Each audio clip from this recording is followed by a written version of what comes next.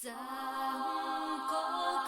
な天使のように少年よ神話になれ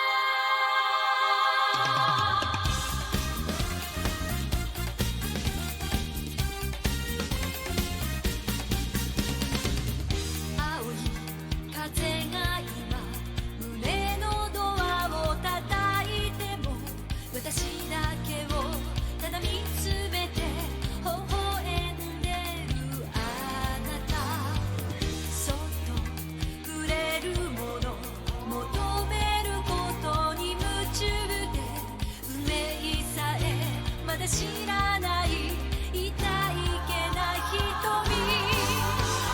だけどいつか気づくでしょうその背中には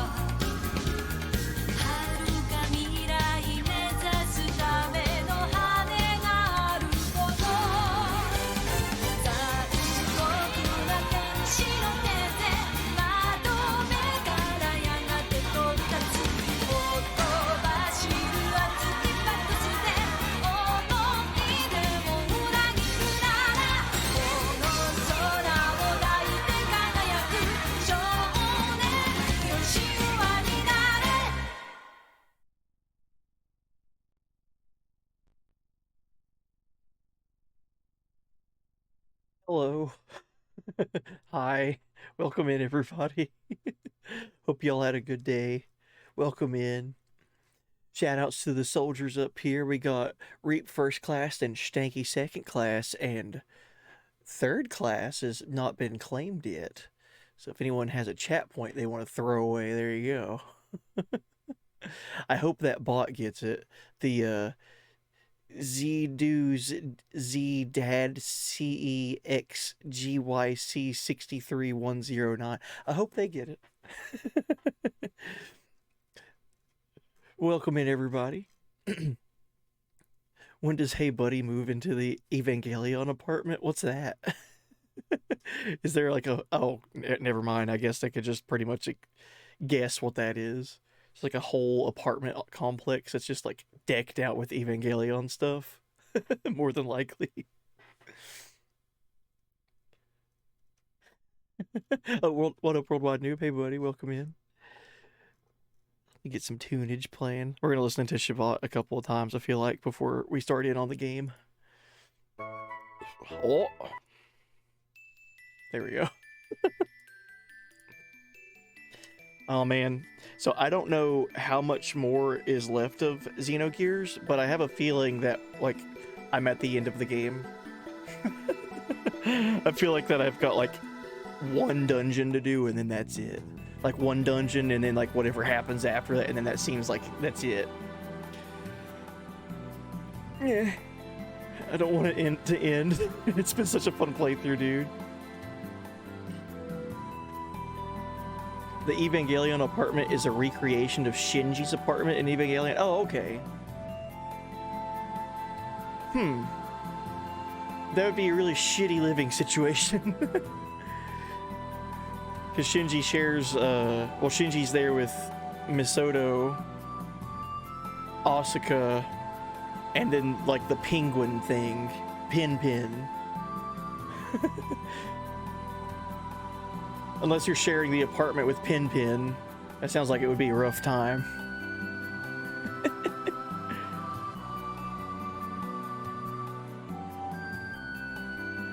It was glossed over in the video you linked in memes last night. Oh, okay. In Discord.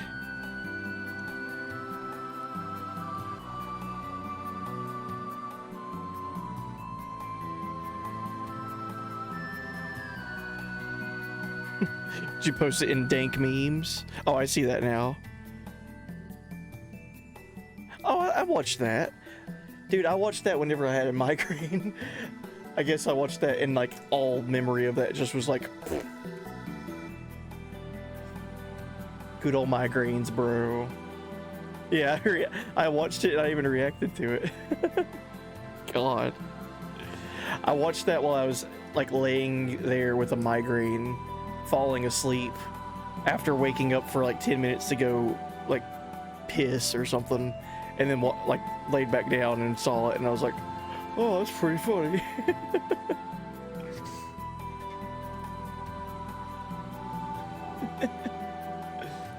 God, I hate migraines. I don't get them a whole lot, but when I do, I'm just done. I accidentally slept for like 18 hours last night, yesterday. No bueno. No me gusta that. Migraines. I don't know how to say migraines in Spanish. But yeah, hope everyone had a good day. Hope y'all are excited to see the conclusion of Xenogears with me. I'm pretty sure we'll see the ending of it today. I did do a little bit of grinding off stream, like just now before starting stream. Not a whole lot, but enough to where it's going to make a difference, I feel like. If you watched it near the end of last stream, or if you didn't, no big deal, I'll talk about it. We watched all kinds of stuff happen. I guess I'll start it on the recap of it now. But we saw all kinds of crazy stuff happen with Graf and Faye. We learned the true identity of Graf and what he had been scheming since Faye's personality was born 3 years ago. We witnessed what happened with Graf and Faye's father, which was a huge twist. We learned about this wave existence, basically. It's not necessarily God, but it's basically like an omnipresent being that that's present in Xenogears, and reached out to Faye. And we learned all kinds of crazy story. I did like maybe 3 battles of story last stream, and then the rest of it was like 5 hours of dialogue. So there's no possible way I'm going to be able to recap all of that. If you're interested in it, go look at the VOD. And if you're watching this like after the VODs are gone, don't worry, I'm saving the VODs and I'm going to upload all this shit online somewhere, like on YouTube or something. So go watch that video. Whoa, breaking the fourth wall. Alright, anyway, something really interesting happened at the end of stream last night. After we got done with all the story stuff, we went to an optional area that is like not only missable, but extremely missable. We went to a location on the world map that's called a lighthouse. I was even talking about it whenever I was flying around the world map just exploring.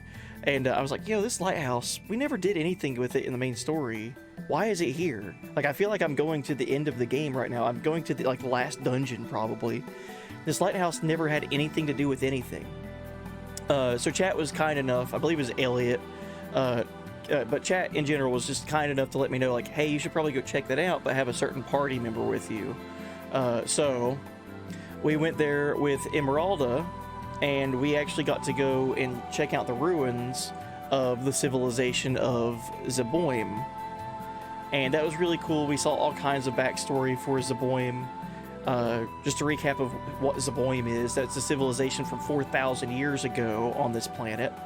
And we learned all kinds of dank history about humans that were in Zeboim being eradicated because they were infertile. And even back then, 4,000 years ago, the character Miang existed, and Miang's entire job for the Deus god is to make humanity thrive, basically. So Deus can be revived with enough life force to exist, basically. Yeah, what up, everybody? Yo, up, Yuki? Hey, buddy. What up, Hot Midnight? Hey, buddy. Oh, Murph. Good shit. Claiming Soldier 3rd class. Let me get that updated. And Worldwide Noob says, buddy, why do winners always win? I don't know. They just be winning. Until they lose. Then once winners lose, usually they quit.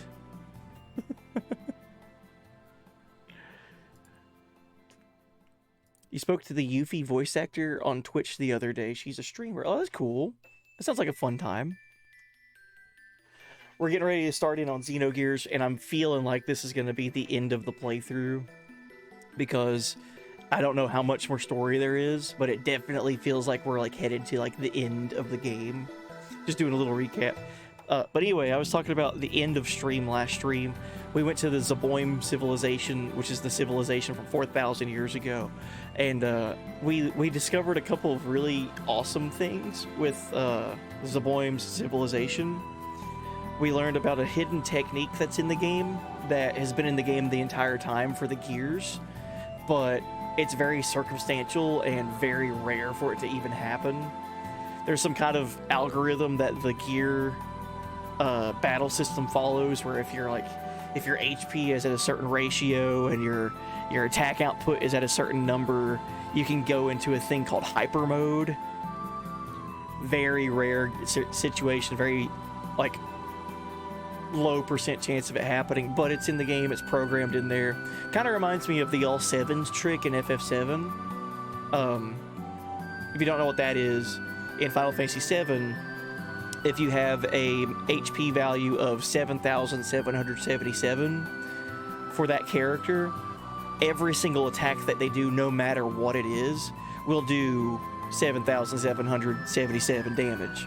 So if you purposely do like materia setup or like proper setups and everything, and your character's max HP can be all sevens and you're at max HP, you could do like limit breaks, you could do like 4 times cut or whatever, you could do all kinds of crazy multi-hit attacks, and they're always gonna do like close to 8,000 damage every single hit.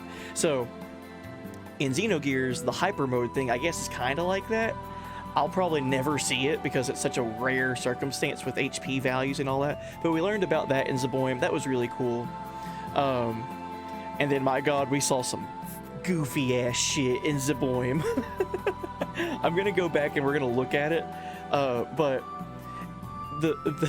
in Zeboim, we read a document about a character that sheds some light on their backstory, and oh my god, it's the funniest shit. We also found out that that character is now in Zeboim as well, and they have a shop, and they sell all kinds of end-game equipment, to where it's just like, this is where you go to like farm for money to upgrade all your characters to be like overpowered like crazy. So I did some of that off stream between last stream and now. So if you guys were expecting a grind stream or anything like that, we're not gonna have that. I do have a save before I did all the grinding. That way, if we wanted to try to beat the game without grinding, like without the grind buffs, we can if we want. But I feel like I'm way overpowered now, and I'm excited to see what this final dungeon in story is gonna do for us. I'll just say that the backstory sheds some light on a character named Big Joe, and my god.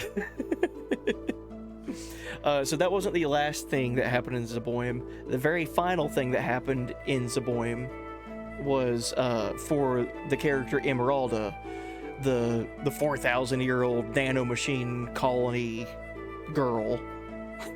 It's such a weird sentence to say, but we shed some light on her backstory, on some backstory for her time era of characters that she was around, and by her sharing these memories and feelings, emotions, and all that with Faye, she kind of just straight up just transforms. She goes from being like a 7-year-old to like an adult, basically. She's a robot. She's a 4,000-year-old nanomachine colony. So she just changes her appearance, basically. So now she's an adult, which I think is interesting, because now she has a full new moveset and sprite artwork and all that kind of stuff. So it's interesting. I don't think she got stronger or anything. She just changes her appearance. So that's funny. But we got Emeralda transformed. And that was kind of like the end of stream, last stream. So we did all kinds of story. We did like 5 hours worth of reading, and we did like some like extra optional dungeon stuff, which was really interesting because like the dungeon is missable, but then finding where to go to transform Emeralda into an adult is extremely missable. So we did all that. We did all kinds of fun stuff last stream. Let's go ahead and do the story now. Let's jump into the game. I do want to go show off the Big Joe information, just to remind everyone how powerful Big Joe is. So let's start up the game. Dude, Big Joe.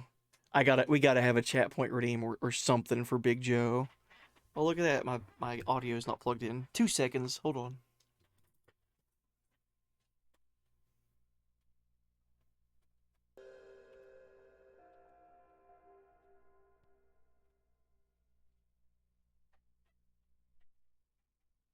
All right, we're gonna reset that so we hear the PS2 start up.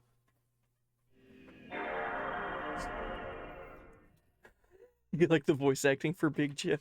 It was a joke to give him an Elvis voice, but like I said, we're gonna go read some stuff about Big Joe really quick, and we're gonna be in for a pleasant surprise. Because I was joking when I gave him an Elvis voice. He's clearly like an Elvis type of joke character, but I didn't expect it to be at that level. All right, let's go over to the big screen. We'll check this all out.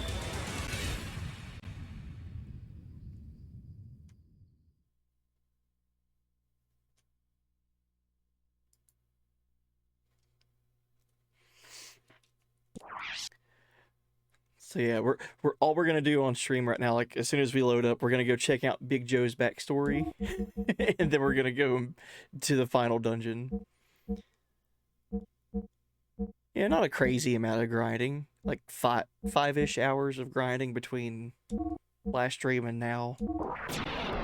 Not bad. Oh, welcome back, Reap. Good deal, buddy. Just went through a roller coaster. Oh God. What happened? Hope everything's okay. My recap was basically just a bunch of shit happened. I read for 5 hours, and then we did an optional dungeon. That was what last stream was. And now I feel like we're gonna go beat the game. But before we do that, like I said, we're gonna go read up some stuff in Zeboim. This is a completely optional dungeon.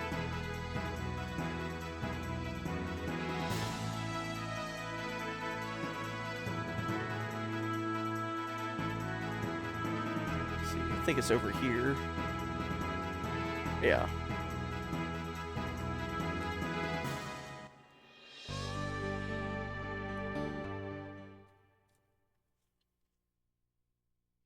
You got excited because you remember Persona 3 Reload is coming out in a couple of months. Nice. So is that just like Persona 3 remake? Remaster? I don't know what reload is supposed to mean.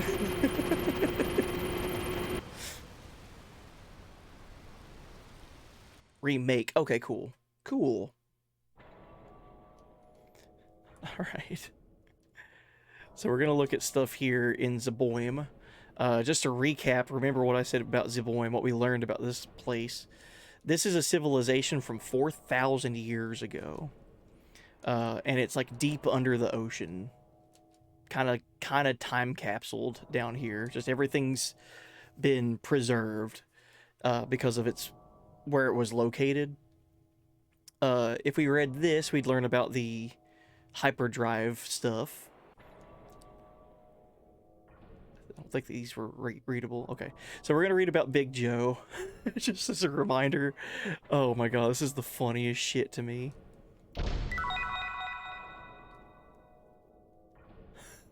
I think it's this stack right here. Oh nope, it's not this one.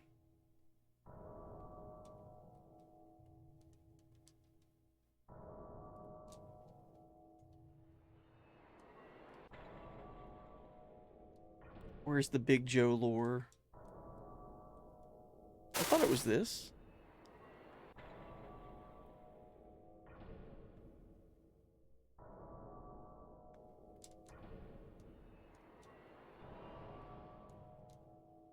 Weird.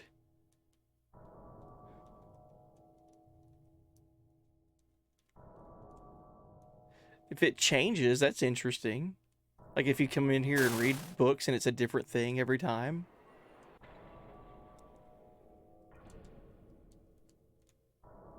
Well, let's go back out and come back in and see if it changes books. The Yuffie voice actor is voicing Fuka. Is that their name? Fuka?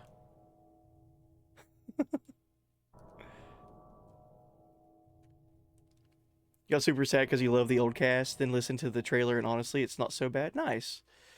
Voices are noticeably different, but not because it's bad, just because it's not the OG actors. Right, so if you're like used to one thing, it'd be completely different.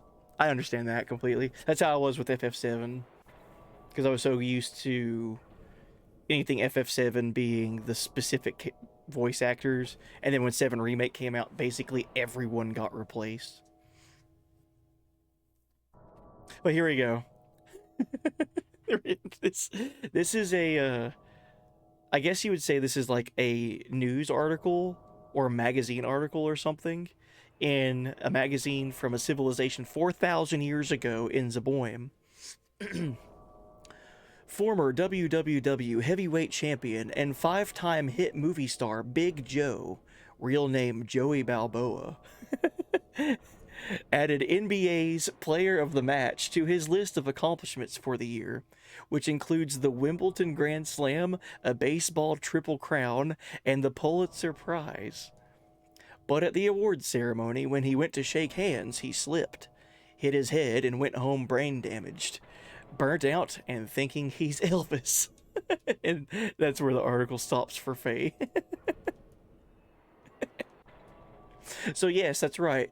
The main hero of this game, Big Joe, is from a civilization from 4,000 years ago, and he was like a rock star, basically. He was an actor, an award-winning actor. He's all kinds of shit, dude. And then he slips and falls and thinks he's Elvis. So that means Elvis also existed in Zeboim 4,000 years ago.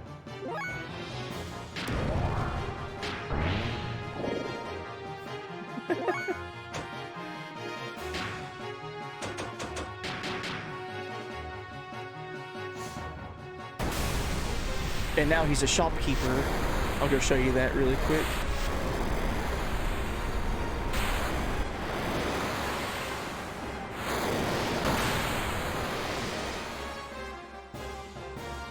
Oh yeah, if you look at that, I did all 9's damage. I'll show you what I did to grind. Basically, in the end game, leveling up isn't that important. It's all about money and buying things, which I find to be really interesting for like stat buffs and stat modifiers and things like that. So if we come in here, Big Joe always has these presents that he'll just give out to you for free. You can leave and come back and leave and come back over and over and just keep farming different items that pops up. But if you talk to Big Joe, how do you like my shop? Pretty good, huh? It's Joe's shop, so of course it's all Joe brand. So Big Joe returns to Zeboim after 4,000 years and opens up an item shop and a gear shop. And he sells like the top of the line best items in the game, apparently. Like for sure though, from what I've seen. So for items, he can sit straight up just sell drive. These increase your stats permanently. So a strength drive will increase your attack value by 1. So if you buy 50 of those, it increases your attack value by 50. They're expensive though, but that's funny. Same thing with HP and Ether. And then I bought a bunch of these. Samson's hair. It increases your weapon power by 50% in battle. I've not used them yet, but I'm assuming just everyone can use them, even if they don't have a weapon equipped. So 50% extra like attack output for one fight. That sounds pretty cool, pretty good. Yo, what up, Conjugate Voices? Hey, buddy. How much have you missed? I'm just doing a recap of the Big Joe Zaboim interaction. Right after this, though, we're going to the Deus dungeon. I guess it's a dungeon. I don't know. Right after this, though, we're heading towards Deus on the world map. The man is a hero. So how you like it? Come again sometime. I love Big Joe. We're gonna have a Big Joe command or a Big Joe chat point redeem or something soon. Alright, so here, how old is Big Joe? At least 4,000 years old, Reap. He's from Zaboim.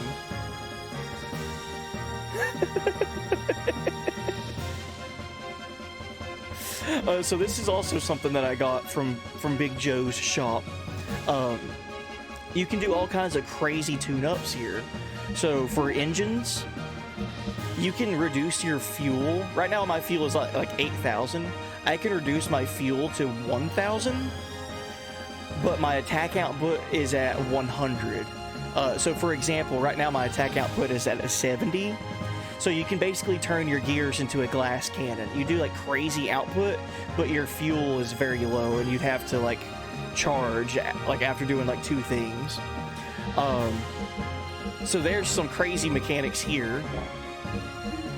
Frames, there's only 2 frames here for Rico and for Maria, just to give them more HP. And then there's better armor to get, which I did get the Z alloy. So I have both physical and ether values covered. Now here's the crazy thing that he sells for gears. Parts. I went ahead and bought a bunch of these. So this is just a part that you just equip, and these do stack. This is called the GNRS 50. It costs 65,000 gold, and it increases your engine output, so basically your attack output, your physical attack output, by 50%. So if you put 3 of these on a character, your attack output goes through the roof, which I do have. I have that on Faye, and I'll show you his stats here in a second. Faye's attack output while he's in the Xenogears gear is in like the 1800s right now.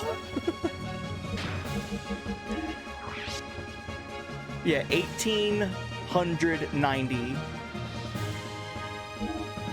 This is what it would look like without them.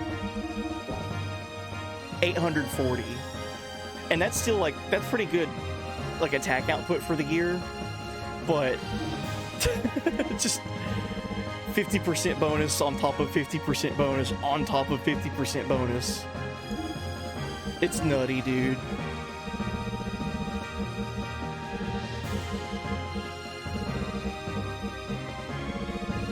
Alright, let me equip them all back, and then we'll go to the end of the game, I guess.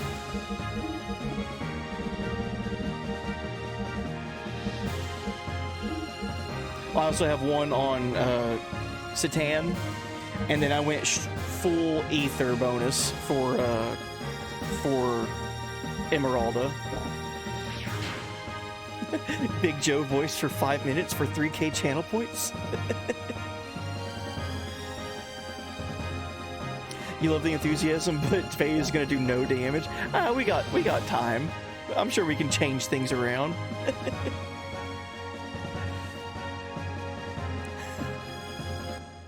That was my setup for me when I was grinding, so it might not be the same whenever we go into the final dungeon. You missed the Emeralda side quest? So that was at the very end of the last stream. Like I was pushing past my threshold of time for streaming last stream to do that side quest.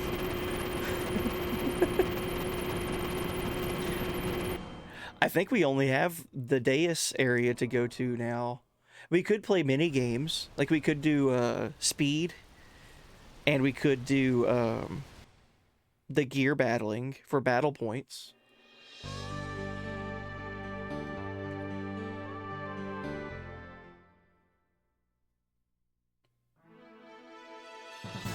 Why didn't I go to 90 output? That would lower my fuel down to, like, what, 1,500 or something? Or 2,000 or something?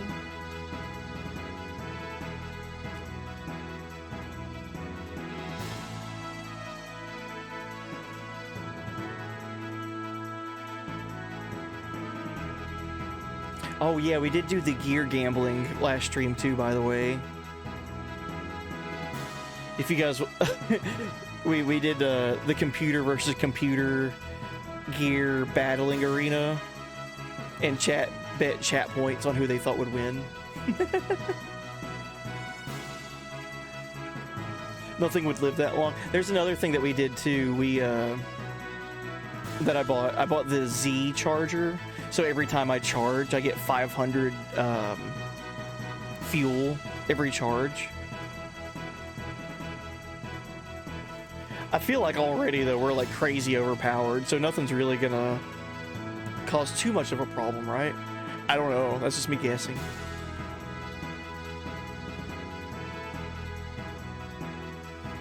Alright, so this is Deus.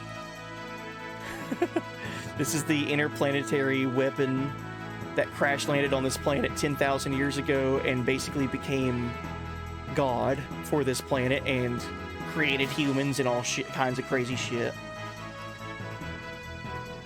I'm assuming if we go here, it's go time. What level are we now? Have we hit hundo? No, we're at like high 80s. I think Faye is like level 87. What a simplification.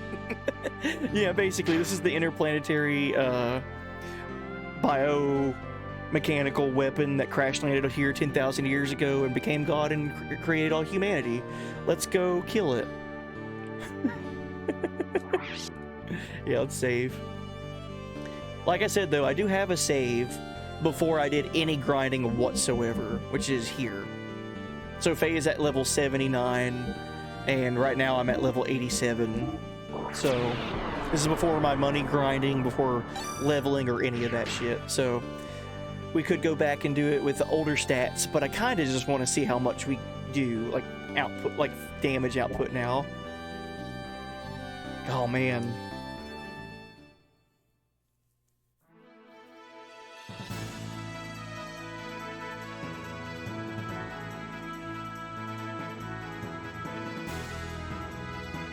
Don't know what it is about streaming, but everyone who streams this game always ends up a higher level than you. I had a lot of fun playing this game, like just playing it.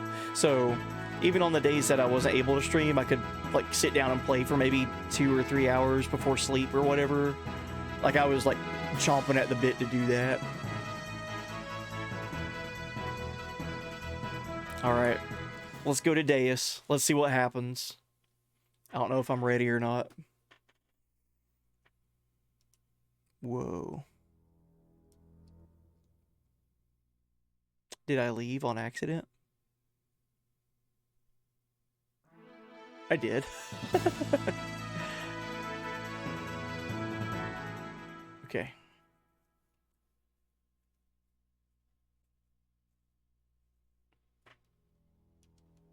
So that was the exit. That's weird that it faces you towards the exit.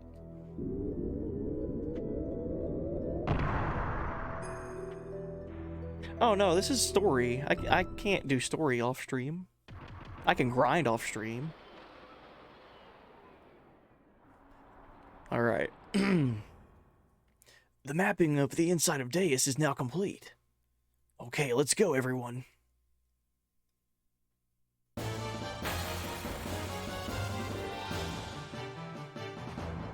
Whoa. Who's this guy?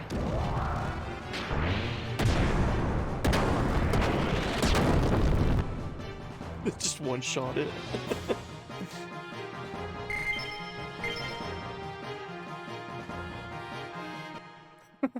Wonder if I'm supposed to be able to one-shot that thing normally.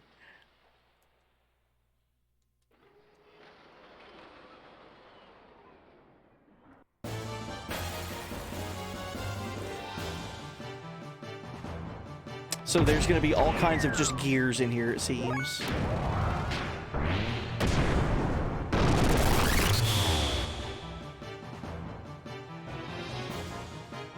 Feels very Black Omen-y. I can see that. Yeah, aesthetically too. Like on the inside. Yeah, for sure. Whoa. Now it turned into Mario. Jump over the fire. Fire wand.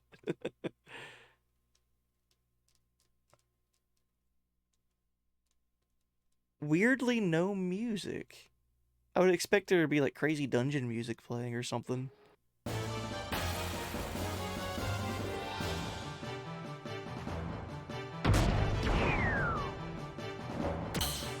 Eagle Gunner. Oh god. Okay, they're doing numbers.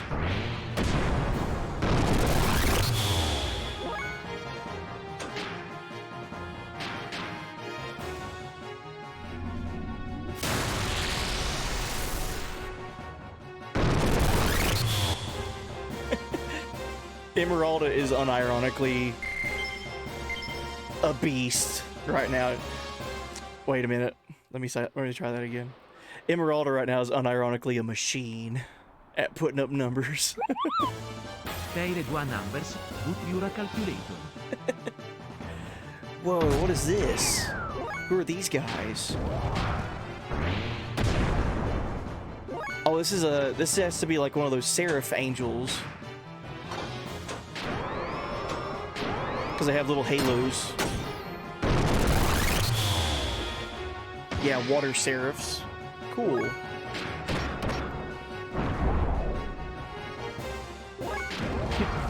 Also, thank you for the bit wreath.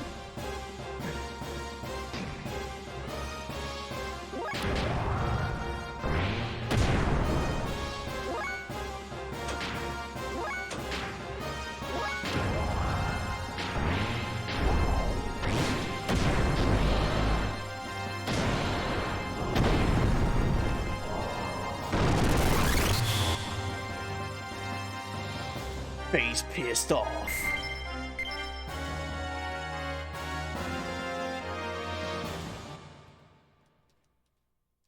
Alright, I have no idea where I'm going in this dungeon. I'm just moving around. Do we have a map in here? We do. Cool. Alright, so... let's keep going this way, see what we find.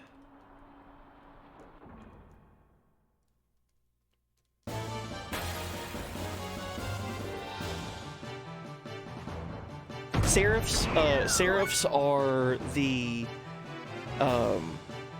whales and reapers that got assimilated into Deus and were turned into seraphs.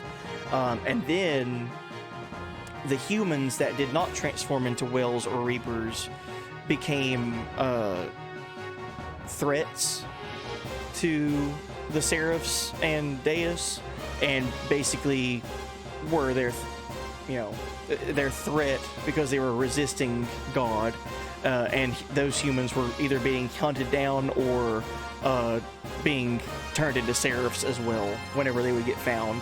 But the Reapers and like the Wells were already there with Deus at the Merkava ship with Krelian, like being turned into seraphs.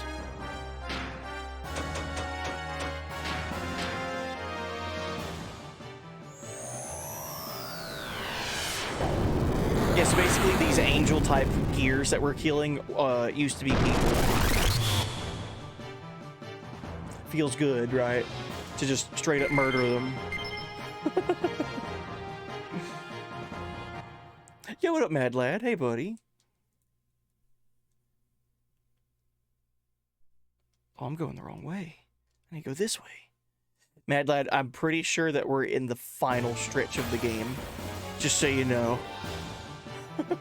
Pretty sure we're at, like, the final dungeon.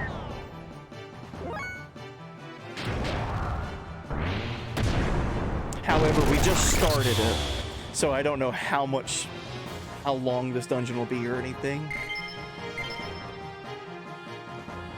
But hope you had a good day. Hope you had a good week so far. Let's see, I need to go this way. Right now I'm just exploring because I don't know where to go.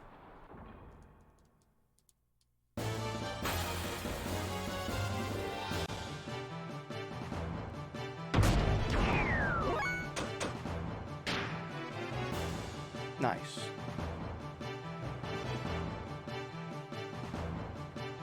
What comes after Xenogears? For stream?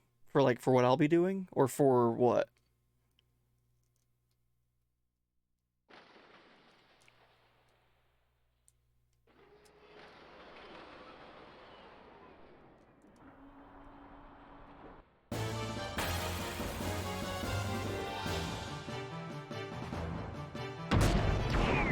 Yeah, for the franchise, it's the Xenosaga games. Xenosaga 1, 2, and 3. But for me, we'll be playing Mario RPG Remake.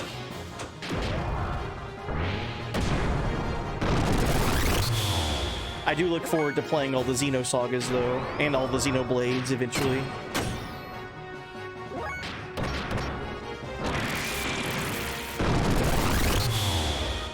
Oh, speaking of Mario RPG, I have my copy here. I went and got it yesterday. One of those guys that goes and buys games physically if I can. Pretty cool.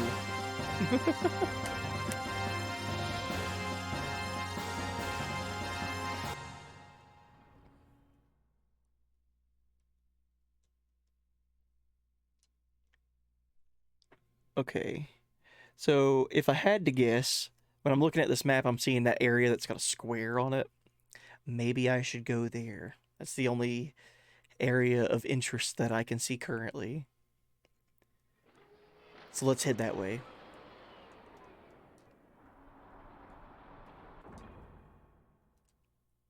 Be kind of zigzagging our way there.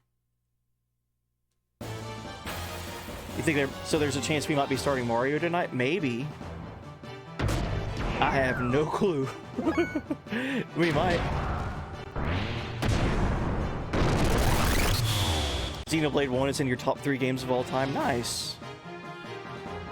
You might be in a hunt for Xenoblade Chronicles X. Do I have a Wii U? I do have a Wii U. And I know that I won't be able to ever buy that game digitally now because the Wii U and the 3DS stopped doing that. So yeah, Xenoblade Chronicles X. Always forget about that one.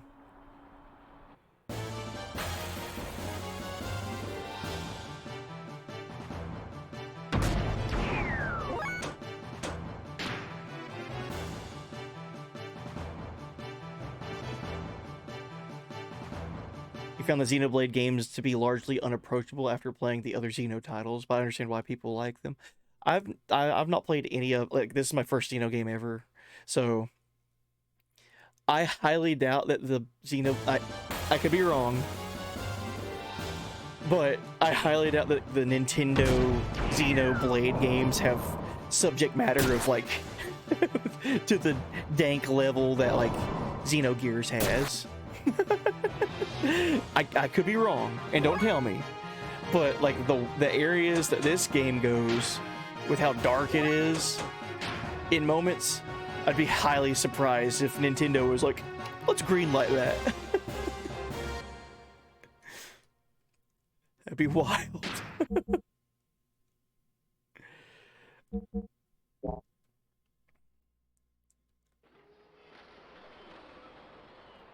I might mail Buddy my copy, but only if he gives me his kidney as a collateral. I'm sure between now and the time that I would be playing Xenoblade Chronicles X, I could probably scrounge up enough lunch money to get it, maybe. Okay, so that light was the entrance that I came in from.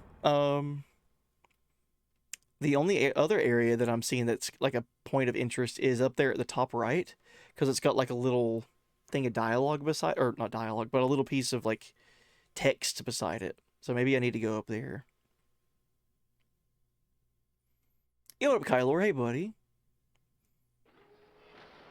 Spam at a cam. Hey, buddy. How are you? I'm doing well. Welcome in, guys. We're I think at the end of the game. We're at the beginning of the end, I think.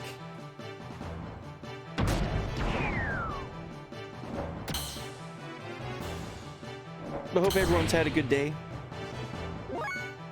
What, is it the weekend? Dude, ever since my layoff started from work, I don't even know what day it is anymore. I can't... Is that weird? I can't wait to go back to work so I have some sort of, like, routine again.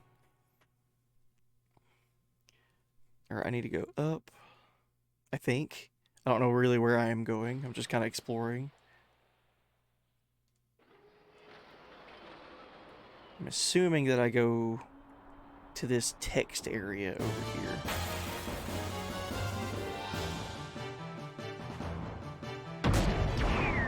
Yeah, layoff. My work has a 2-week layoff right now. And then potentially another one in December, but I don't know if that one's set in stone or not.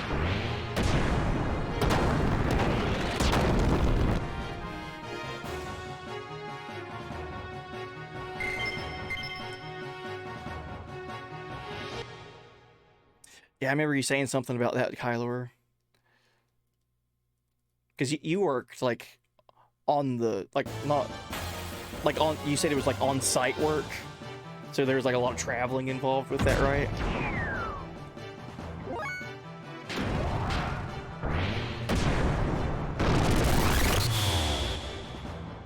Yeah, electrician.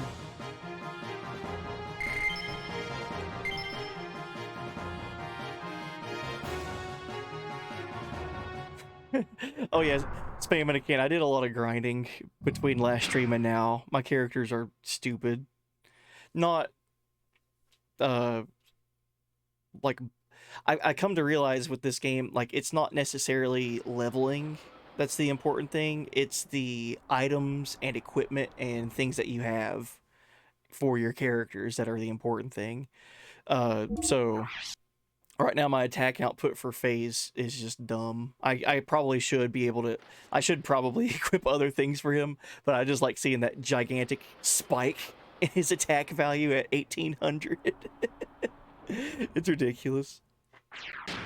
I could probably change that and it'd be just fine, but I'm having fun. Hey, look at that. Save point.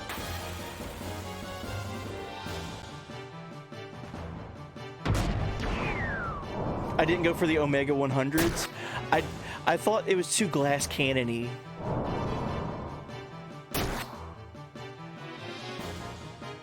Because that lowers your fuel to only 1,000, right? Which is fine. Because I had the, Z chargers. But it just seemed too glass cannon-y for me in my playstyle. I see big numbers, it makes me happy in RPGs. I see lower numbers, I'm like, oh.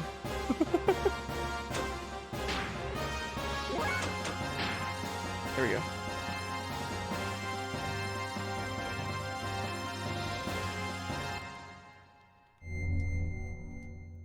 Alright, so I found a save point in here. I'm assuming that's good. Like we're getting close to progress.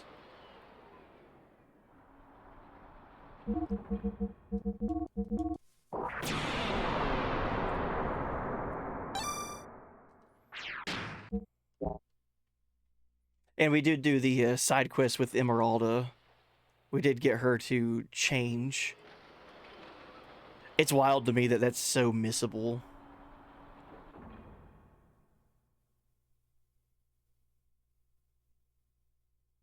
Okay, maybe I needed to go to the top left area up there, because there's another line of dialogue, or I keep saying dialogue. There's another text entry up there. So I guess we'll go up there and check out what's up there, because I didn't see any door or anything.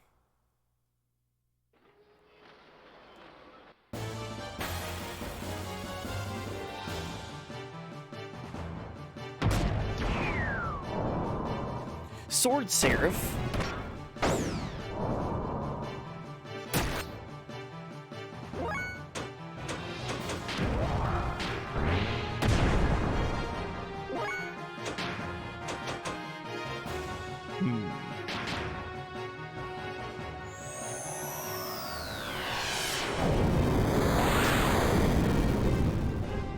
Oh, cool. I'm glad I healed it.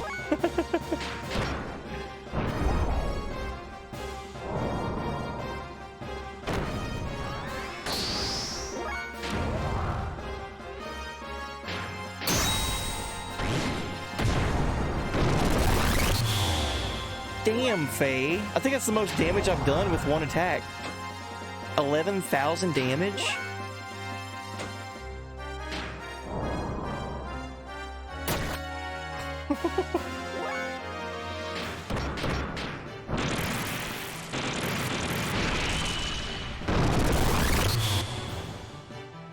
I'll take it.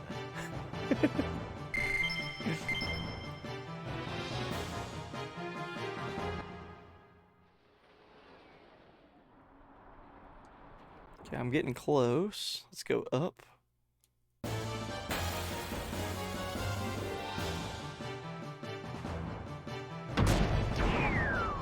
Oh man, this guy should have called into work today to check this out. Dead. Which armor upgrade did I get? I got the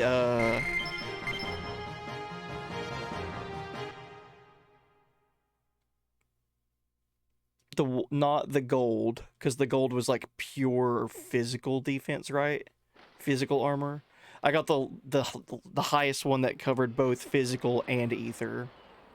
Whatever that one was called, I don't remember. I was more blown away by the fact that I was buying all that stuff from Big Joe than anything. It's like, thank God Big Joe's here.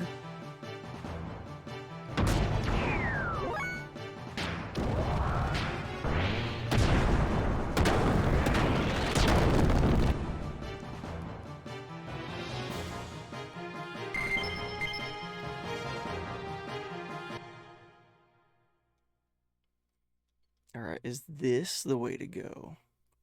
Oof. Wait. Or is it?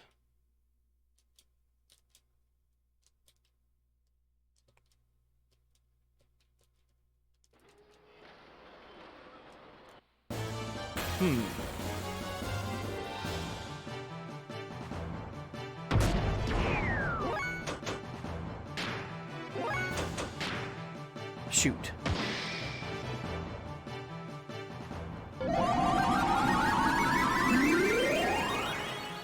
This angel just throws a techno party for an attack.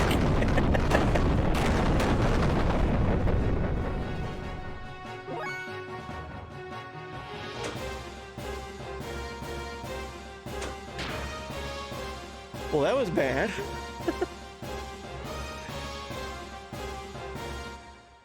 Got back on your budgeting grind, Hot Midnight. We're spending money too silly. Everything's planned for you until March. Nice. It's always good to get back on track with stuff like that. That was a straight up techno party. Like, there was the ceiling lights and everything. Oh man, so where am I? Where?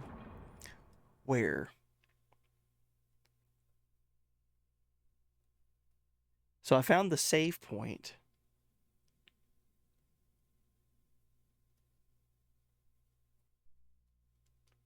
This didn't lead to anywhere.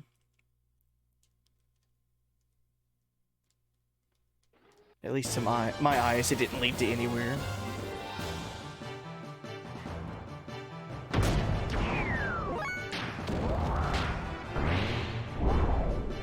Nice miss, nice miss, man.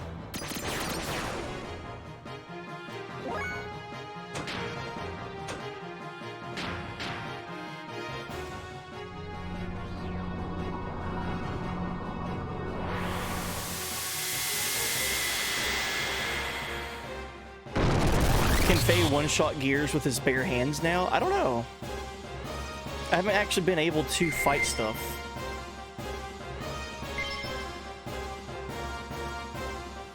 Like, everything that I've done since getting all these upgrades and everything has been in gear combat. And I don't know if I can actually get out of my gears right now. Yeah, right now I'm stuck in the big robots, so that's fine. Are we inside of a computer?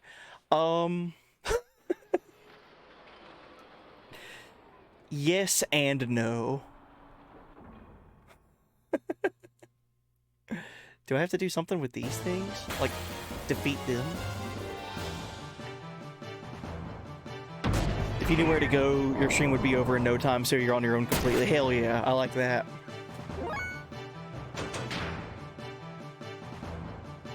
The internet is a series of tubes. Do you want to know actually the real answer of where we're at right now? Saying that we're inside of a computer is not completely wrong. We're inside of a interplanetary weapon that is both machine and biological, and has crash landed on this planet 10,000 years ago with the sole objective to create humans and harvest them so it can repair itself. So this interplanetary weapon is not only alive, but it's also created the humans on this planet, so it's also the god and been worshipped for the past 10,000 years.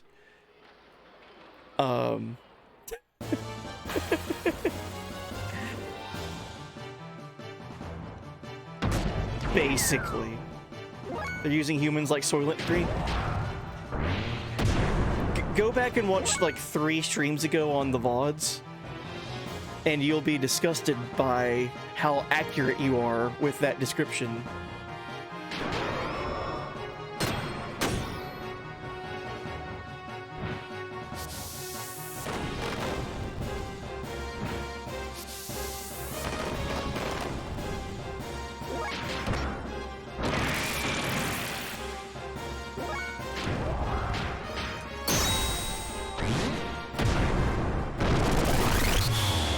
Like that one of Faye's combos in the gear is he just runs up and headbutts it.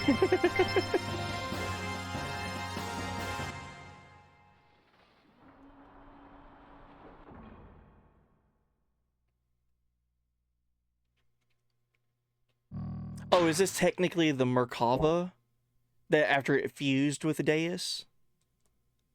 Is that what this is? Oh man, I feel like I'm going the wrong way. Let's see, if I go this way. I know that there was that save point up there. Maybe the save point was at like on the way to go, and then I just didn't continue going up, like, to the other area that's like a dead end.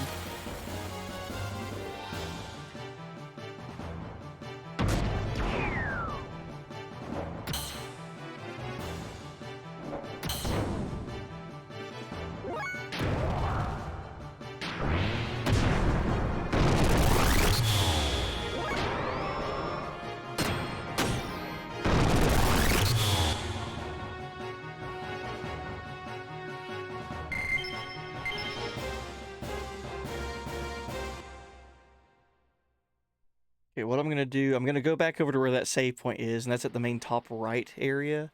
But in the bottom little chasm, I'm going to go north from there and see if there's anything up there.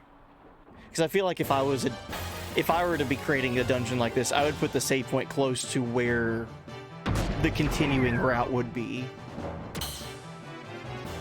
Oh god. Quit attacking Emeralda.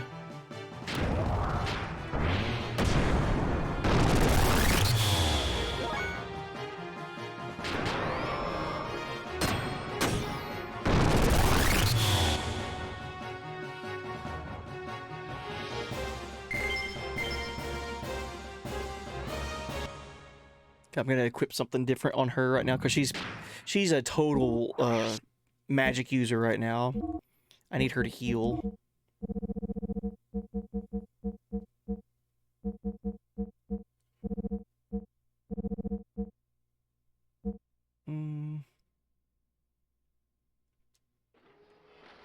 I'll give her that one. That's how you always think of games. What were the devs thinking when they made certain parts? Yeah, that's what I think of. Like, man, if I was the dev, if I was working on this moment, what would I do? And sometimes it'll bite you in the ass because devs will purposely make things like more challenging. Like, we'll give them the save point on the exact opposite side of the dungeon of where they need to go.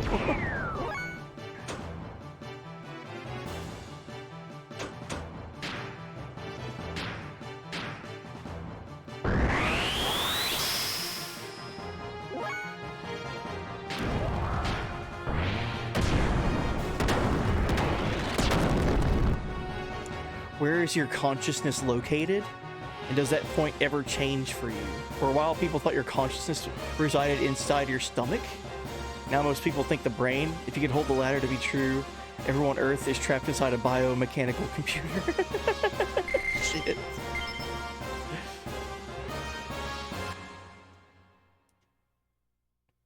Hey, look at me.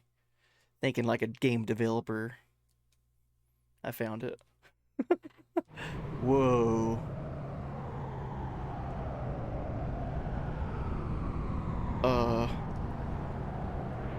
Is this a platforming bit? Oh, Jesus. Whoa, chat. Whoa, whoa, whoa, whoa, whoa, whoa, whoa. Oh, man.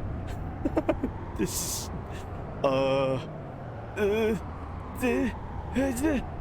Okay, we're fine. Oh god, I'm getting sick. Okay, we're fine, we're fine.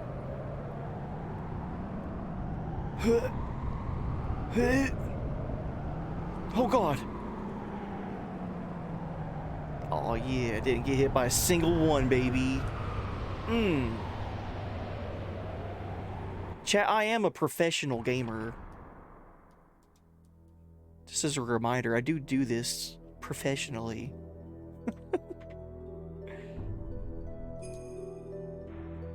Oh man. Bigger dungeon room. Alright, so looking at this map, the main area I'm thinking of heading is near the top right because I see more text up there at the top right. That could just mean another save point or something. But that's where my eye is getting drawn to immediately first. So the top right area.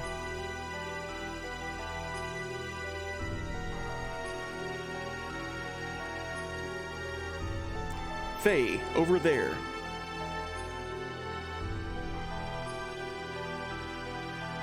It looks like we go down from there.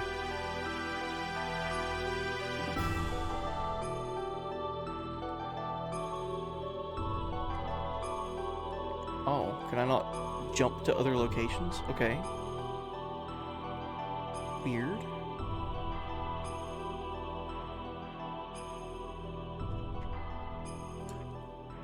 It's an elevator. Dude, I didn't get hit by a single one of those. I'm so good.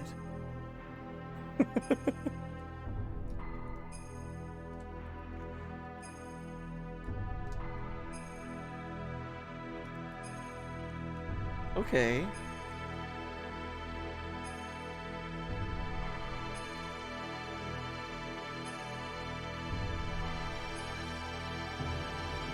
I'm just gonna, for the sake of stream, I'm just gonna take a picture of this map just so I have it and I don't have to keep opening the map over and over and over.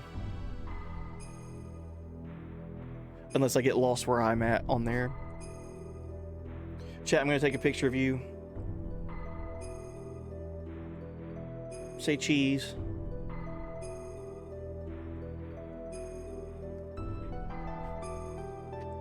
None of you said cheese.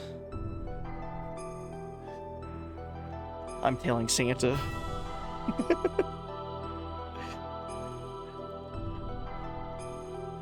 Hi, YouTube. Solidary. That works. Alright, so let's go this way.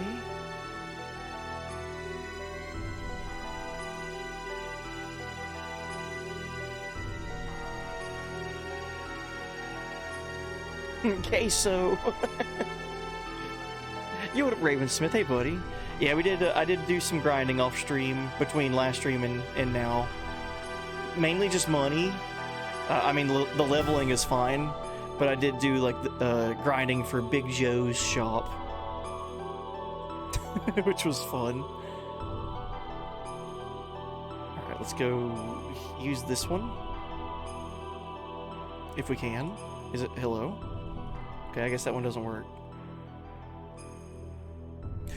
I have lag, don't put me on the naughty list. Maybe you can ask Santa for less lag. Dear Santa Claus, all I want for Christmas this year is less lag in Hey Buddy's streams.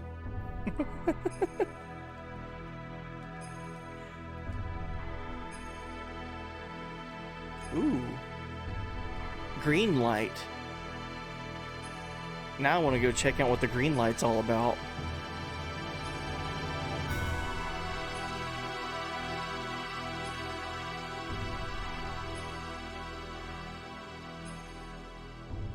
Oh, platforming. Oh. What we got here? Something I can't get to, I think. Hello? What is that? It looks like some kind of gauge. Like a power meter or something. Like right now, maybe whatever power source it's giving is turned off. And if we could get up there. Oh, hey, look at that. Nope, it's not a power gauge. It's to rotate things. Gotcha. Last you saw Lefe was at level 78. Yeah, all I was doing off stream whenever I was grinding was just doing money stuff. And the grind, like the level grinding, just came as an afterthought.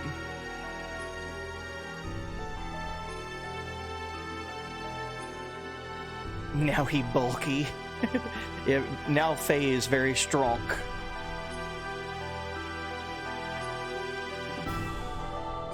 Oh, hey, buddy. Gear restoration system engaged. That is very much appreciated.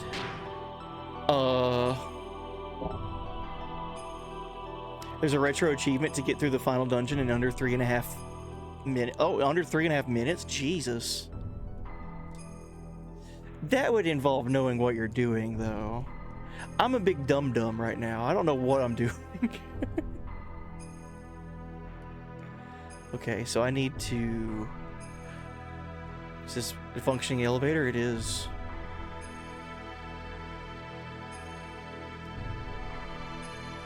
Alright, I'm back in my mindset of thinking like a game developer. They gave me a free full heal there.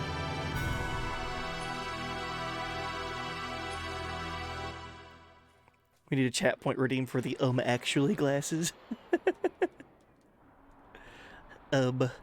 Actually, I think that's a fantastic idea. I'm glad I thought of it.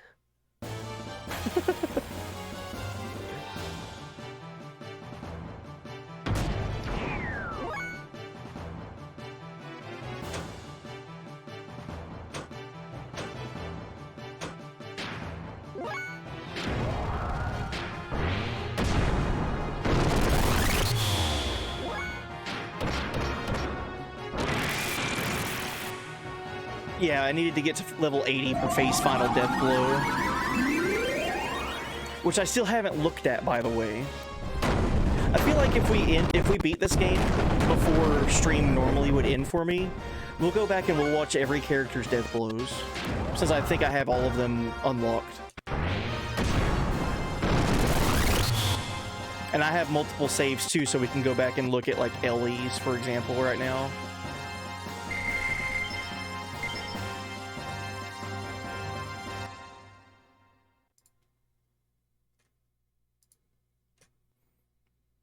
Is everything alright with stream?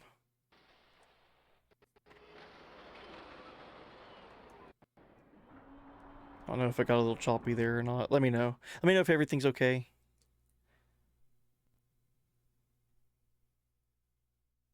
Okay, so I see 2 pathways there, 1 pathway down. Have I seen any of the hyper mode death blows yet besides phase? No, but I did learn about that at Zaboim, the hyper mode mechanic that's in the game. That seems very circumstantial and very like extremely hard for it to pop. Like very random. It almost seems like if you're aware of it and you knew how to use it properly before you reach the 80-hour mark in your playthrough like me, it'd be different. Yeah, the hidden tutorial and the hidden dungeon at the very end of the game.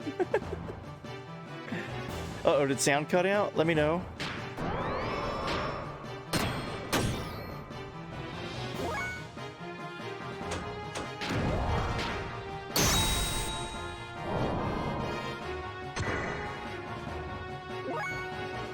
Everything sound okay?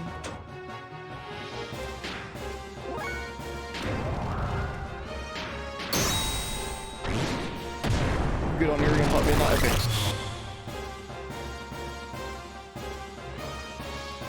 Let me look at something.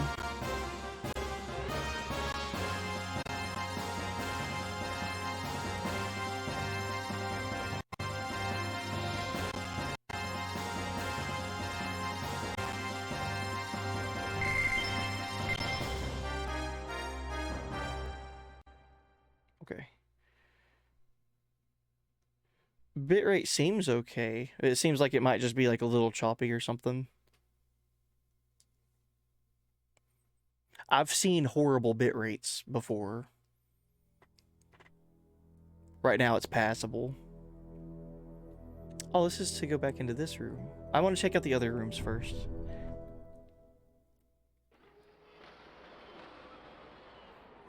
It's back for meow. Good.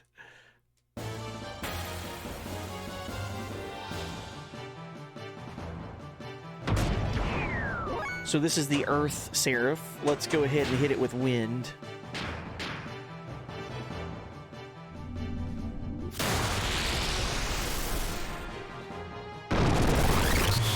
God, that's overkill for her.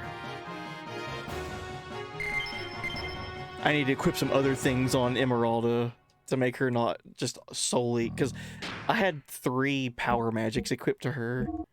Like, she doesn't need that. So now I have 2 power magics and I'm still doing all 9. So let's change something out with her.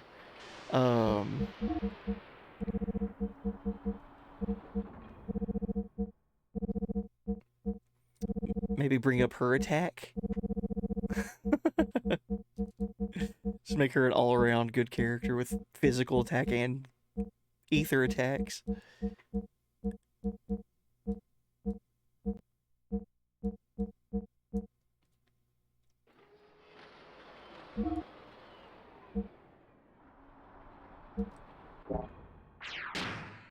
Just for funsies. Let's do that. Alright, I don't know if this is a pathway or not. Like an entrance to anywhere. It is not. It's just a dead end.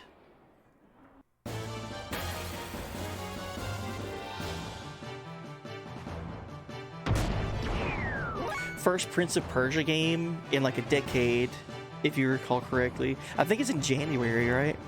And it looks like it's an actual like Prince of Persia game. Like the old school Prince of Persia. Original Prince of Persia, I guess.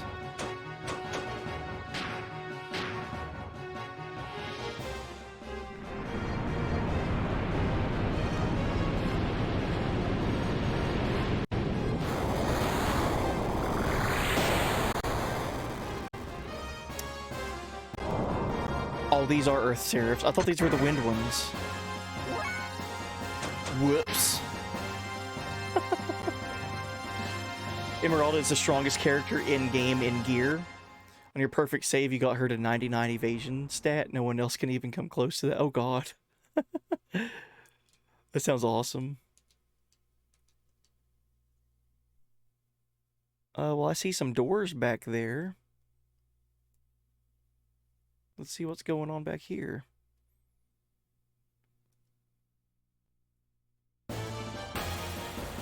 It's very... Oh, whoa, what is this guy? Power Seraph. Cool. Let's try to kill it.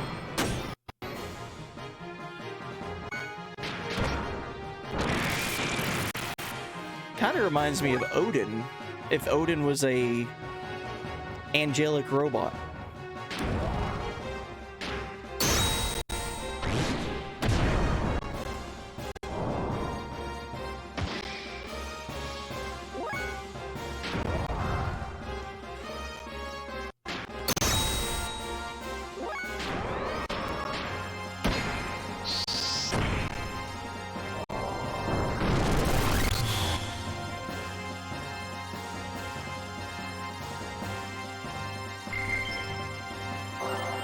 Damn, that gave me all kinds of experience. What about Choo Choo? Yeah, what about Choo Choo? I think that's something that I am leaving on the table currently. I did go and talk to Margie, and Margie was like, yeah, by the way, where's Choo Choo at? And I'm just like, I don't know. Ui miss. Yo, what up, Crystal? Hey, buddy. What did you miss? Me expertly walking around in this dungeon without being lost at all.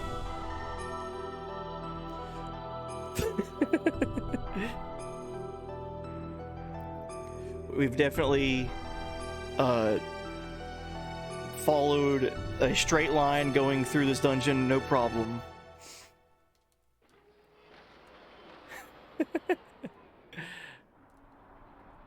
Uh-oh. Okay, so what's up here? Also, thank you for the bit, buddy. What I miss? I think this thing gave me 50,000 experience.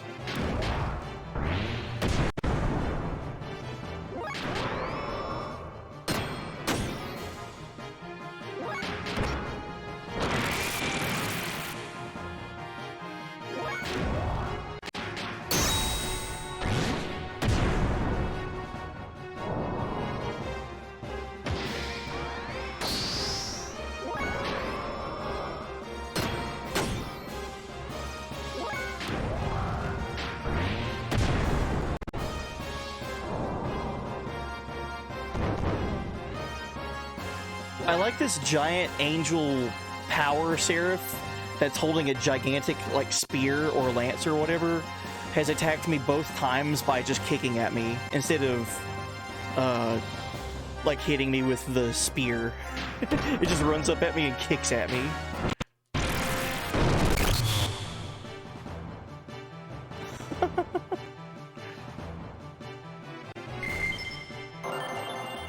Yeah, this thing's definitely worth fighting against to get the level grind going.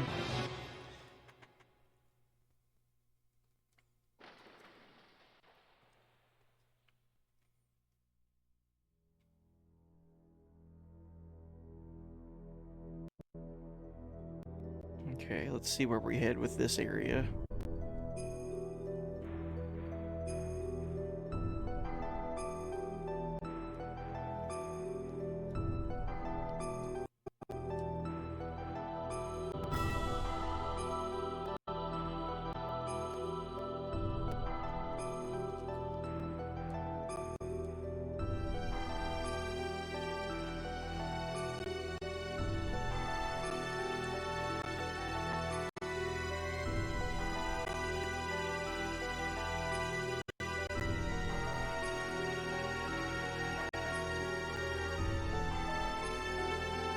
Oh, interesting. So I'm changing the floor below me.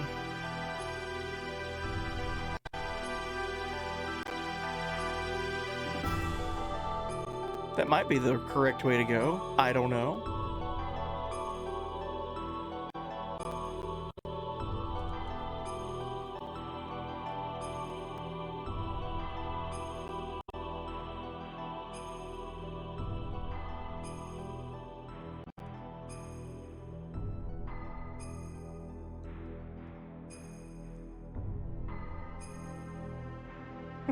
I guess this would be a fun thing to talk about. I thought about doing a for like between now and when FF7 Rebirth comes out, because that's like my next major release that I'm really looking forward to. I thought about doing like a community thing where you guys can pick my next buddy percent run game. If you don't know what buddy percent is, command buddy percent, and you'll see what that is. Yo, what up, Sky? Hey, buddy. Welcome in. I'm currently being expert at this dungeon and not getting lost a single time. So don't worry. Blink and you'll miss it. Blink and you'll miss the ending. And thank you, Rick, for the buddy percent reminder. But yeah, I thought about between now and 7 Rebirth. So that's like we got months until that happens. Like having chat, like if you guys raise enough chat points or something, I don't know. Just something funny, something goofy. You guys get to pick the next buddy percent run that I do. It could even be Xenogears again, that'd be fun. I know I just went that way and like turned back around, and I'm probably killing anyone who knows this dungeon. But I'm just exploring, make sure I don't miss anything.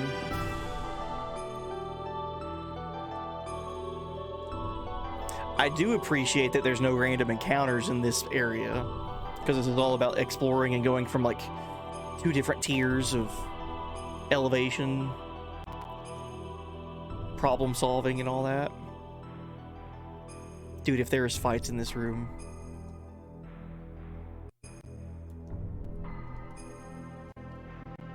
Okay, let's go down. This dungeon could kiss my butt.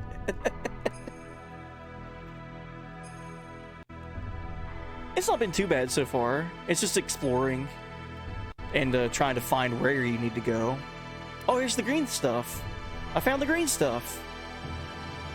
What did the green stuff do?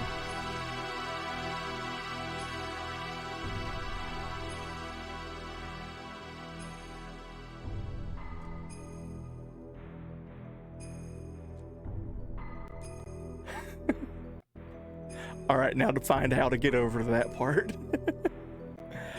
Oh, God. Okay. Well, it seems like that was required, so I'm happy with that.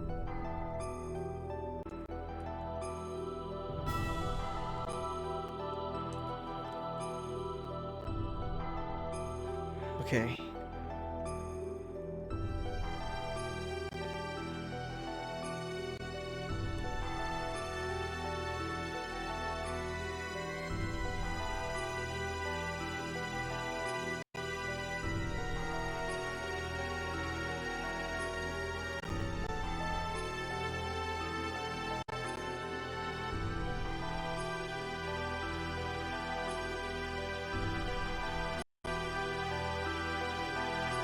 I think the only dungeon, well, here recently, within like the past few years of playing games and streaming, I think the only dungeon that I absolutely just was like at the point where I was just like crossing my arms and saying, no, this is stupid, I don't like it, was from Final Fantasy X. There's a dungeon in Final Fantasy X that's just so, it's just bad. It's a bad dungeon. But it's required to do to continue the story.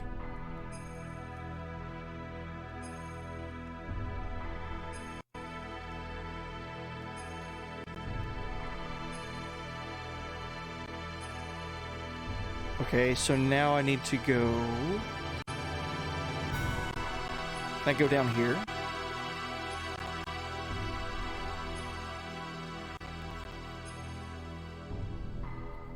Krillion's lab is pretty bad. The dungeon I'm talking about in Final Fantasy X isn't even like a traditional dungeon where you can like run into monsters or bosses or anything. It's one of the trials. It involves you stepping on platforms and going from area to area but if you overshoot your area that you need to go, like you fall off and you reset in from the beginning area, and dude, your main character has 2 hands. Like he should be able to hold 2 different orbs, but they just like, no, we're gonna only let Titus carry 1 orb. So in order to solve that dungeon, you have to like, you basically just have to fuck up a lot to where you learn where you're fucking up at and be like, oh, okay, well, how do I stop messing up in this area?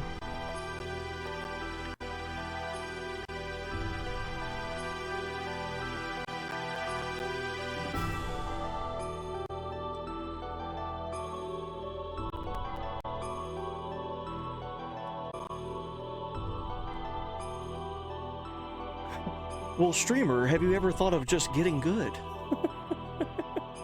Hey, thank you for the input. I thought about it. I decided against it.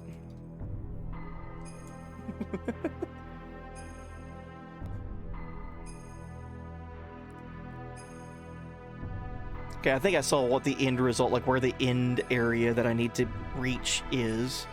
But how to get there now, I think it involves backtracking just a hair. Nothing horrible. We do have to go back into the area where encounters can take place.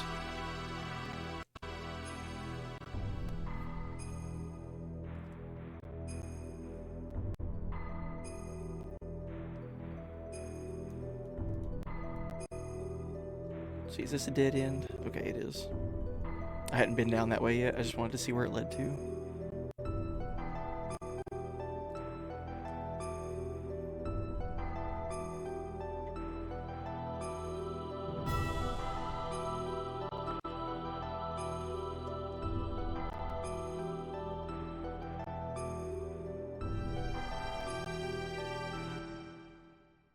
Okay, so thinking about it where we just left, I don't feel like that would make sense with the map, but I think I need to go down to the bottom area. I'll poke my head in this other room just to make sure. Who is this guy?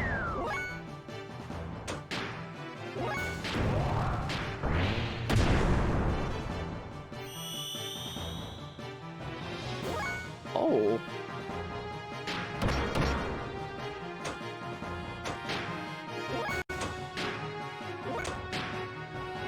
Heal Seraph. Yes, please. I'm way too fast. Okay, let's just kill it.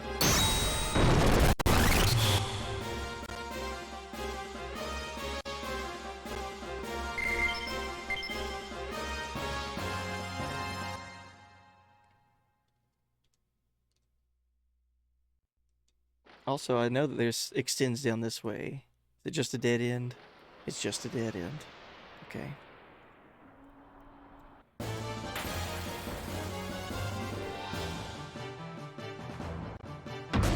Now, anytime I run into this enemy, I'm gonna fight it and kill it. It gives you like 50,000 experience, which is a ridiculous amount.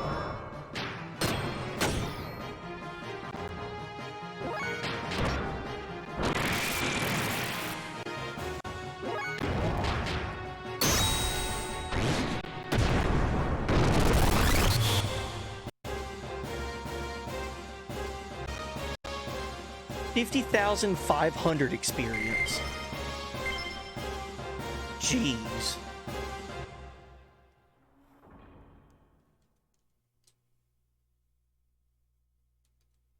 Let's head up this way. We'll poke our head in here. I don't know if this is the right way to go. I don't think it is when I was looking at the map. Could be surprising, though. Let's see, where am I? No, I don't think this is the right way to go.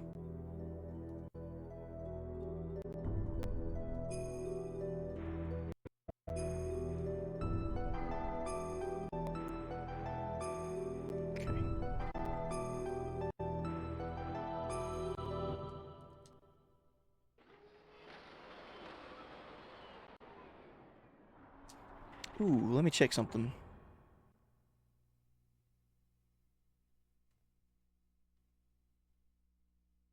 Okay. Just making sure. I keep seeing little spikes in my upload. Just making sure that there's nothing on my end that I could tweak and make better.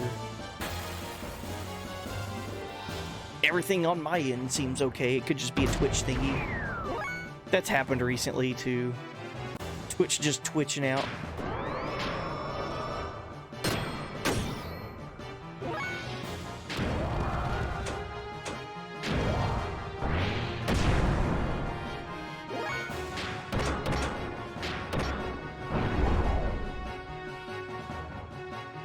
So these are the fire seraphs, okay.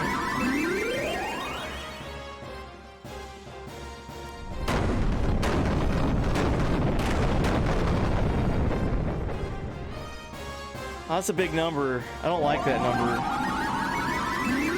6,000 damage.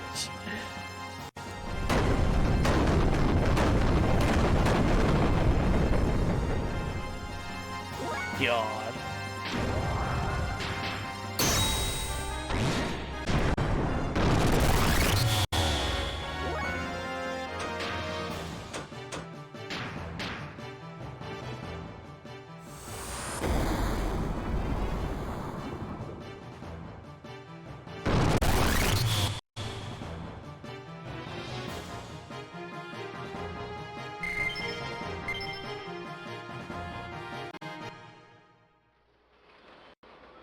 So is Choo Choo very viable in end game stuff?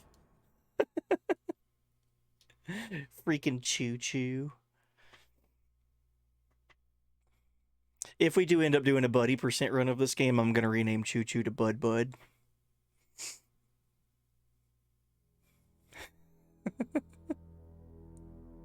Okay, hey, I think I might be on to something here.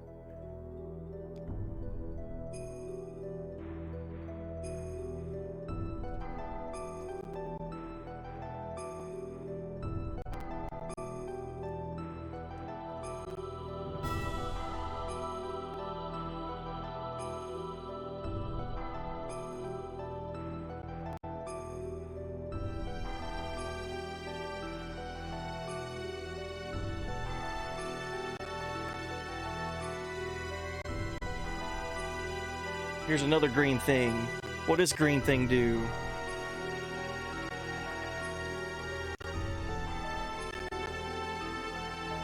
Did I want that?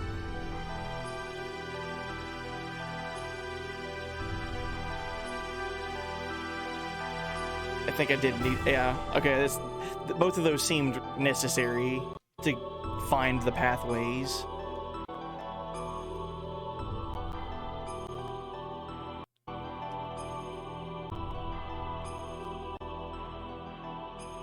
There's a retro achievement to get through this shit in 3.5 minutes? God.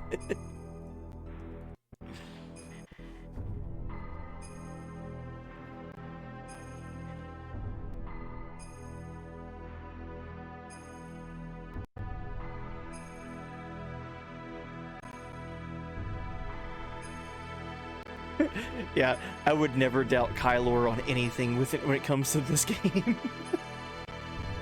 Like a living and breathing encyclopedia of Xenogears knowledge, which is awesome.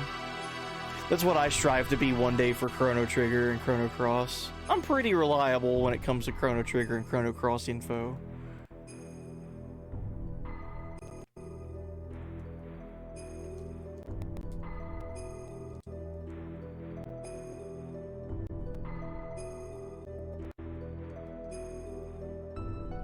What might this be? Are you going to check it? Well, I mean, this is like the third time I've done this.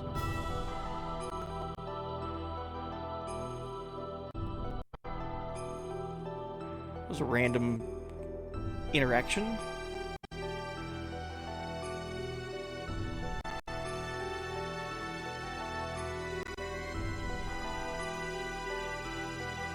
Wait a minute. I don't think I've checked this room over here.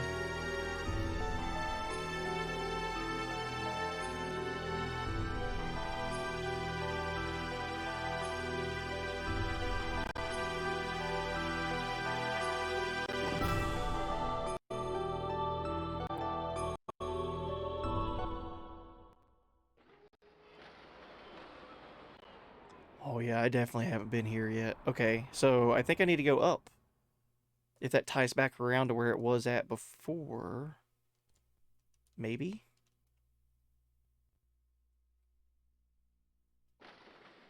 I wish that music was playing the entire time you're in this dungeon. It's odd to me that there's areas in this dungeon that's just like quiet. But it does make sense because we're now in like these very small like hallways.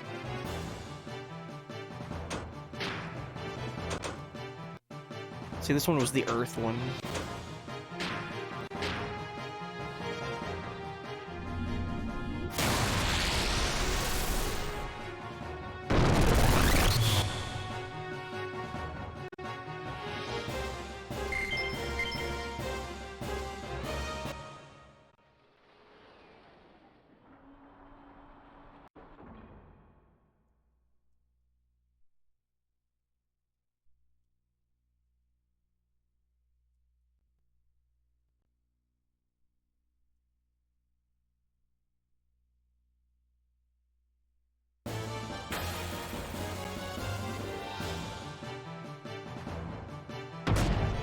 Give me that experience points, bro.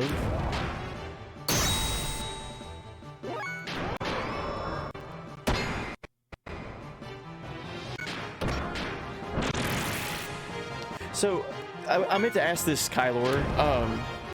I don't remember, because it was at the end of stream last stream, but when we did the Zaboim, like, side questy stuff, and the thing happened with Emeralda, did that change anything for her other than aesthetics and like animations and stuff?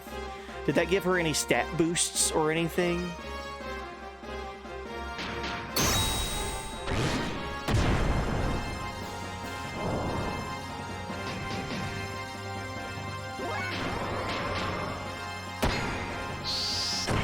Because that just seems odd to me if all it did was just turn her into an adult. Like, I know we got more story and more lore, which is awesome, and very appreciative of that. But, like, if it's just like just a costume change, it's just kind of weird. I hope it does something for stats. Her stats grown mods are higher, so she gains +1 to everything every level, and she got a 20% modifier on all of her damage. Okay, cool. So not only does it change things, but it like drastically changes things. That's really good. Cool. So the sooner you do that for her, the better, right? Because if it's every level that she gains, like if you do that upgrade for her earlier, the more she benefits from it.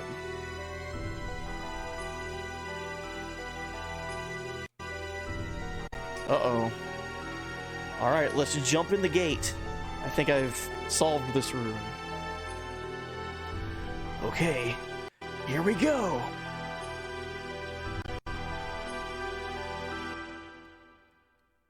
Oh god. I got hit by one. Oh no, shit. Chat, don't look. Chat, don't look. I haven't been hit by one yet. Chat, don't look. Definitely don't go and rewind 30 seconds ago. Oh god. Don't look at that. Don't pay attention to that noise. I'm just testing things out, make sure they work. Shit. Got hit by 2 of those.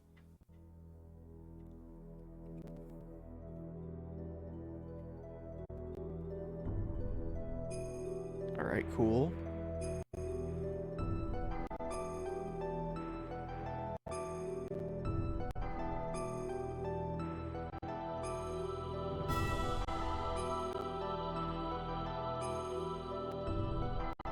I got 2 bonks. Feels bad, man.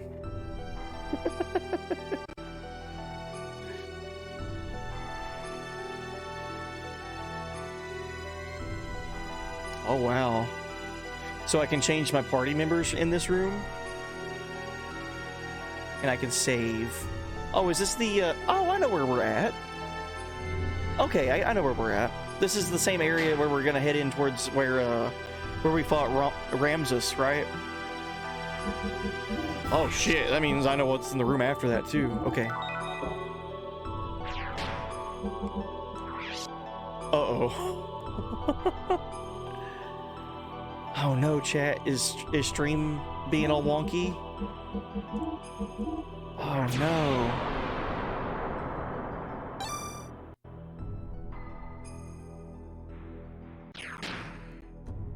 Hold on.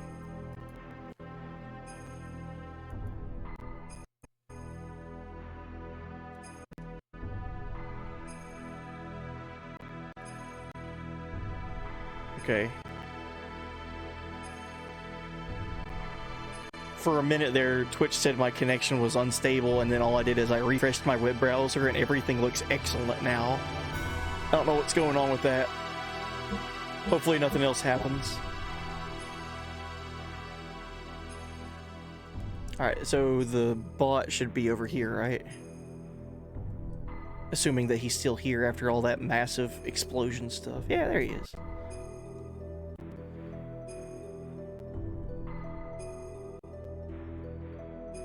Okay, what would you like?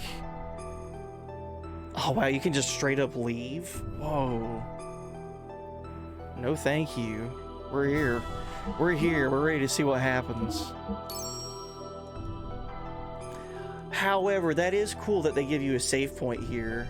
And you could, like, be like, no, I want to go back out and play mini games, basically.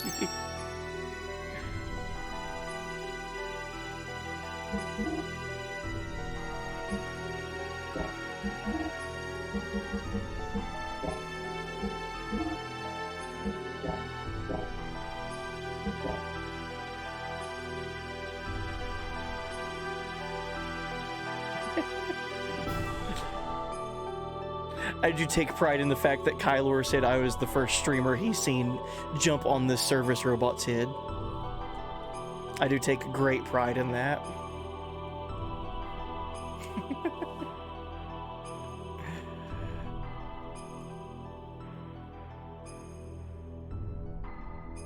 Alright, man, let's just go. I like the party I have.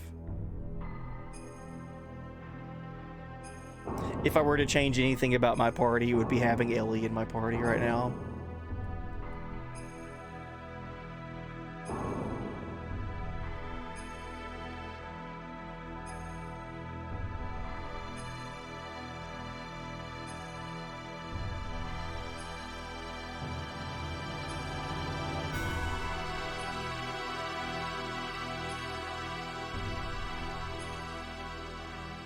There was where we fought Ramses.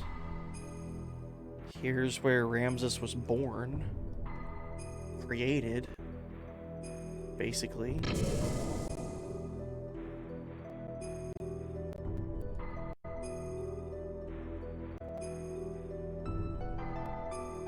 Ruh-roh. Okay, so this is where Ellie and all them were. Okay. This is where Ellie was being crucified, and Krillin and Miang were standing there. We had a boss fight, and then that's when all the crazy shit went down with Ellie and Miang and Faye chasing after them. So now we continue. So we jump inside here, this giant opening in the floor. Yeah, Faye got shot in that cutscene, which they kind of just glossed over after that, which is interesting. Faye gets shot, and then he's like, fine. Yeah. This is Deus. Oh, man. They're giving me another opportunity to change my party members over there? Alright, chat, I think we're here.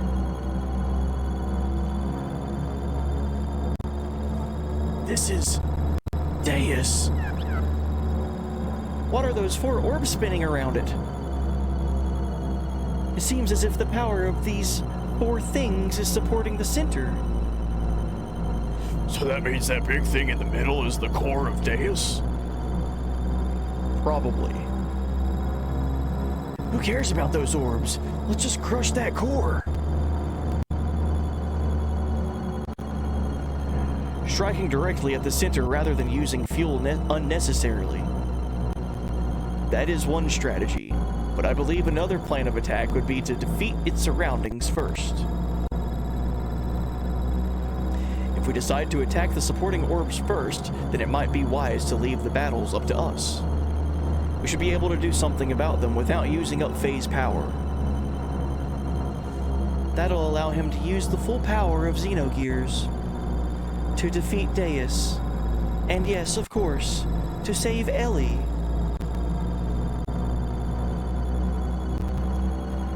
Okay, so as enthralled as I am in the story right now, I can't help but notice that there's a graphical error with Emeralda's character artwork down there. Her eyebrow isn't colored in. It's like transparent, so you can see like light behind it shining through.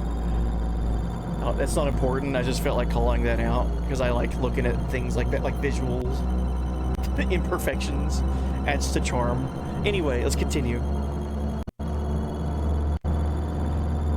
Whether we do a direct strike to the core or take down the supports first, I guess that is best left up to Faye to decide. Thanks, everyone. To attack Deus directly or to take out its supports first. I wonder which is best. Oh god. Dude, this is insane. This area is wild. Okay,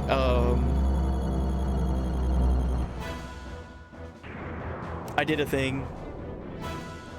I was just walking around.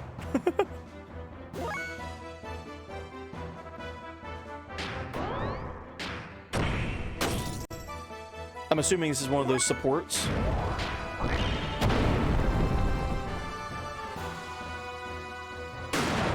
Steel fuel.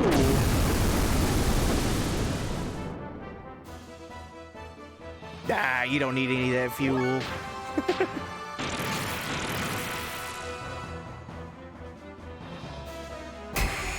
Marloot. That's the name of this sigil. Damn. That was a big number. I don't think I appreciated that.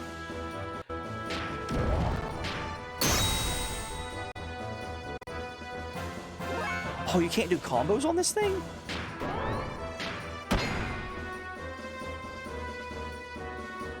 Ooh.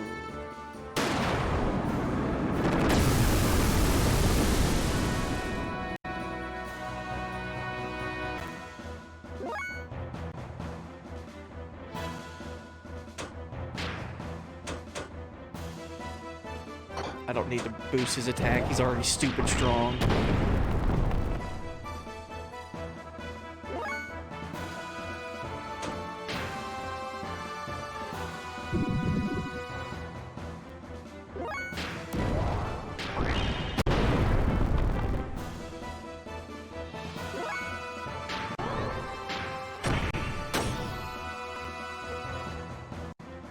Oh, that's the first time I've seen that with Xenogears. Whenever you get like the 3 full attack thing with it, its wings come out basically. Energy wings. Looks super cool.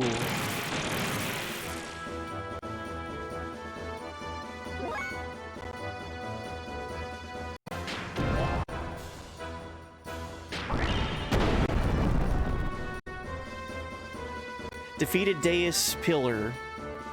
Okay. Good.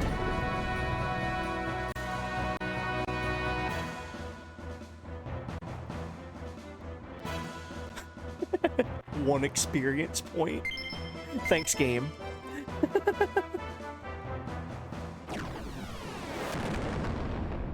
Okay, what I want to do before we fight is definitely put a way to heal my gears equipment on. So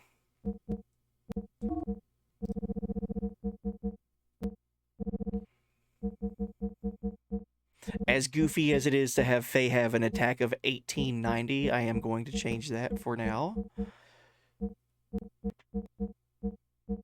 Go ahead and give me the frame 90, and then I'll put the Z charger on.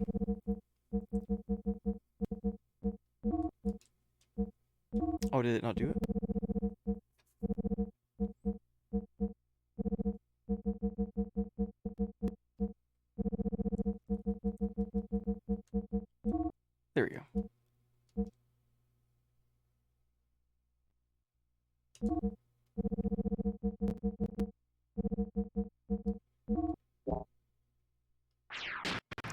Just a little bit of comfort being able to heal my gears.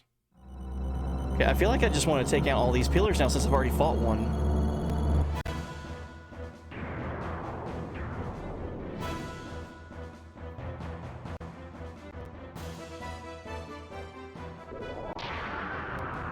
Move one at a time. Space and time, move one at a time. Okay, so that stopped everyone but Emeralda. Okay. Well, then I'll do this. I'll go ahead and heal her, since she's the only character that can do anything.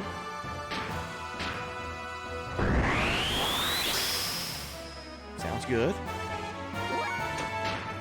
And then I'll get all kinds of fuel back, since I gave her the Z charger.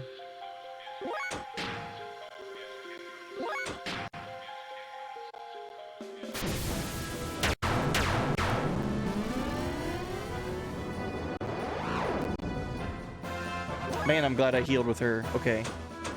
So I'll do that with Faye. Oh, for some reason I thought it was Faye's turn. Okay.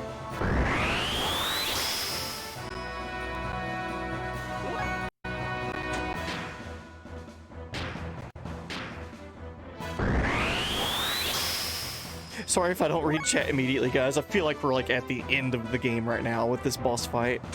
Or boss fights.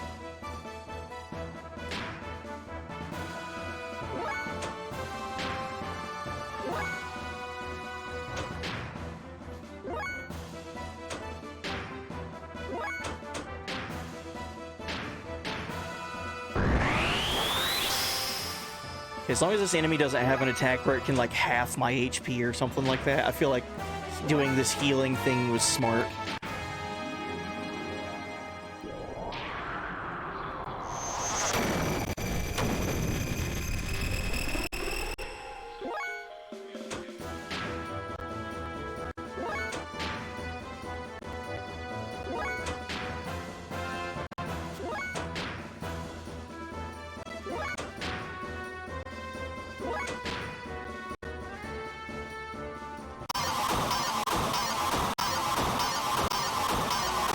Heavenly Anointment. Put slow on Faye, but he was already, like, hasted. Wonder how that works. He's got the speed, or sprint shoes equipped.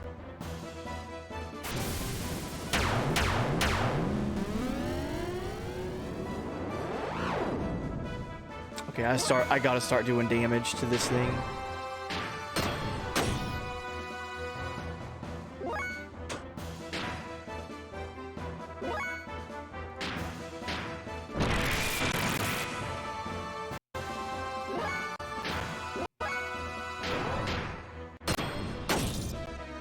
Speed Shoe's permanent effect can't be overwritten. Good.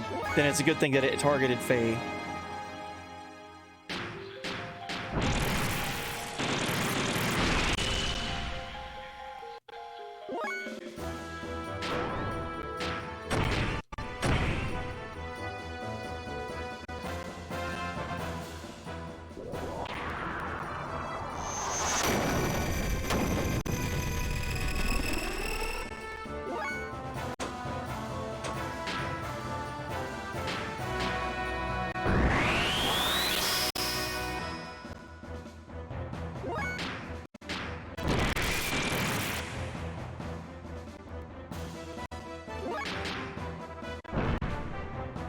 Oh, come on, Satan.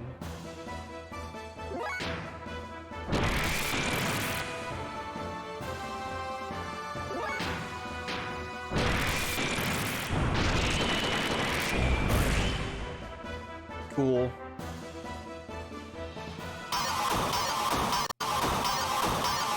Yeah, keep targeting Faye with that. I like that.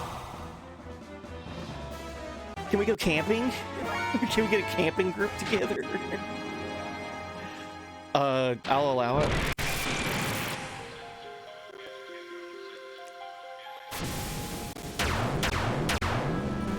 What if I had a stream where I had like a campfire going behind me and chat could participate just by eating s'mores, and that's all it was. We just like sat around and told stories. Instead of just chatting, it would be just camping.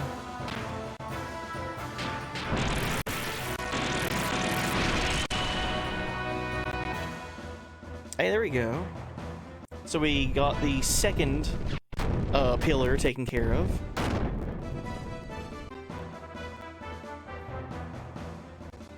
Not too shabby. Once again, thank you for the 1 EXP.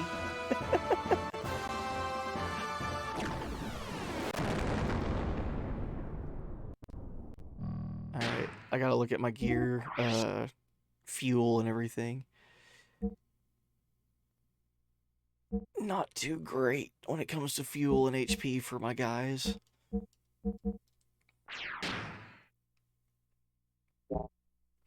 Okay.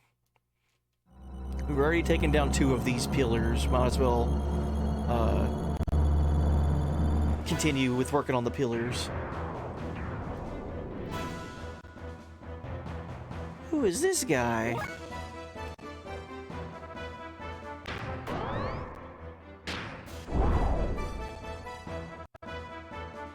Metatron, Earthly Atonement.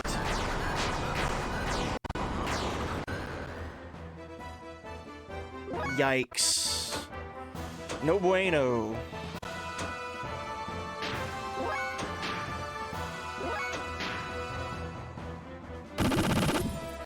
Yeah, attack Faye. That's totally fine.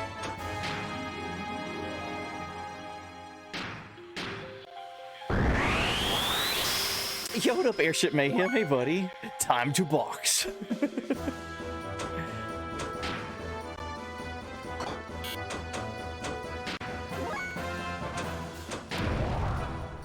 Alright, Faye, let's punch him a bunch.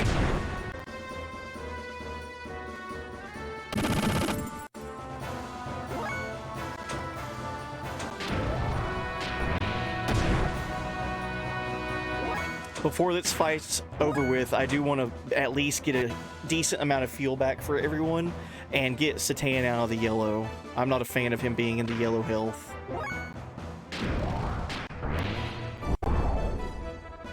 If we keep doing 0 damage, Faye, we'll definitely have plenty of time. Oh god. You can stop attacking anytime, boss.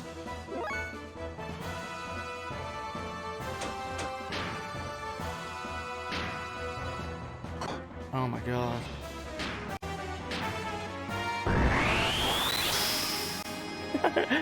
Don't know what the fuck's going on, but all I saw was mechs and martial arts as a kid. That's me, but as a 31-year-old adult.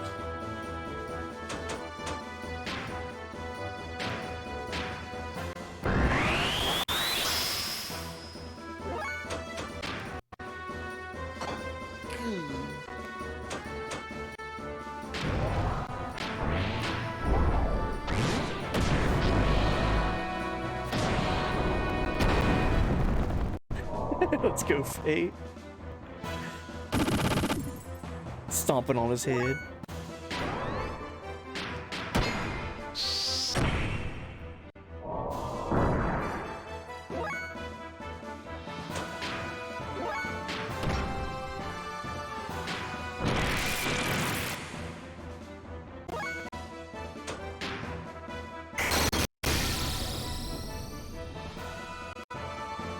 Jesus, okay.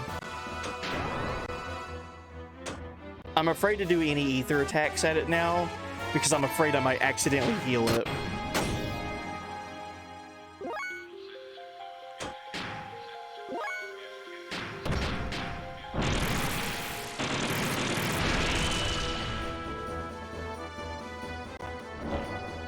Oh god, I'm gonna lose a character or 2 here. I feel like it. Unless it just stays on Emeralda. Stay on Emeralda. There goes Satan. Thank you for your service.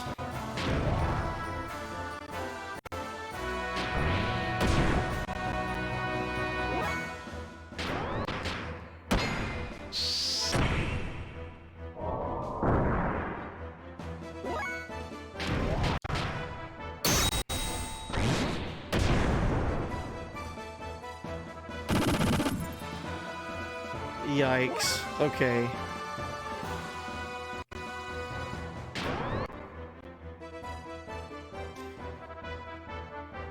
What happened to Billy Blicky? Billy Blicky?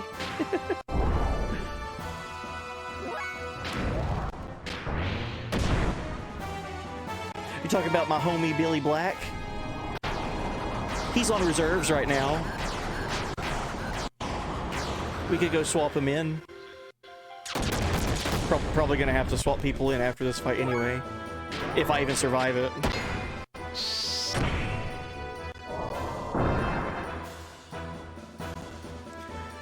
Oh god. Okay, I have to chance doing ether attacks with her.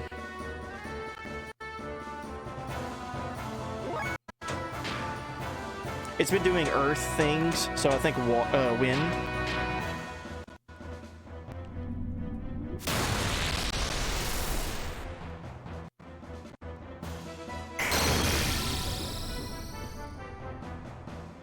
Oh god, I can survive that one more turn.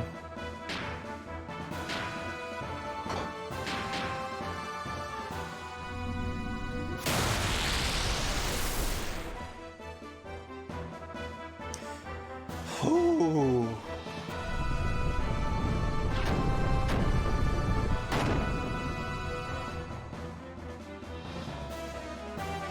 So that's 3 pillars down. I got that essential 1 experience point from that fight. Okay, there's no way, like, at all that I can survive this without healing. And that's just healing my party, like, that's not healing my gears.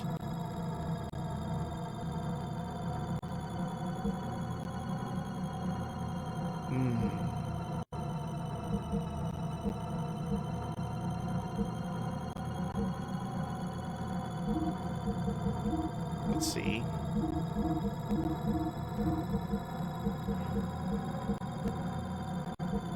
Can heal in menus for gears? You can? Oh, okay, if I had the things equipped. Gotcha. But I'd also need fuel to do that. Right. Like, for example. That's good to know. 111 hours into the playthrough. Chat, might be a little bit of an idiot, okay? But give me some credit. I did get to the end of the game, it feels like.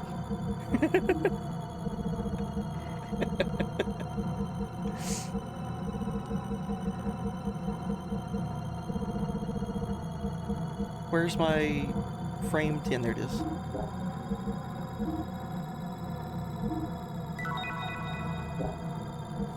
I'll be starting out the next fight with no fuel whatsoever. If I were to continue at this area as is.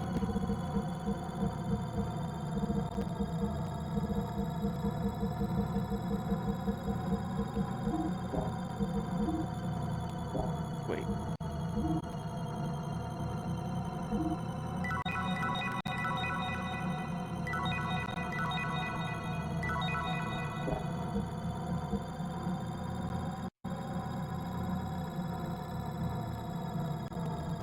Yeah, the HP 90 is what was really screwing me over there for Faye, because I didn't have enough fuel to even use it once. So I think I do have a bunch of frame HP 30s, but they're on my other dudes. Like, literally, I think one was on Ellie, one was on Bart.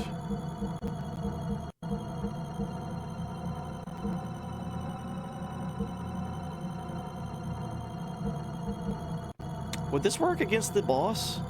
Anti-angel system 2, angel damage down 100%. They're not... These aren't seraphs, though. These are, like, part of Deus's internal defenses or whatever.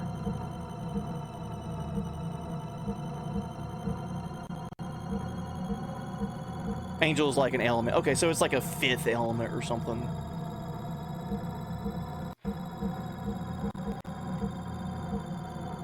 Right, like the Halo attacks are considered angel. Okay, here's what I'm thinking. Where's my frame HP 30? I know I had one.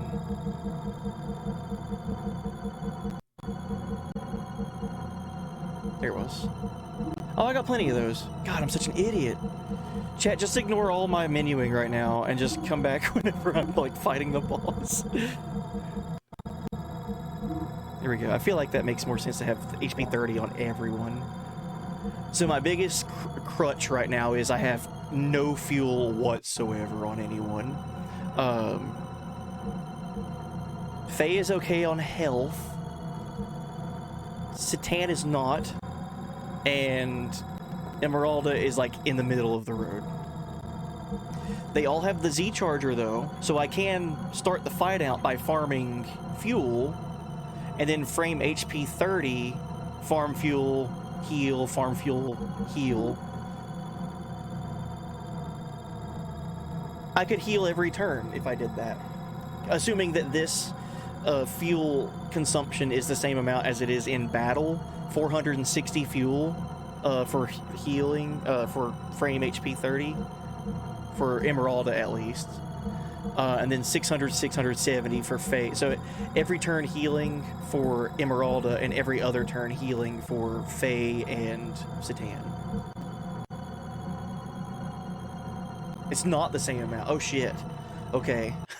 Good to know. Ew, that makes it a little bit worse for me.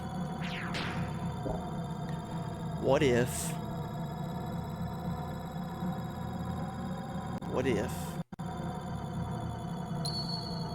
What if we did this? We take Faye out and make Choo Choo our party leader. Just for the story. Because everyone knows Choo Choo's the main protag. Just for comfort. Just for the sake of comfort, I'm doing this.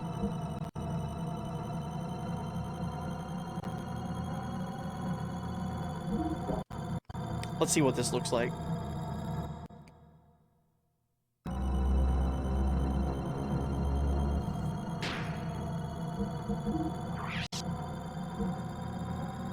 Okay.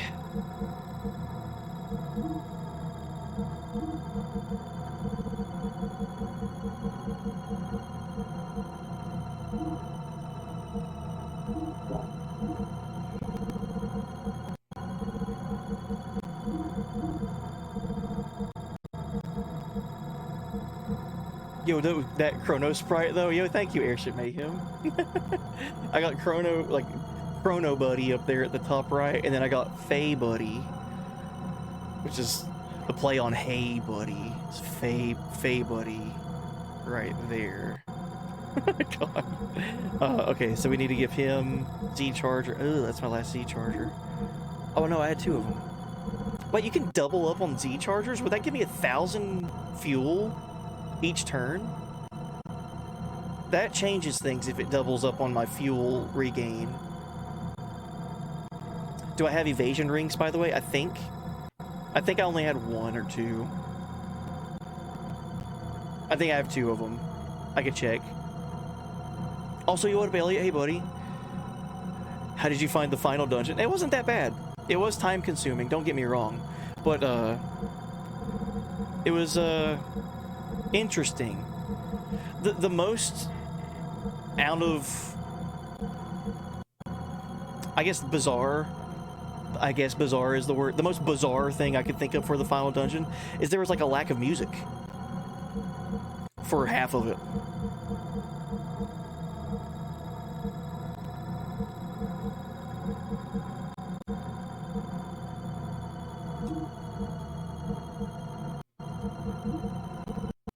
Never bothered with the chargers, if you recall correctly, but you did a lot of grinding for the GN SR50. Yeah, I got a bunch of those, and I got the Z chargers as well.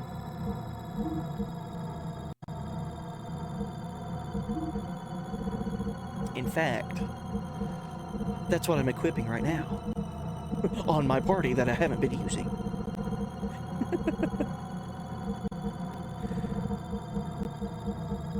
Let's see, for Bart,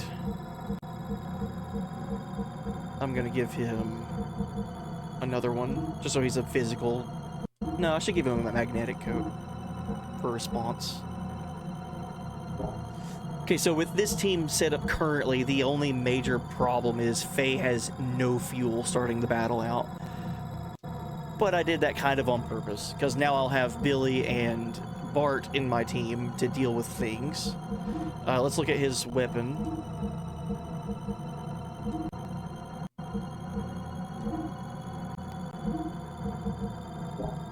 Okay. I don't think I have any other whips. No, okay.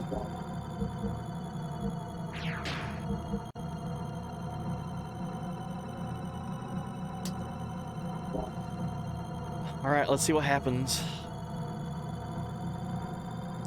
I've been taking out the pillars, which I'm assuming the game was even telling me that's an optional thing to do. I feel like it's a good option to take out these support beam pillar things. Counterattack target? I didn't even do anything yet. Well, if that's how you're gonna play.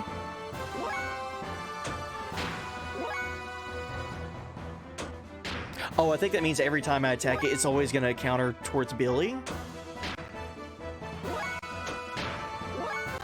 I'll just sit here and regain fuel. And you can heal after I've done no damage to you. That's fine.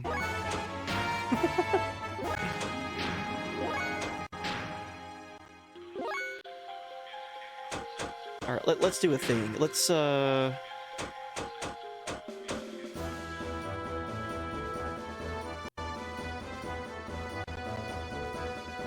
So there's 4 support beams. I think each one of them was elemental. Let's attack this one and see what it does.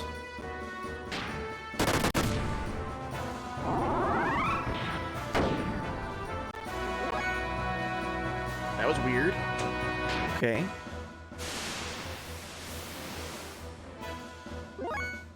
Yeah, when the game says, hey, you don't gotta do this, it's completely optional, but it's right before a boss fight. Potentially the final boss fight. Yeah, you'll want to do that.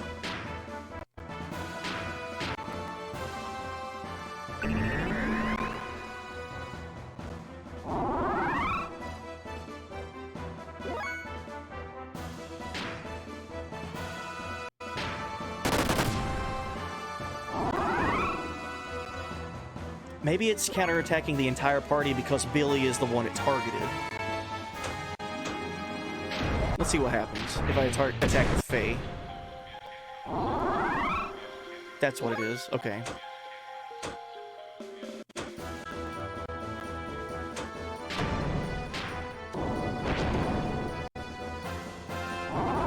Excellent damage, Bart. Oh, this one's gonna be a piece of shit fight, aren't you? Well, let's go ahead and hit heal.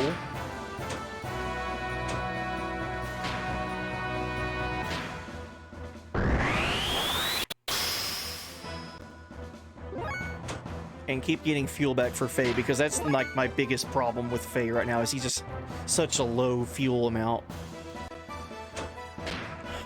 So I already did the wild smile thing.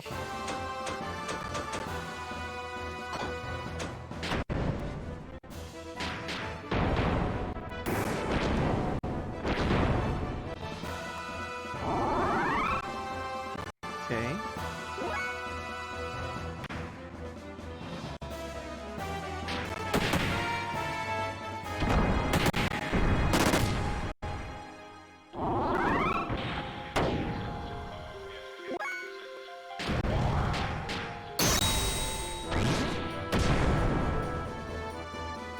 Defeated pillar. Okay. Honestly, with the mechanic that it had, I feel like I kind of figured it out early. I might have been able to do that with Satan and Emeralda, but I would have just been sweating bullets the whole time. Alright. Feels good. Let me menu before this. Okay, good.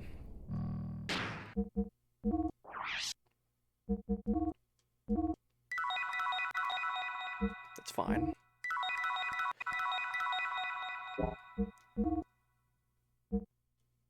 Oh, I don't have one equipped on Bart? Oh, okay. Well, that's good to know. Right, I gave him the magnetic coat. See, what was his HP at? Oh, he's fine. Okay. 2 hits and a sneeze. We'll take care of that one. Oh man. Why do I feel like I'm going to fight the big fight now?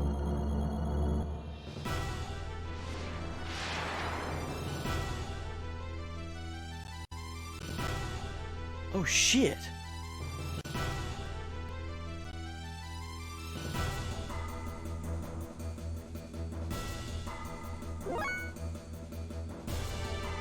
I'm gonna turn this volume up a little bit, chat. Here you go.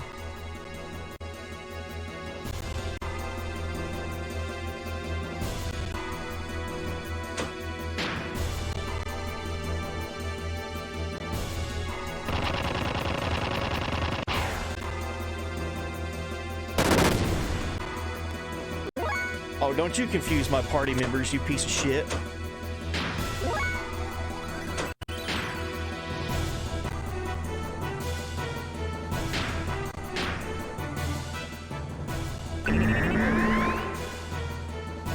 Alright, Deus.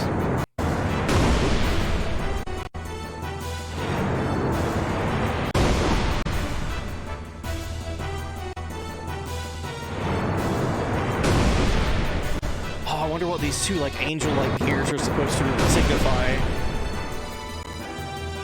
Is that supposed to be, like, Ellie and Miang or something? I don't know, I'm just thinking out loud. Ignore me, chat.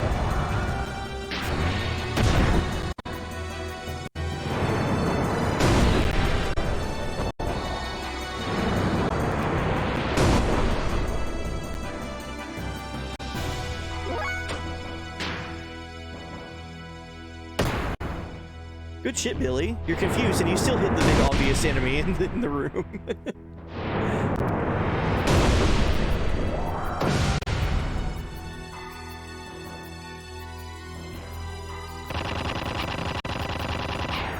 Oh, that's such a cool theme. Thank you for confusing my main guy. This is a battle theme based off of the theme that plays during the opening of the game. How sick.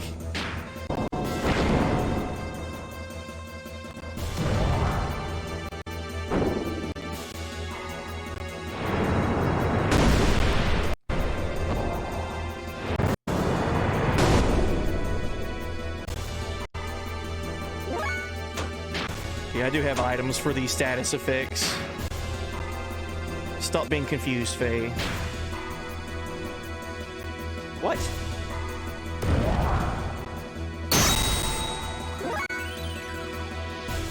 That was weird. Okay. Well, that didn't work.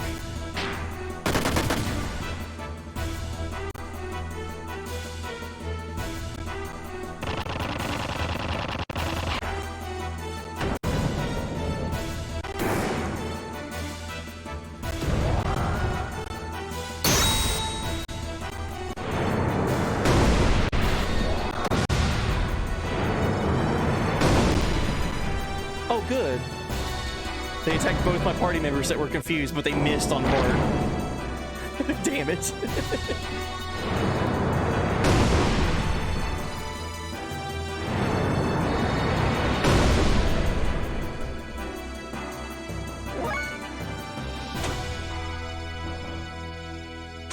Oh, what should I do?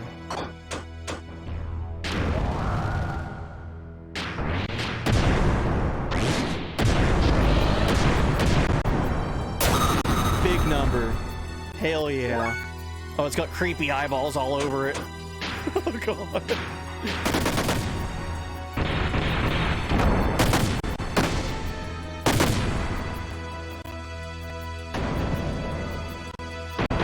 Oh yeah, let's go, Bart. Yeah, he's confused every single party member I've had. At least once.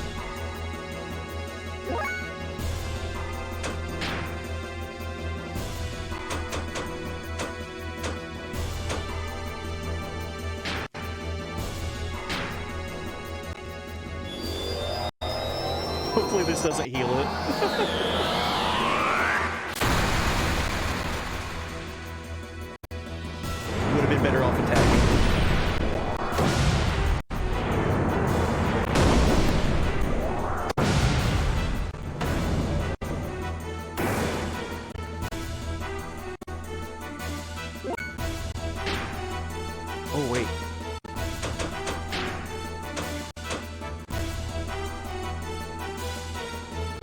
Jesse Blasta? Let's see it. I've not seen this before.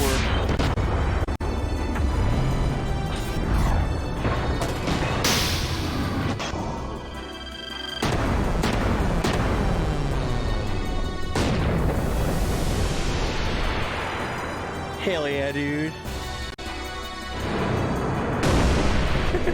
Shoot your dad!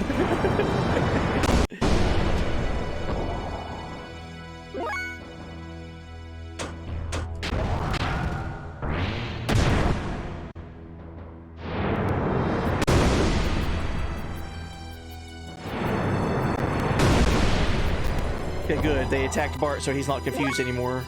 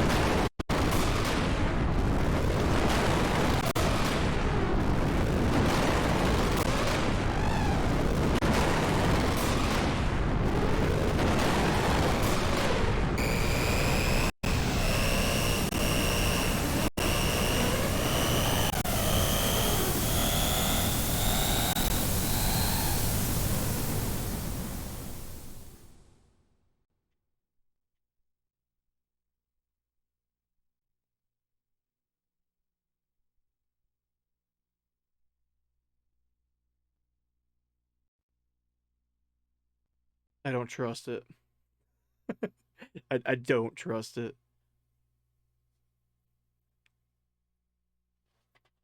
What happened?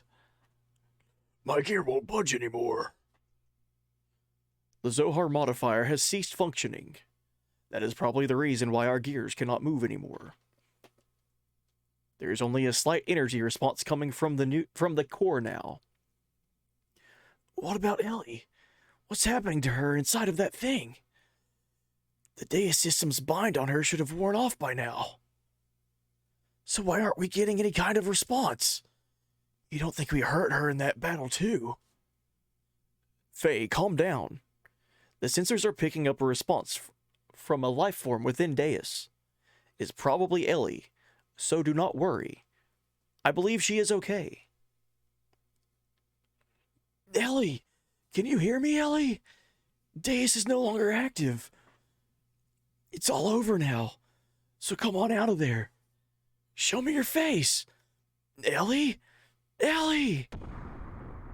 What the? What's happening?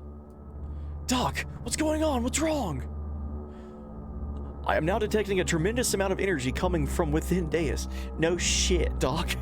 It seems as if something that was sealed up till now has suddenly been freed and is growing enormously.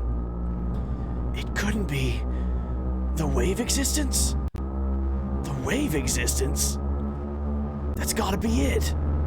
The wave existence was just freed from its cage of fleshly existence in Zohar. It's probably attempting to return to the higher dimension that it originally came from. Which means this is the after effect of the dimensional shift? What do you mean, after effect? It is like a shockwave that is induced by a dimensional displacement. But so much energy. If this much energy is unleashed here, now. If so much energy is unleashed, then what will happen, Doc? Tell us! Then this planet will be annihilated. These numbers indicate that it has more than enough energy to take out a whole planet. What you mean? God damn it. You can't be serious. We all fought so hard, only to see this happen. Isn't there anything we can do? We can't stop the after effect? Unfortunately, there is nothing we can do. Almost all machinery, including our gears, are out of commission due to the Zohar having been shut down. This time, there is nothing we can do. To put it to you straight, this is the end for us. This is freaking stupid! How the hell could it all end like this? What were we all fighting for up until now? The vibrations are intensifying. Hold on a sec. No, these vibrations are different. It has to be something else causing it. Look! Deus is rising. What is it this time? Deus is releasing its remaining energy and is beginning to accelerate. If it continues to accelerate at this rate, it will soon leave the atmosphere. Oh no. You don't think?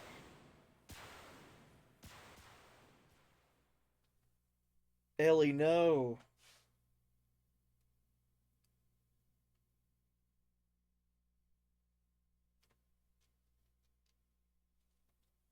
You don't think? Think what? That it's Ellie? Ellie is moving Deus. Are you sure? I'm sure of it. Ellie is trying to save us by moving Deus away from our planet. She's going to sacrifice herself. That can't be. Oh, Ellie. Can't we do anything? We can't just sit here and watch this happen, can we?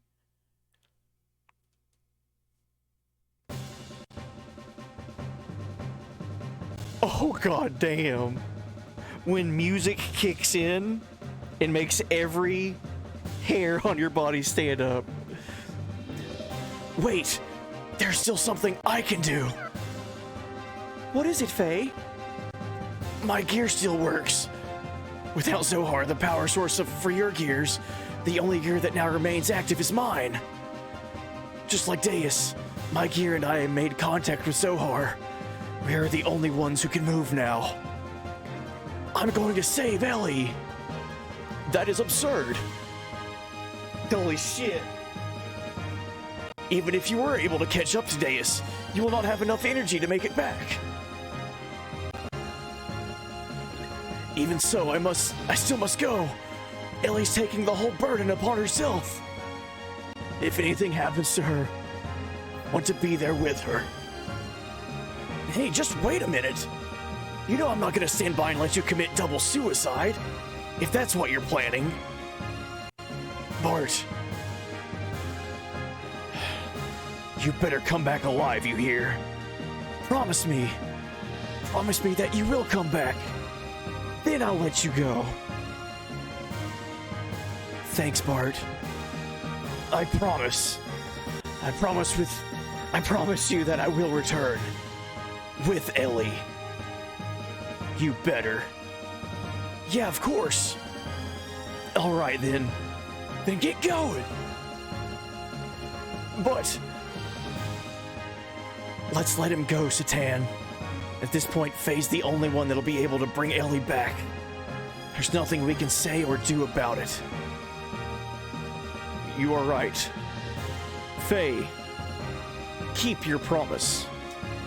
No matter what. Faye and Ellie. Both of you. Come back home. We'll be waiting for you. I appreciate this, Bart, and the rest of you. Well, I had better get going now. Don't worry, I will be back soon. I guess this will be the last journey you and I make together. I'm counting on you, partner.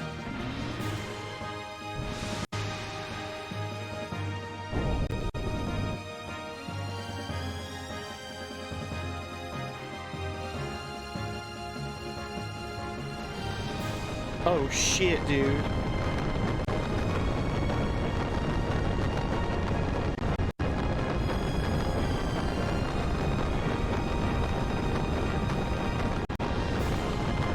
Ellie!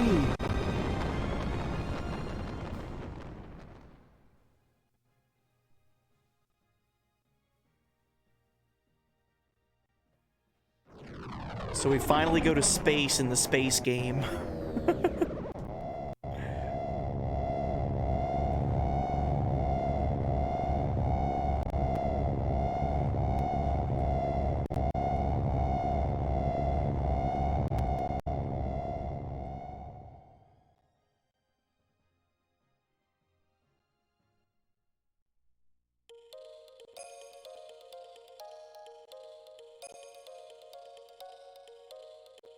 Come on. It's Ellie. This must mean that I'm inside of Deus. Not exactly. Oh shit. Who are you? Are you Deus? Wait, whoa, whoa, whoa, whoa. Not exactly.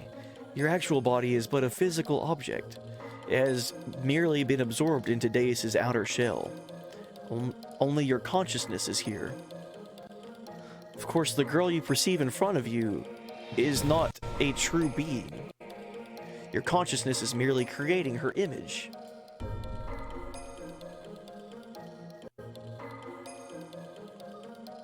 The wave existence?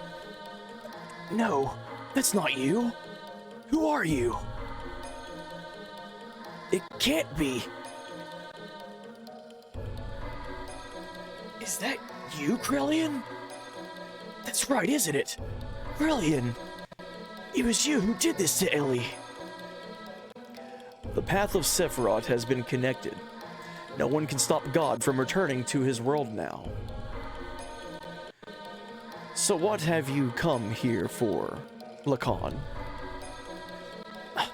I came here to take the person I love back with me, so set Ellie free.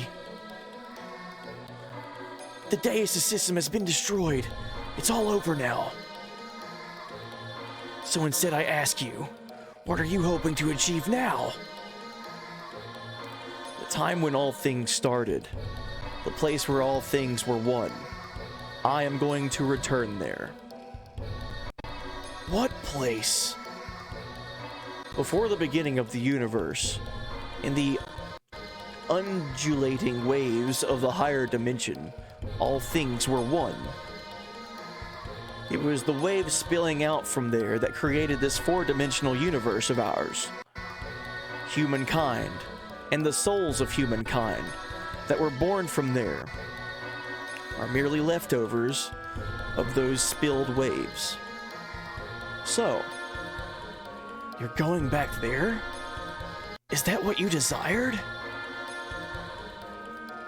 Lacan, why such reluctance to become one with God?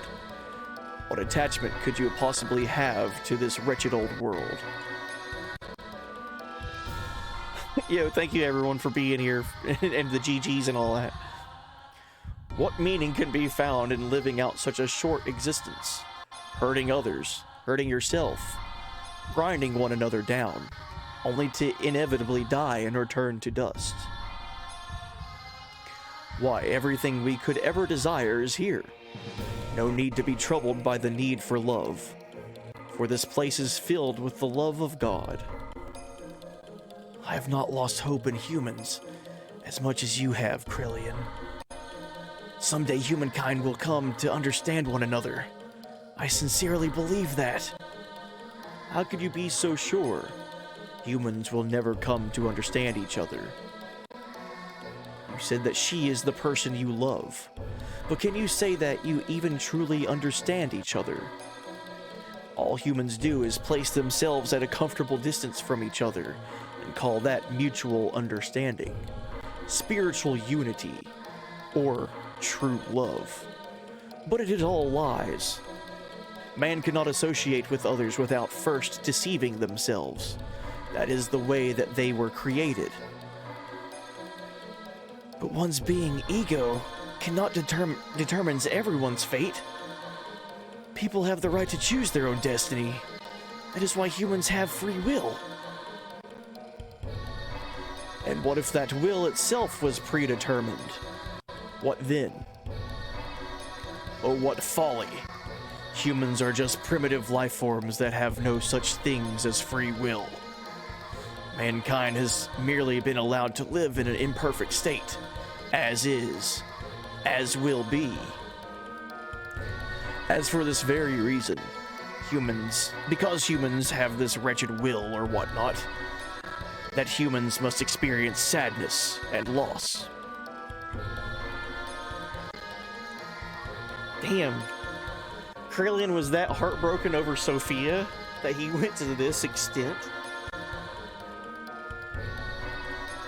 For someone to gain something means another must lose it.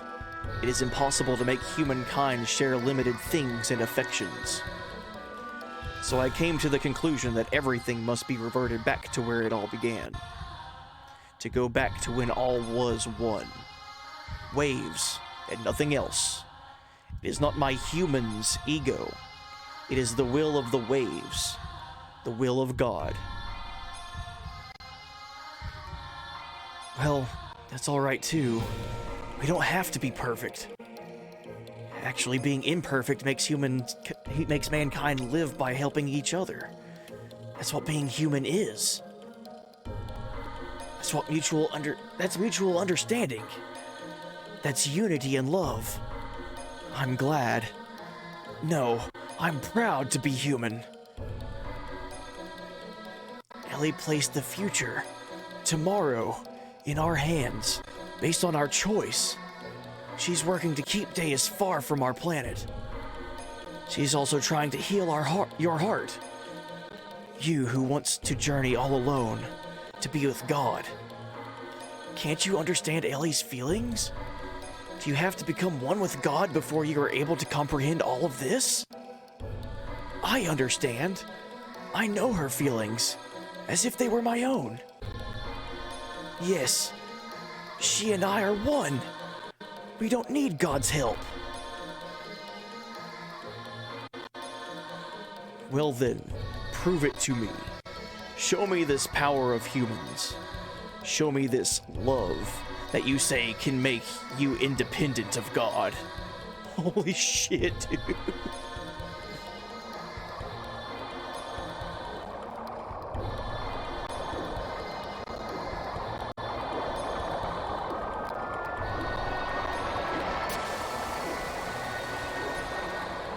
Oh, sick.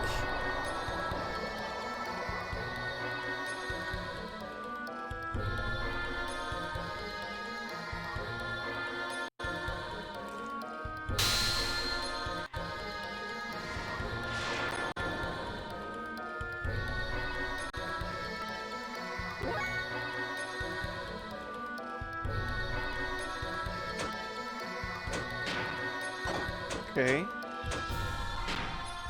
Okay.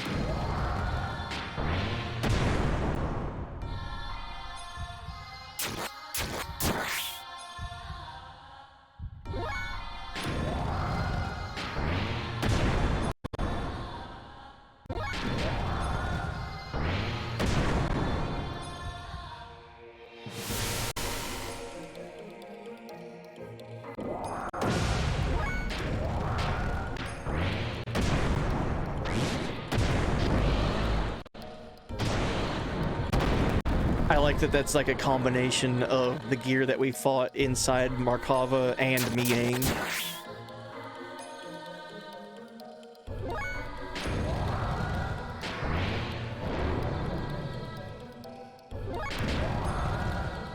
That's really sick.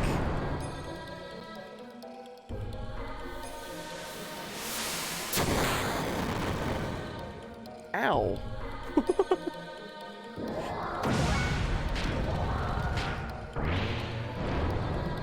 Come on, Faye. I could do without the misses and the 0 damages.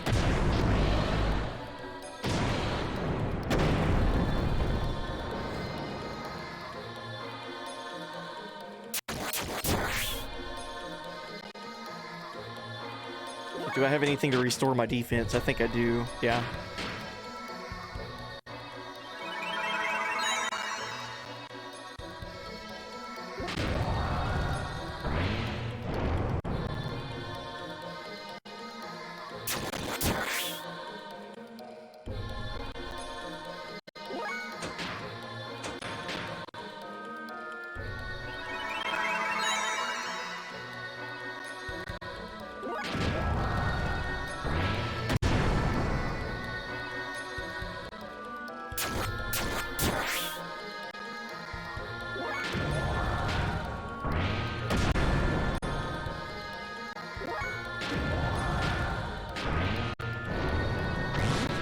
Faye. Stop missing, man.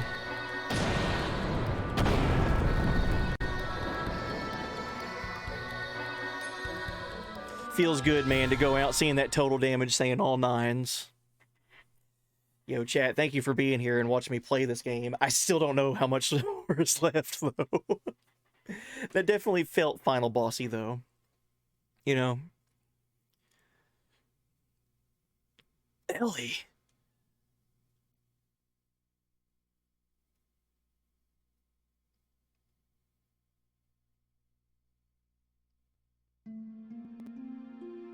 Faye. It was Krellian. Krellian released me. Krellian? Yes, I came to understand after becoming one with Krellian, his heart was so full of sadness. That is why he desired for he and I to become one with God. Because that would be the return to the beginning of everything. He told me, you should be with him. That is what he said. You see, he already knew. Yes, he already knew how I felt, how you felt. But there was nothing we or he could do. He had no choice but to go forward, even if it meant he lost all feelings, lost everything that was human. For all humankind's sake, there was no going back. Even looking back held too many memories. And he would have just wanted to go back, even though he couldn't. So please forgive him. Krellian loved people more than anyone else. I somehow knew it all along. I just knew he was really that kind of person. I am so sorry. Please forgive me. I was wrong. I thought sacrificing myself in order to save others was the right thing to do. But my actions only brought sadness to all the people who I left behind. And that sadness gave birth to even more sadness. As long as I still live within you, my life is not just mine alone. Ellie, that isn't wrong. To sacrifice yourself for others is a noble thing. Even if it were to benefit yourself, it's no problem. There will always be a person healed. One or the other. Love gains its original shine only when there's an interrelationship between the giver and the receiver. It is incomplete when one or the other is missing. The two are one. It was you, Ellie, who taught me that. I believe that is what it means to be human.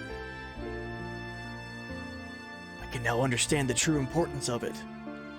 I don't know if it's the right answer or not, but we have a lot of time to think about it. What Krellian himself was looking for all along, we will find the answer to it all. Ourselves. Thank you, Faye. Ellie?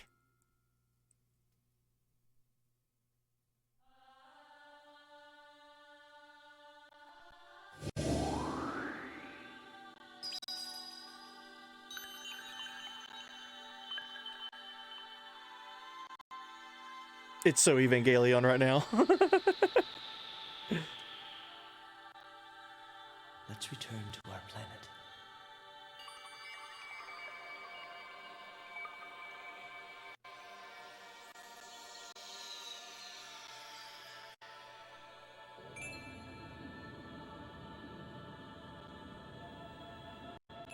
That light.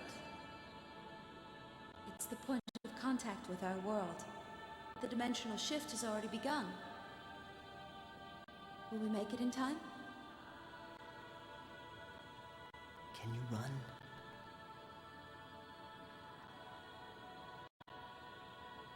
If we're together, I can.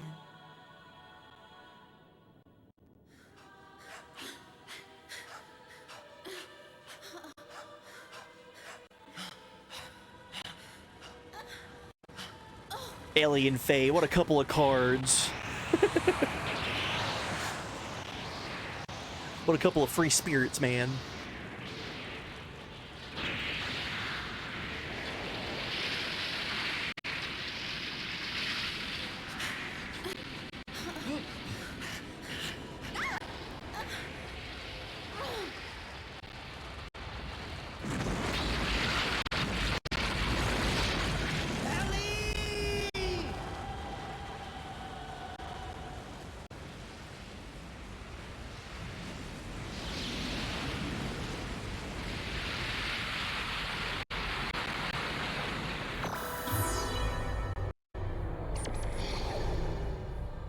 Whoa.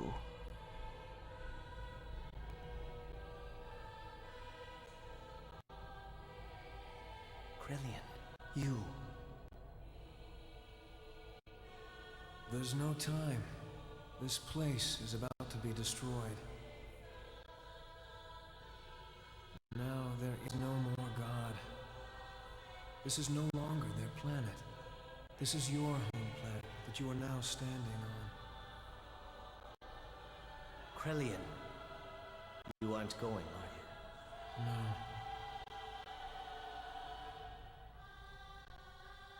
Since that time, I have stopped being human.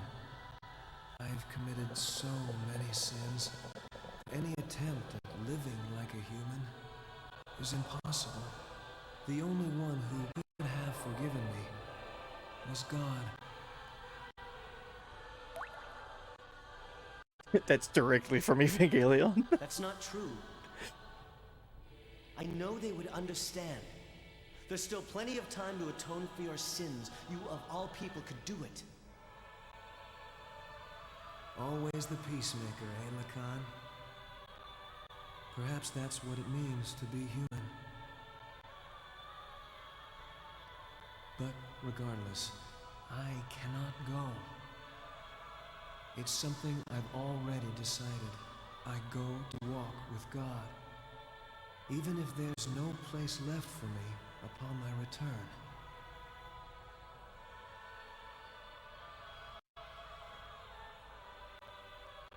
I must go now.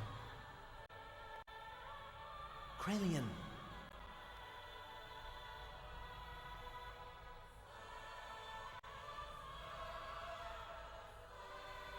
Actually, I envy you too.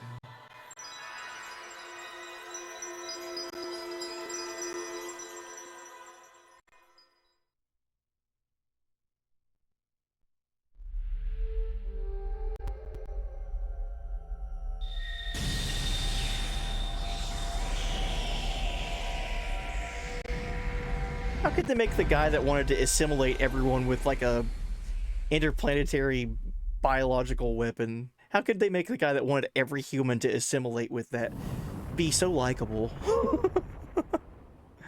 I really do feel bad for Krelian.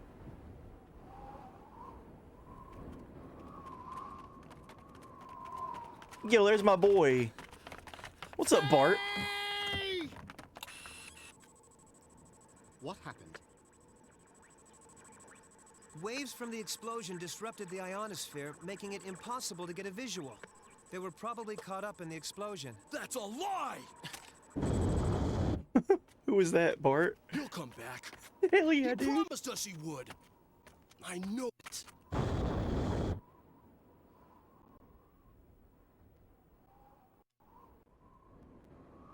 Oh, is that Emeralda? Does the cutscene change if you turn her into an adult? Oh wow! Fucking choo choo, god damn it.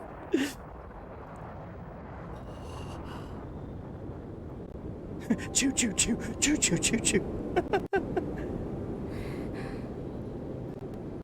So it's the same animation no matter what?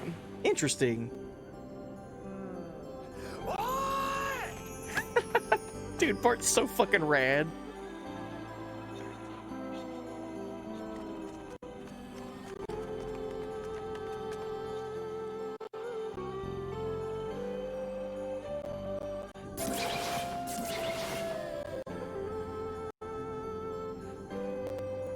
Holy shit, dude. Run through the cold of the night as passion burns in your heart. Ready to fight, a knife held close by your side. Like a proud wolf alone in the dark, with eyes that watch the world.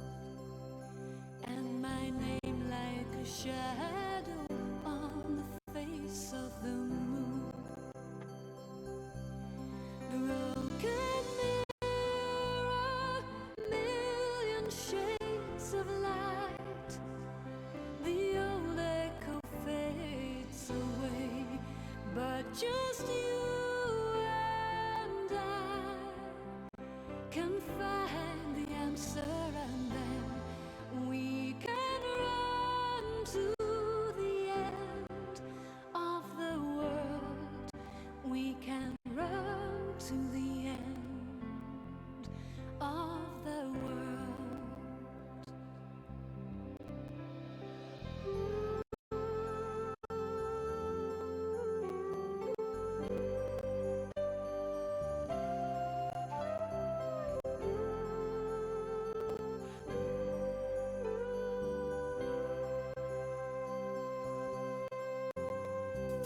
Cold fire clings to my heart in the blue of night. Torn by this pain, I paint your name in sound. And the girl of the dawn with eyes of blue and angel wings. The songs of the season are her only crown. Broken mirror, a million shades of light. The old echo fades away, but just you and I can find the answer, and then we can run to the end of the world. We can run to the end of the world.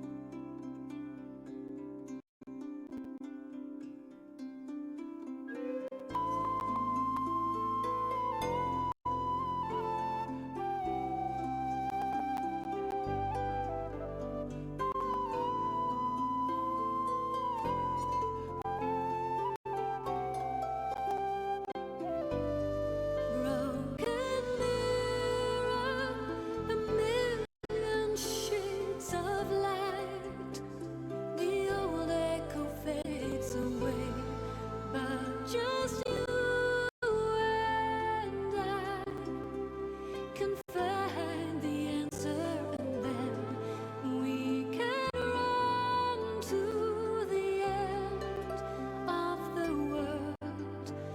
We can run to the end of the world. Run to the end of the world.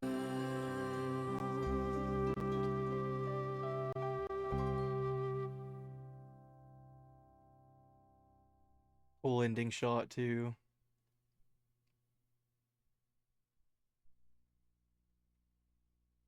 Xenogears episode 5. The end. I'm sorry. I'm having like a Star Wars moment now when people went and got tickets to watch Star Wars, and it's like, this is episode 4.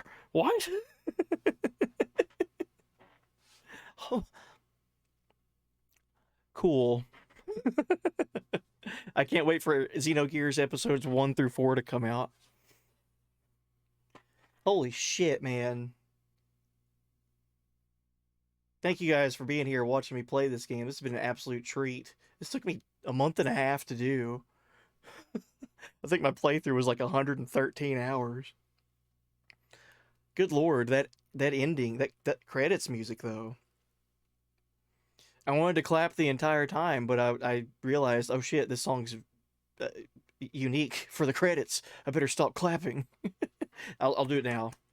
Excellent game. Fantastic game. Freaking loved every minute of it. I can't think of another game that's been a first playthrough for me that took that long, and I enjoyed literally every minute of it, dude. That was so fun. This game rules, man. No wonder it's a cult classic and people love it. Ooh, boy.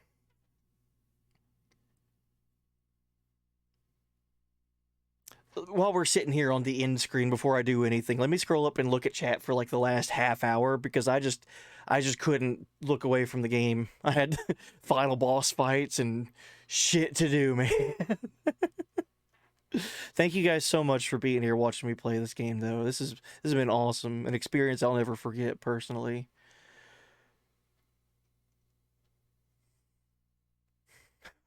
I think the last message that I got to see was Elliot telling me to shoot my dad.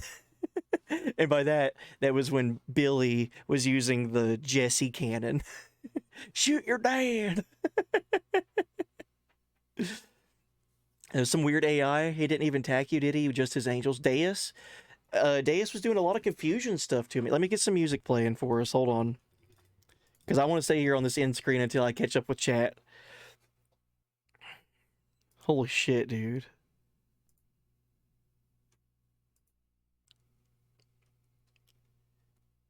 It might have been because I'd beat the pillars. Don't know if the battle patterns are different if you do or don't. Just RNG, you think, Kyler? Damn. I'm reading messages from literally 30 minutes ago, so bear with me, guys. Good morning, Blind Umpire. Hope you're still here. Hope it's still morning for you. Let me get this song going here for us.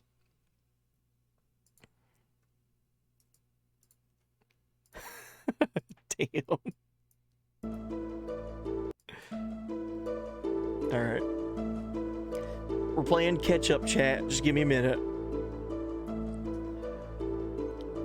Yeah, it confused me every turn. Why is Satan such a downer? Bart and Faye are such bros. Feels like this conversation should have happened over the radio while Faye was already flying. Choo-choo could have helped. Hey, man, I had a theory, when we made it to Shavat, I had a theory that Choo-choo and all the Choo-choos were actual, like, the true original inhabitants of the planet. And then I forgot that I had that theory until just now. I guess that's correct. Right? I guess the Choo-choos are like the first life forms on the planet that they were on. Yo, what up, Johnny DB? Hey, buddy. Yo, what up, D-Grade? Hey, buddy. Miang is still one of your favorite villains of all time, conjugate voices. Miang's awesome. I really like the idea behind Miang. It reminds me a whole lot of another late 90s Square villain, right? Being able to pick and choose different hosts and like phase in and out of bodies.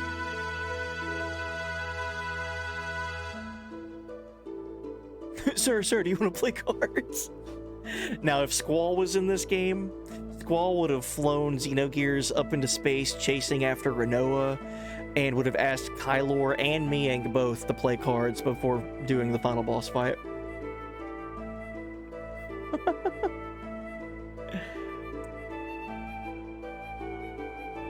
The animation studio that did all the cutscenes for this also did the end of Evangelion movie.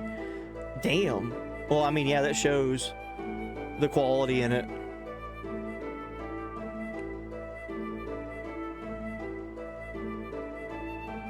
That's interesting that the Emeralda character changes to an adult no matter what in that ending cutscene, even if you don't get her to change in the game.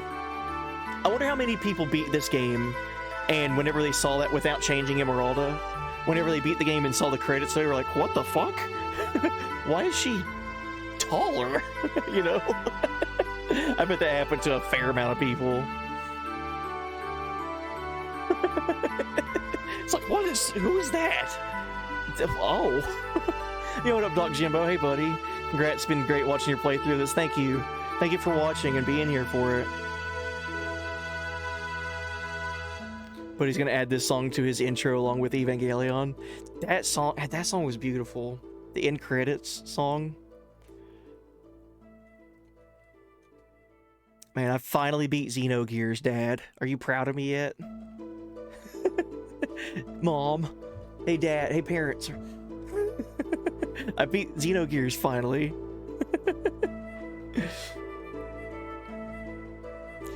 Midnight says, now recap the story in 5 minutes. Thank you. I will. Lots of shit happened. Okay, 5 minutes. Lots of shit happened. God is a robot weapon, interplanetary robot weapon.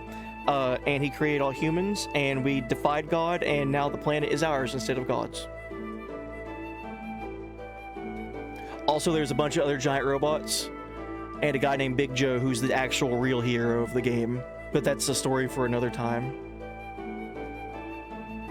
I can't wait for Xenogears episode 6 to come out, where Big Joe crawls out of Zaboim and finds out what Faye and Ellie did. You're happy to be here for this Conjugate Voices. Thank you, man. Absolutely. Thank you, buddy. Gonna show death blows? Absolutely. Yeah, so even though we just beat the game, we beat the story, I don't know if anything happens after the end screen. We're not done with Xenogears tonight. I want to go back and watch every character's death blows, because I didn't even see all of them for Faye. Yo, Sean DeBomb, GG's, man, thank you, buddy. Pretty wild game, huh? I don't think wild accurately describes it. I think wild in all caps with like 20 eyes. I think that's the best way to describe this game, is wild.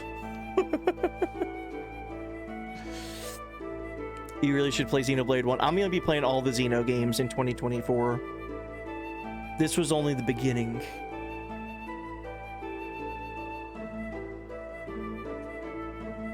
There's a second vocal track hidden on the second disc. You should play that. Really? There's a second vocal track that doesn't play? Wow.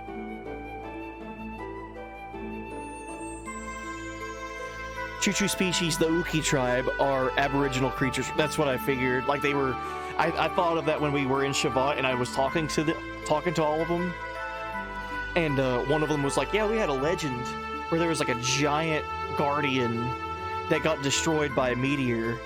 And I'm assuming the meteor that took out that guardian of theirs was the Mahanon spaceship. Like when it crash landed, that could be considered a meteor to the Uki tribe, not knowing any better.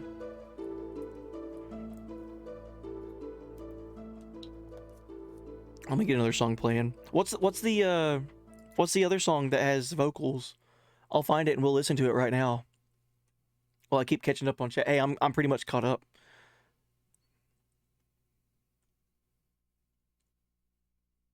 Yeah, the Indigenous People by... Considered the Indigenous People by Nikolai, so that's a reasonable assumption. God, that part with Nikolai and Maria. Whew.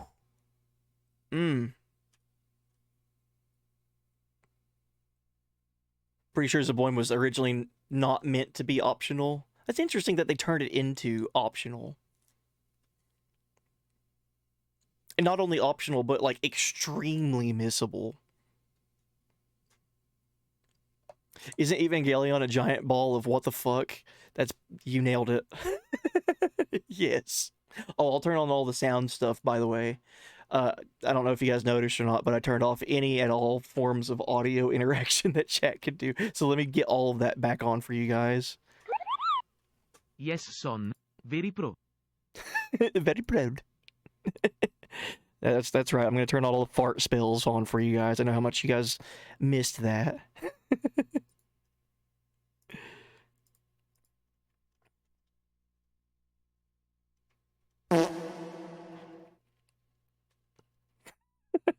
Okay. Squall is a mid-level FF protag. In his head, he has the most dialogue of any Final Fantasy protagonist. But when talking to people outside of, just internal monologue, he's like wet cardboard. He's got a lot going on inside that brain. But that's on purpose.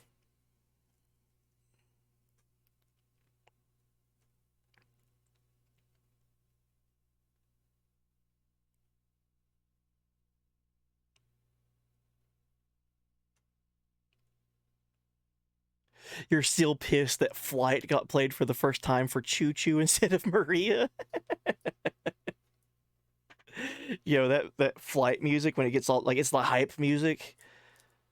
Oh my god, that is right. The first time we heard that was when Choo Choo came to fight, Nikolai.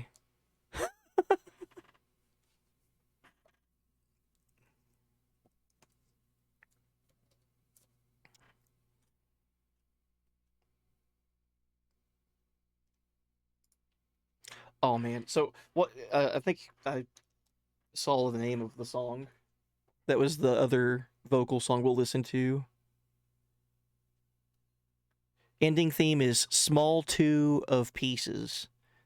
The hidden music is Star of Tears. Okay. Okay, it's the song that's in this Xenogears playlist that I purposely skip every time. Makes sense. Let's go ahead and listen to this. So this is Star of Tears, the other vocal track that just doesn't play from this game. I guess it's like a unused asset, I guess you could say. So let's give it a listen.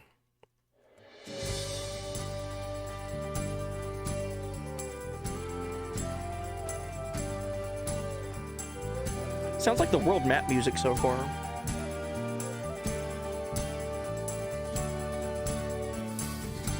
Your fingertips moving gently to my heart.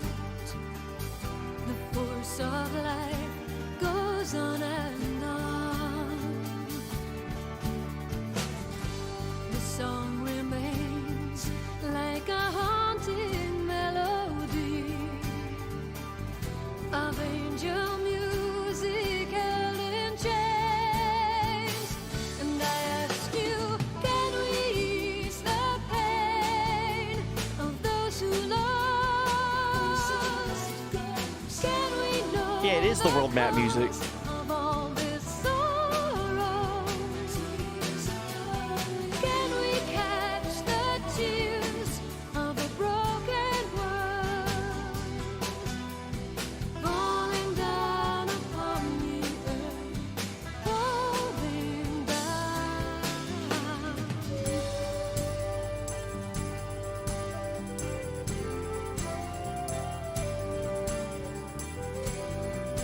Man, it's such a shame this doesn't play in the game. The waves of time take me deeper into you. A haze as blue as summer skies, and turn to find the key will not unlock the door. This broken bird, away it flies. And I ask you, can we ease the pain of those who lost? Can we know the cause of all this sorrow? What a fun song. Can we catch the tears of a broken Oh, yo, what a wishing boot. Hey, buddy, thank you for the congrats. falling down upon the falling down. This does feel like an accomplishment, man. Oh shit.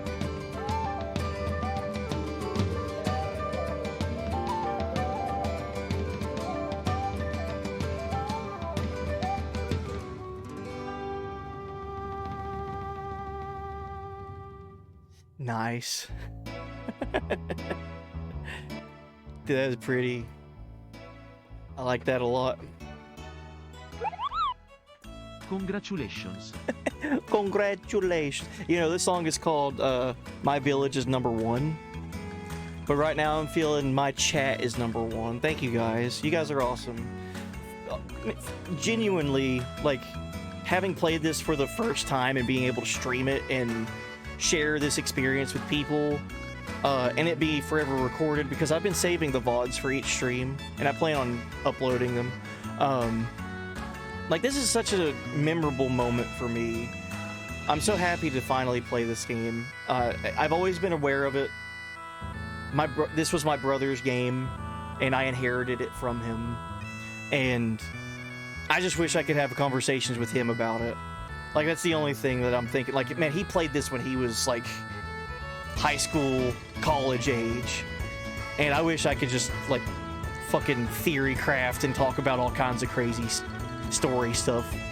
But the fact that I finally got to play it and experience it and share it with not only other people that is experiencing it for the first time too, but like veterans and people that know this game inside and out, like that's such a unique experience for someone to have. So thank you guys for being there and watching me play it, and not only that, but like, you know, listen to me ramble like I'm doing right now.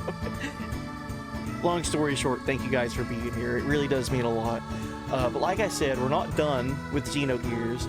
I do want to go back and look at every character's death blows, because I didn't get to see that for everybody, and I think that'd be something fun to do. Like, look at all the different animations for all the characters, see how crazy they get. I think that'd be a fun little victory lap. What do you think? Look at every character's death blows. Luckily, I have multiple saves across the entire story about from disc 1 and disc 2. And I know there's some things in the game I didn't get to do. I didn't get to get all the battle points built up in Kislev to get like items in there. And I didn't win rock paper scissors 5 times in a row. That's been bugging me. So we could try to go play rock paper scissors again in Lahan. We'll continue Xenogears all stream today, and then tomorrow night we'll start in on Mario. I think starting out a stream with a new playthrough of a new game is the only way to do it. I don't feel right starting a new playthrough of another game in the middle of a stream. Feels icky. I've done that a couple of times in the past, and I always felt icky afterwards. Hit me with those sick pixel animations. Hell yeah, we'll look at all the death blows. Unfortunately, no New Game Plus, no New Game Plus. Okay. Oh, could you imagine that? This game would be insane as New Game Plus, dude. Get Weltall at the beginning of the game and have, like, the GNS 50, all kinds of magnetic coats and stuff. We did get Alice's wedding dress, we did. Yeah, whenever it came to fighting Dan in the AV tournament. That feels like so long ago, dude.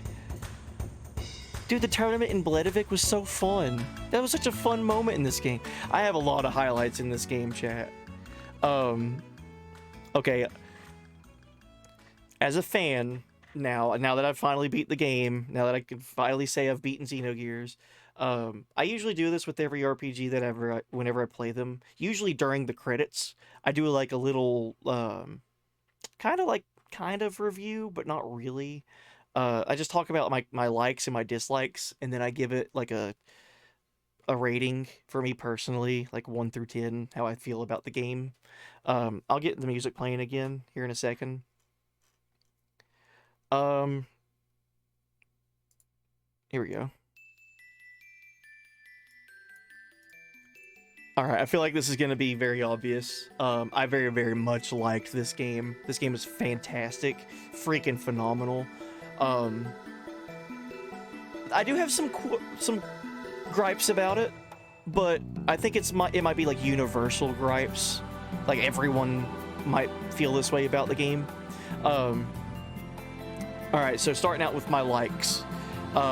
First and foremost, first thing, the cast. The characters, everyone that you meet in this game, fucking awesome. I liked every single character. I know some people will say even Choo Choo. I think Choo Choo adds some humor to the game when it's necessary to add some kind of relief to some of the dank, dark shit that happens. Yo, what up, Dark Arachno? Hey, buddy. We just beat the game. We just beat it. I'm doing a little like recap, likes and dislikes review thing. So first and foremost, the cast, all the characters in this game I found to be extremely enjoyable.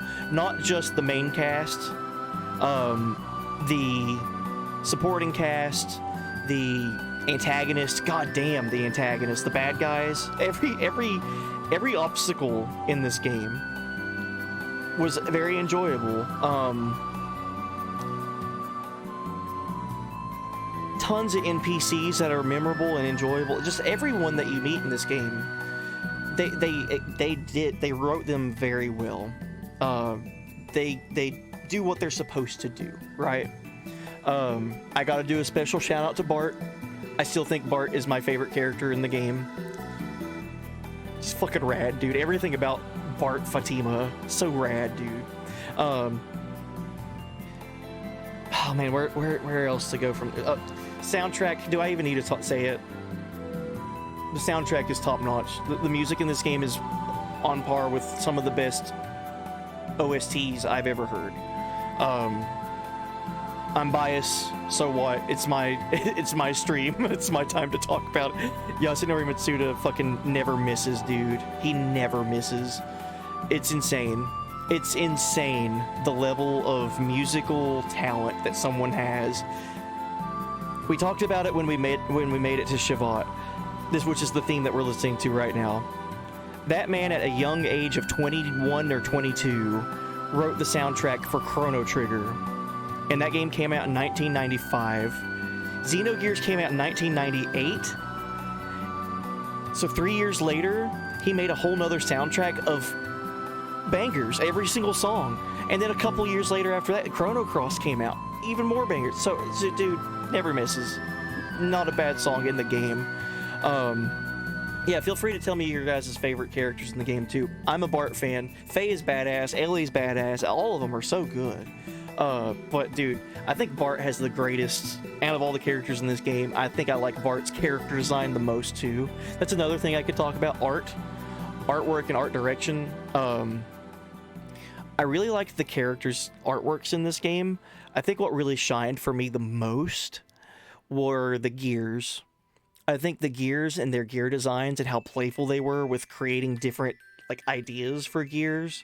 Like you look at the gear for Ellie, and then you look at the gear for Maria. Like they're so vastly different, but they're so creative and cool looking. And then not even to mention all the gears that the enemies have.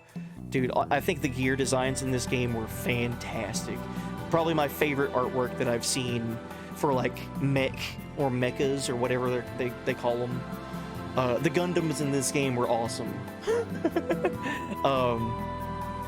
So characters, music, artwork, all of it's fantastic. Story, don't even get me started. Dude, the way this story was told, they could have gone through so many different paths of telling you the story, but the fact that they leave so much of mystery to the player until, like, I feel like until you reach the ending of disc 1, there's so much to question. And you're invested because it's like, I like these characters, I want to see what story's going on. And then you see like a split, like a cutscene that lasts for like 15 seconds of something that happened 500 years ago, and you're like, well, who is that? What's going on? Why is Faye there, but he's not there? Like, what? Who is that? You know, like, I think the way that they approached the story for a game like this is ambitious. I understand that disc 2 was cut short, and that disc 2 they ran into a lot of time constraints, but I'm actually a fan of how disc 2 played. If disc 2 was not like story event after story event after story event and it just telling you the story, if all of that stuff was playable, I would be playing this game until February. It's November right now. I'd be playing this game until February because of how long this game would have been. So I actually do like the pacing change from disc 1 into disc 2. I could see how some people would have a gripe with that and think, man, I wish all of that was playable, but I welcome that. I think that disc 2 was paced out well, and the amount of things that happen in disc 2 and the amount of mystery that gets solved for the player and all that, I think it's done extremely well. So what's that? We talked about characters, soundtrack, artwork, art direction, story. I think all of it's fantastic. None of it was bad in the least. Now, on the flip side of that, having just come off this playthrough for the very first time, I do have some minor gripes about it. They're minor, but they are gripes. Gameplay was very fun. I liked the battling in the game. I think the combo system, the death blow system, and all that stuff was very fun and thought out properly. I think it didn't get expanded enough. Like, I was purposely trying to find moments where I wanted to do like the crazy long combo strings where I build up a lot of AP and do a lot of combos, but I realized kind of early on, like, that's not really gonna happen. I wish that I had moments in this game where I like needed to like combo like crazy with building up one character's AP and unleashing a combo, and then like once they got their combo done, I had Faye's combo ready to go, and then once he was done, like I had my third character's combo, like AP gauge ready to go. I wish I had moments like that, but unless you were purposely trying to do that, you weren't really gonna see that. You do too much damage, but you do a lot of damage, right? Which is great. I wish I got to see more of that though. That's one tiny gripe. That's not a big deal. Right, that's not an end-all be-all, you know, like it's fine. It's there as an option, right? It's there as an option. I wish it was more of a necessity rather than it just being kind of like a... I'm sure some players even thought of it as an afterthought. It was always there at the forefront of my mind whenever I was playing it. I was like, man, should I do combos? Should I build up stuff this fight? No, it's already over. I killed the thing in like 2 hits, which is fine. There were some bosses though that required that for me, like whenever we fought Ramses and Bledovic after the AV like martial arts tournament. I feel like me personally, I had to do combos for that fight. I feel like that was a necessity. I think there was another one that I did that for too. It might have been during one of the Graph fights, I think. It was during the id fight in Zeboim. That's what it was. I think I had to grind up combos for that fight because I didn't have Faye with me. Anyway, not to dwell on that too much. That's one little tiny gripe that I have with it. Does that take away from the experience? Not so ever. Not at all. Menuing. I think this is my personal biggest gripe with the game. And first off, thank you guys for listening to me ramble about this. But menuing, I feel like the menuing in this game could have had like 1 or 2 tweaks done to it, and it be an overall greater player experience. 2 examples that I can think of right off the top of my head. When you get more than 3 party members in this game, I was actively waiting for a moment for me to be able to pick my party and choose who I want. And that didn't happen until the first time we got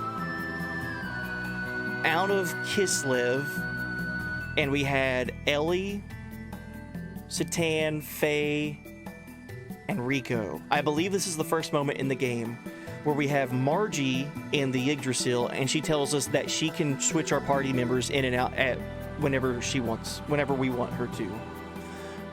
Why they made it to where an NPC was the one responsible for changing your party in and out, I don't know. But I feel like the end game save points that had the save point and then the blue save, like blue memory cube to change your party out, I feel like that should have been a thing the entire game. I feel like there's no reason behind that not being a thing. It just made it to where you had to go through like 5 screen transitions to change a party member, and then 5 more screen transitions to get back to where you were at. Like, I don't know. That's a decision, but I feel like the party swapping could have been handled a bit differently to be a little bit more fluid. Inventory management, there's no sorting. There's no like key item differences from healing items, from equipment. Like, well, equipment's not in there, but your items, your healing, your restorative stuff, and your key items, your kind of just like in the way items are all just in one inventory slot, and you can't sort them by type. You have to sort everything manually, which is not a big deal. It's just a little time consuming, not a big deal. And then also if you got a piece of equipment that's unique to a character, like for example, I remember getting a weapon for Bart.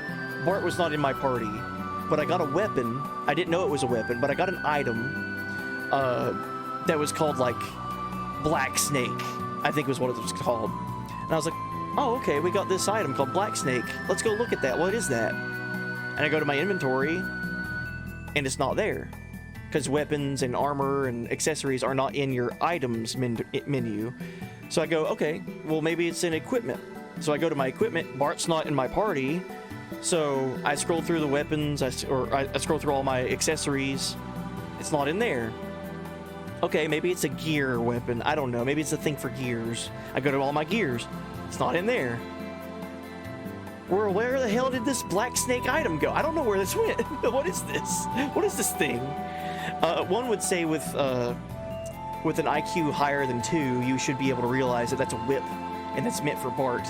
But for someone like me, I see that and I'm like, I want to go check my inventory. Where's it at? And I don't find it. I'm like, what the hell? That's kind of weird. Does that take away from the experience? Absolutely not. It's just a minor tweak that I wish could have been adjusted a little bit. So, believe it or not, that's all my gripes. It's all from menuing and wishing to see more combos.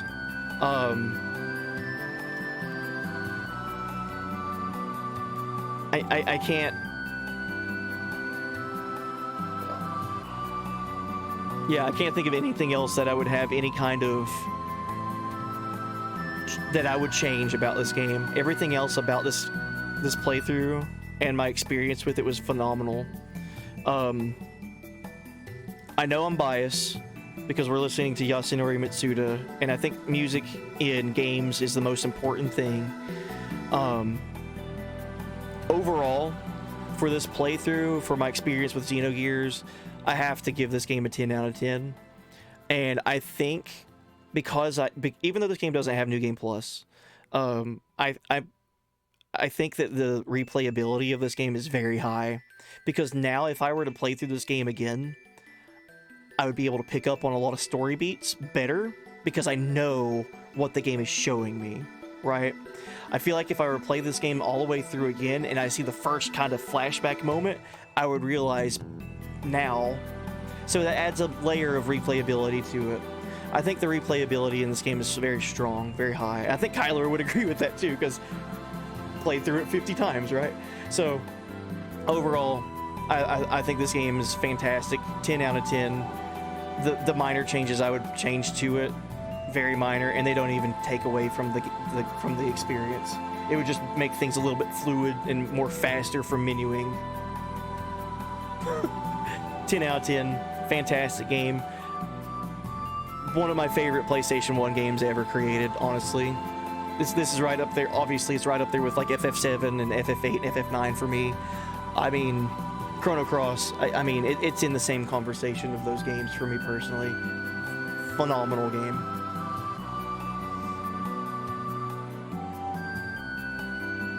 Well, now with that being said, let's see what happens after I press a button on the end screen.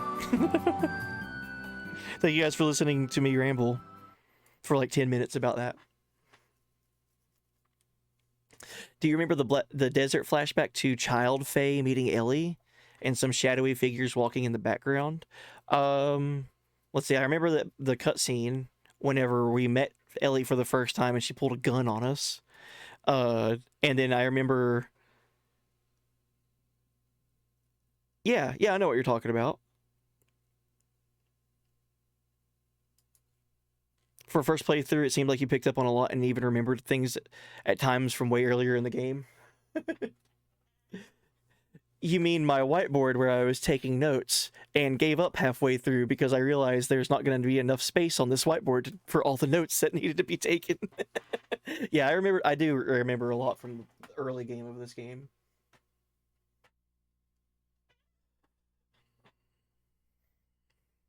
Do I get my animations now? Let's see what happens. We'll keep chatting. Let's see what happens. Is this one of those games where you just see the end screen and then you have to just turn the console off? Do I just turn the game off now? Hit the reset button? A lot of older games did that where you get to the end screen and it's just like, okay, now what do I do? And you just have to reset. No soft reset? Okay. Well, I mean, like, I don't press a button and go like back to the main menu or nothing. I just have to reset the PS2.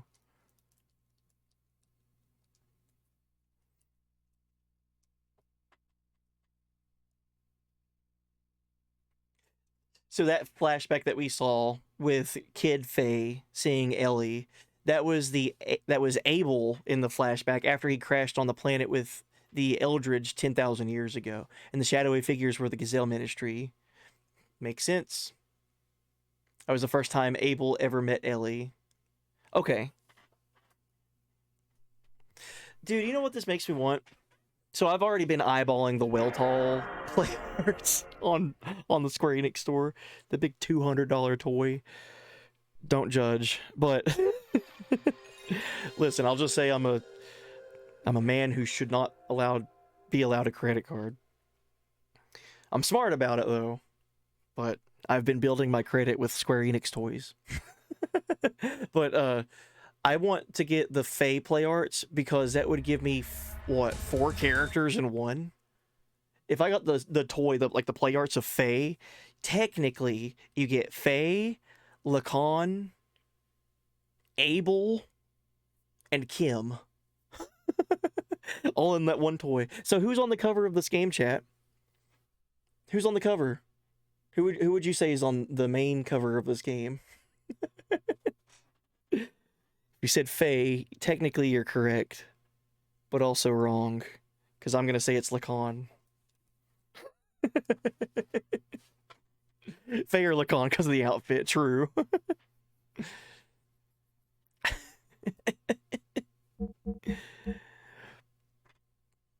Oh man, this game is so fun. All right, so what we're gonna do.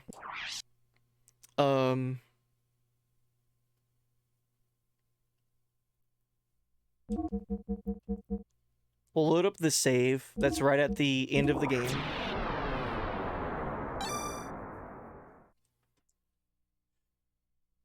There's a Weltall, but did you see Weltall? Yeah, that's the one I've been eyeballing on Square Enix's store. That's the one that's like current on there, I think. That's like $195. God damn.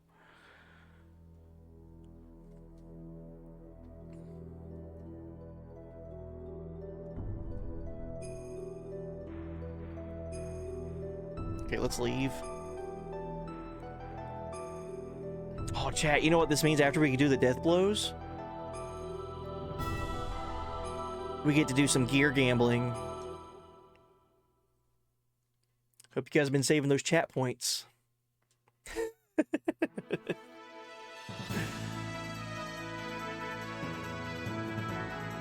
Alright, we're gonna go...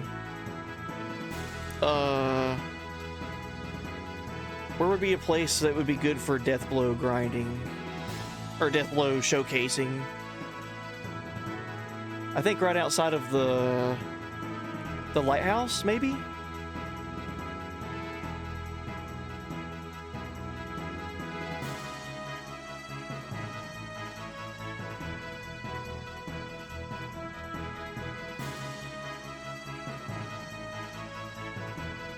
Did you go to the gear hanger inside of the Yggdrasil? I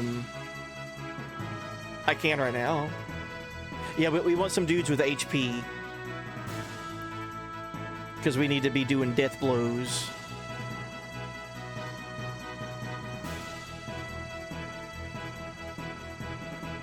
Anima Dungeon 1 is great, or the Desert Island. This one's Anima Dungeon 1. We'll check it out.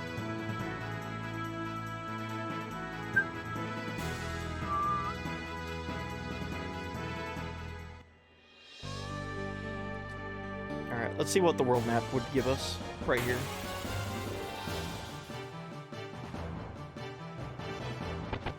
Alright, so we're gonna do all of Phase starting out, even if that takes multiple battles. I need a picture for reference. I have one. Hold on. We're gonna do every death blow for every character. And I want chat participation. I want a... We're gonna rank them. I think that would be fun. I want to see chat's thoughts on all these death blows. For the animations, like what they do, all that stuff. How should we do that?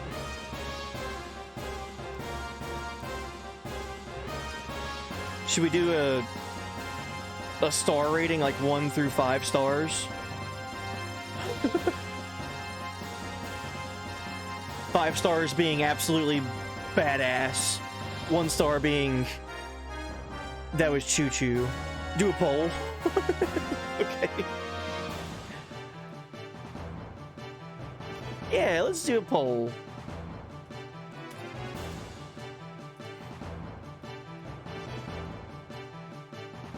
Let's see how we would do that.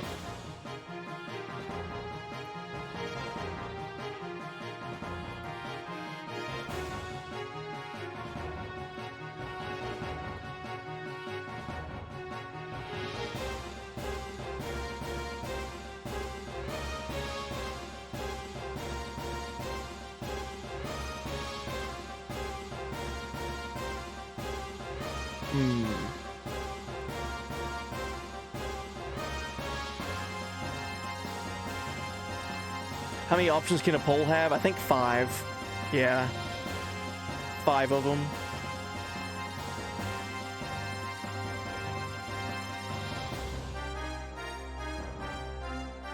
Okay, I do have a picture reference here for all the death blow inputs from back when I was grinding for these suckers.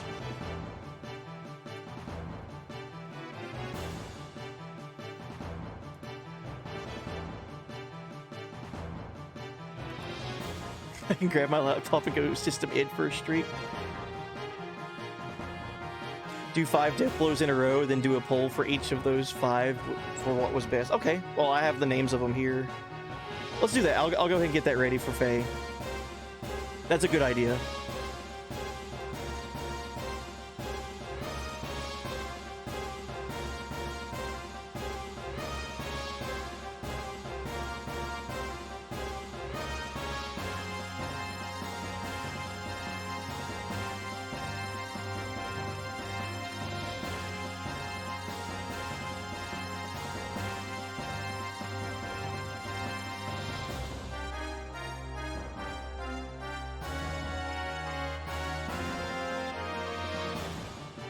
All right. So I'm gonna go ahead and start this this poll. I'm gonna make it last for 5 minutes. That's 1 death blow per minute. I'm sure I'll get done with those death blows before the poll runs out. But I'll go ahead and start that, and I'll allow additional voting with 1 Moogle medal per vote. Just because I think it's fun. This is all for funsies anyway. All right. So starting now. The first death blow is going to be Faye's Raijin attack, which is this triangle X. Raijin. Okay.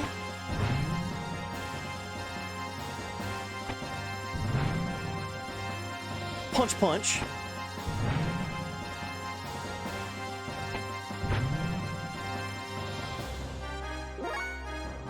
All right, next is phase Shinretsu. Triangle, triangle, X.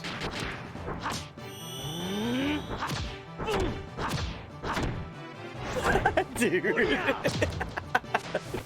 I remember the first time I saw that, I was like, holy shit. Let's go, Faye.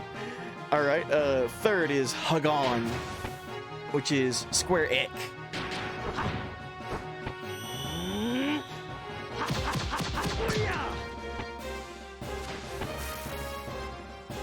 Okay.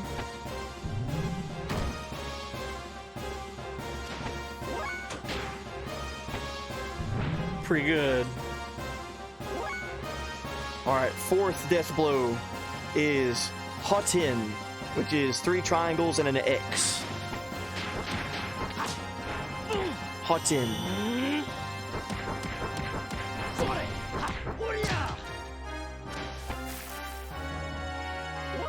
Okay. I'm realizing that 5 minutes was a lot longer than that was needed for these death blows.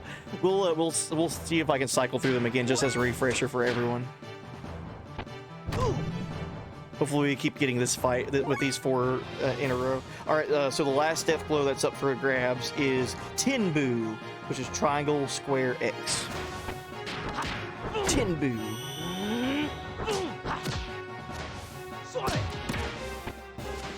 Huh.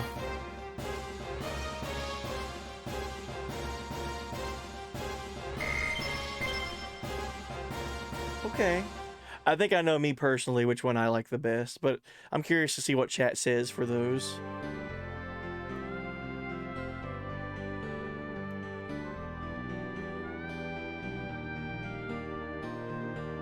Yeah, we'll need that time for some of them just in case we get into another fight. I think starting the poll whenever we find a good setup too would be a good idea.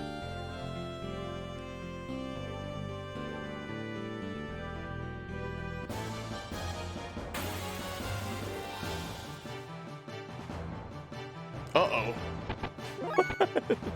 Uh-oh. Can Faye 1v1 these things? Let me do his death blows again. Raijin. No, we cannot 1v1 these.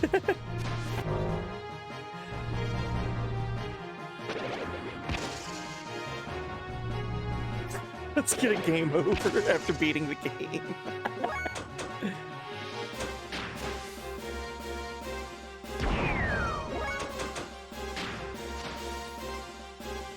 Yeah, we might need gears for this. Just maybe.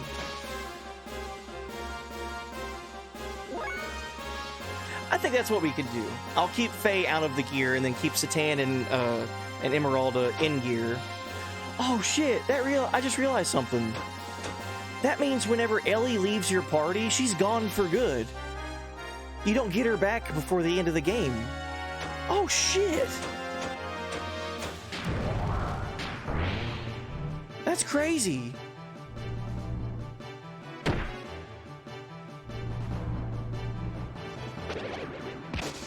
Oh yeah, we get her back in the end.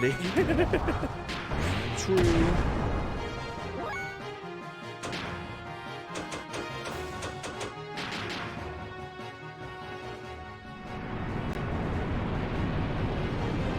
Did we even get to try out her Omni gear? No, it was all cutscene. The Omni gear that she piloted was, she said it was, or they said it was a gear that she was hesitant to use, and she fought against those 2 gears that were absolutely beating her to a pulp. And it was all cutscene. Which is fine. It was story and dramatic. We got to see Choo Choo being crucified. If you remember.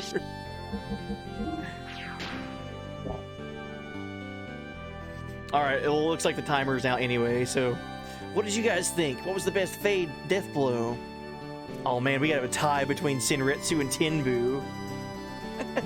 I even let chat use channel points to vote more. Well, I was also gonna vote for Senretsu. That second death blow he does, where it's just like non-stop combo, and then he pops him up in the air, and then punches him down. It's like Tenbu, but longer. That's a fun little thing to do. All right, let's do another poll.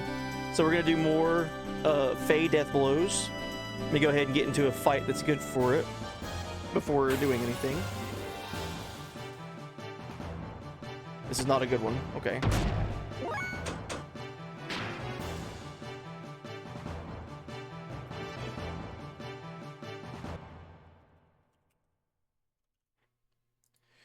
Alright, so we did all the way up to Tenbu. Let's look at Ryujin.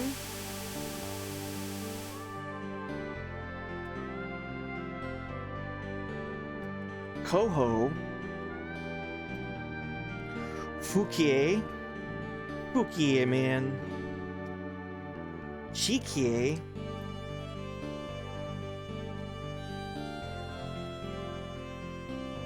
And Kake. That's going to be the next 5 death blows that we do. Before I start the poll, I'll get in a fight where we're fighting against enemies that we cannot worry about killing us.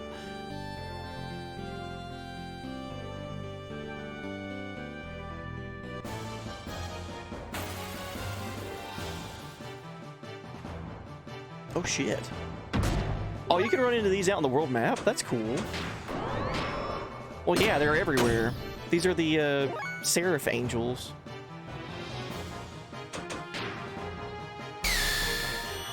Huh. That's really cool that you can run into them out here. There is like an army of them. Like 10,000 of them or something. Some wild number. Billions of them. I feel like if we get into a fight against something else that's around like the player size, like the like phase size, we'd be able to see the death blow better, right?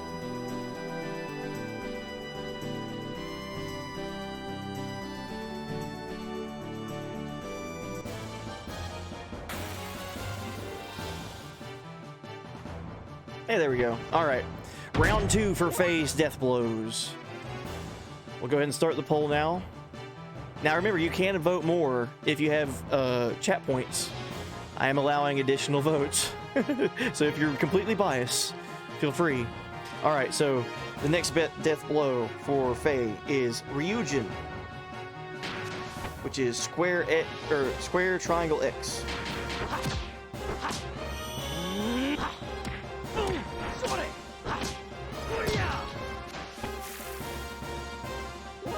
Okay.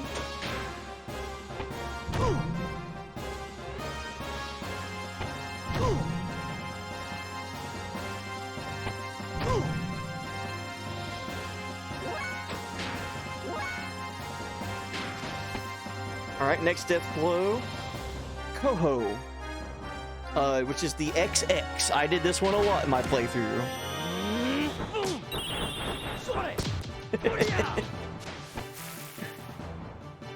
Like that. Oh wow. Yeah, I forgot he has the shoes, the sprint shoes on. After Koho is Fukie. Fukie. Which is 4 triangles and an X.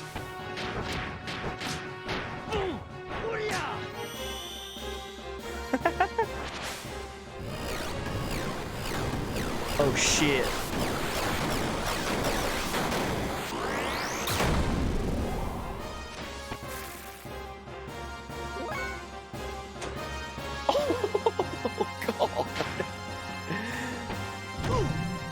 Faye turns into Goku, even more so. Alright. Next is Chike. This is 2 triangles, a square, and an X. Chike.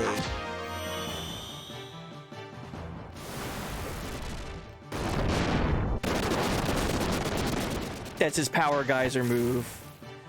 Taken right out of Terry Bogard's move list from Fatal Fury. Punch the ground giant explosion. Alright, so I'm realizing that there was only 4 enemies there and we killed all of them in 1 hit. So let's get into another fight really quick, Faye. regardless if it's a gear or human-sized.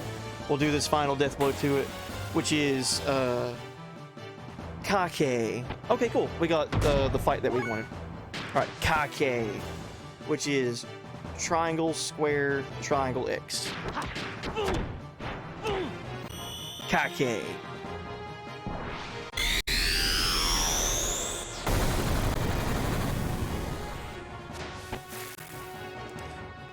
So Emeralda's wing got in the way. I'm gonna see if I can do that again and it not get blocked.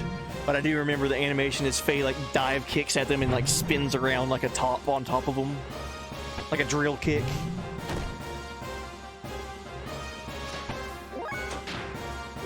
Let's do it again. I'll do it to the furthest one back. So triangle, square, triangle, X. All these have that face though. That's good. That's tough.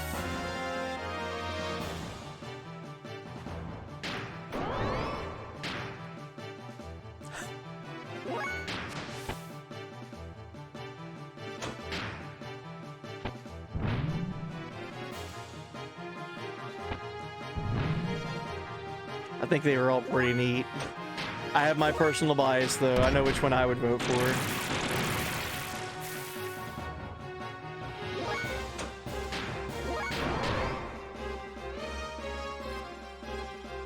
Emeralda, come on, bro.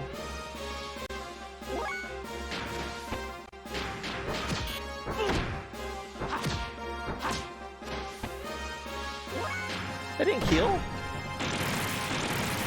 Okay, that definitely does. Alright, chat, what are you guys thinking for Faye's second round of death blows? What do you think?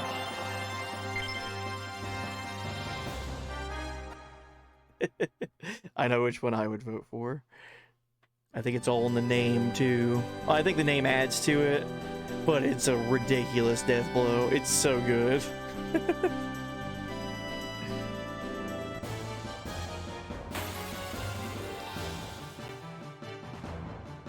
Uh-oh.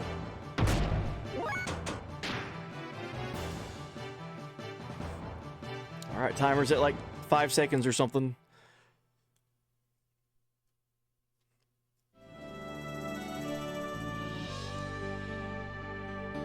Of course, everyone votes for Fukier. Me too. Dude, he jumps up in the air and does like a... He literally turns into Dragon Ball. Faye turns into Dragon Ball, the show. It's amazing. So far, out of those death blows, out of the 10 that we've seen so far, I think that one's my favorite, followed up by the Terry Bogard Power Geyser, which I think was Chikie, where he punches the ground and the big earthquake happens in front of him. Alright, now we have the next fight that we wanted. This will be the final round of death blows for Faye. So there's only 3 of them left to do. So I'm only going to set the timer to 2 minutes. It won't take us that long. So you guys, the final 3 death blows for Faye, you have 2 minutes to vote on which one of the 3 you like the best. So let me go ahead and get this poll prepared.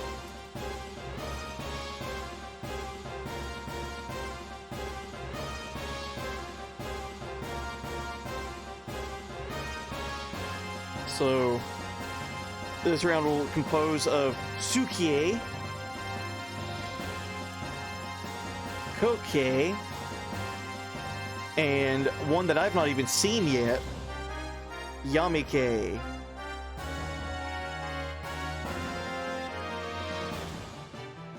Alright, 2 minutes. Additional voting is allowed if you have chat points. Let's get going. Alright, so Suike is square XX, or I'm sorry, square, triangle, triangle, X. Suike.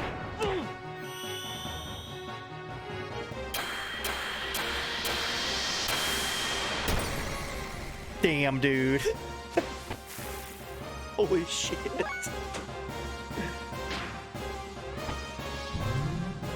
I like that one a lot, personally.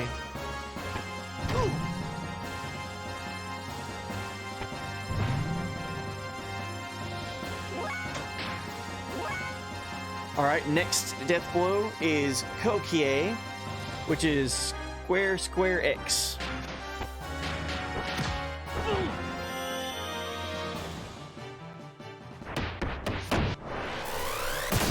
Oh yeah, that's right. That one's sick as shit, dude. That one's fucking rad. Oh man, with the sprint shoes. Let's go. All right. So the final death blow for Faye, I haven't even seen this yet, requires you to get to level 80. This is Yamike, which is X triangle X. Yamike.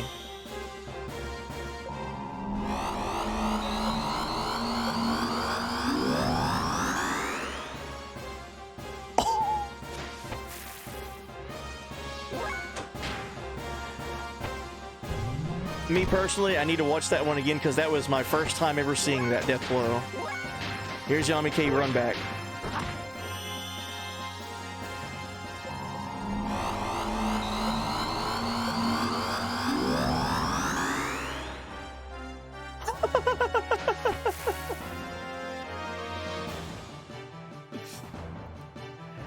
All right.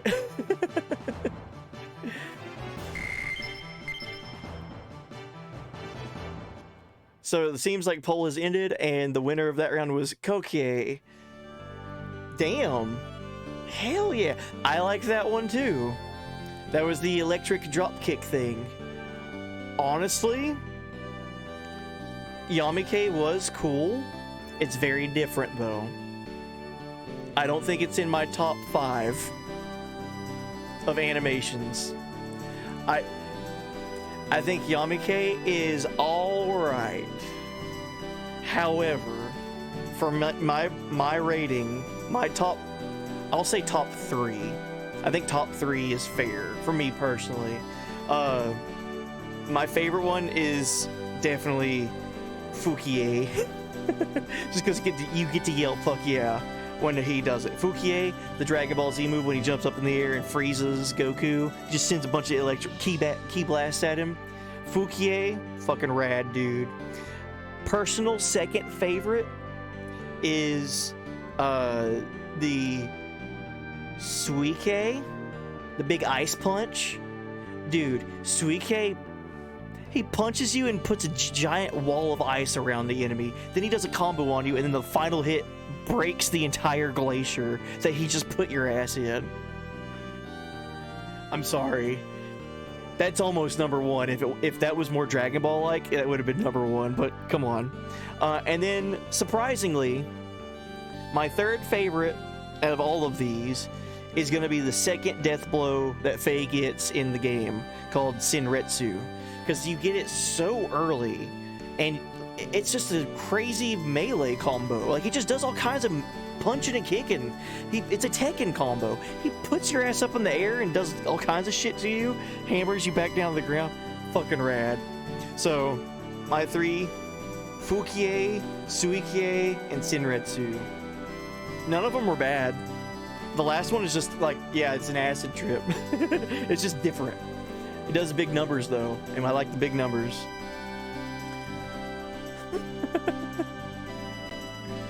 Oh shit, Kyler, we said the same thing. That last one is sick as fuck. I like it. I like it. It's just different, man. Sound effects on Kokie is good. I like his power-up face too that he does for those. I guess it's the ether death blows you could call them, because those are elemental too, right? He does like his power-up face. I love that. It's so rad. All right, who's next? We'll just do who's in our party first. So we'll do Satan next. Oh, Satan is gonna be interesting because Satan has 2 sets of death blows.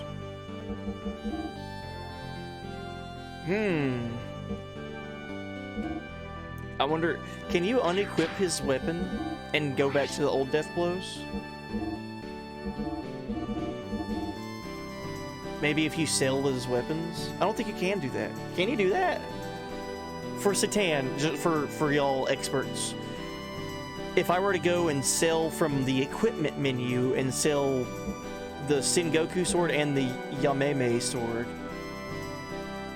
I'd have to go back to older slave. Okay, well that's fine. We'll go ahead and do his swordy death blows. I need to change the title of the stream, by the way, because we beat the game.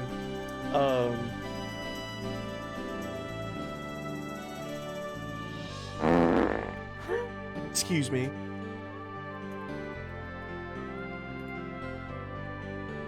There you go. All right, so next is gonna be Sword Satan. Thanks. Yeah, let's give the speed shoes to Satan, and anything else that can make him go faster. Speed ring is probably. Where does speed shoes go? Stay away from the summoner!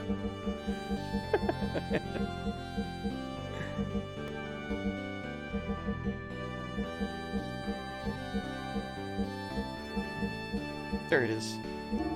So speed shoes. Then I'll also give him speed ring S.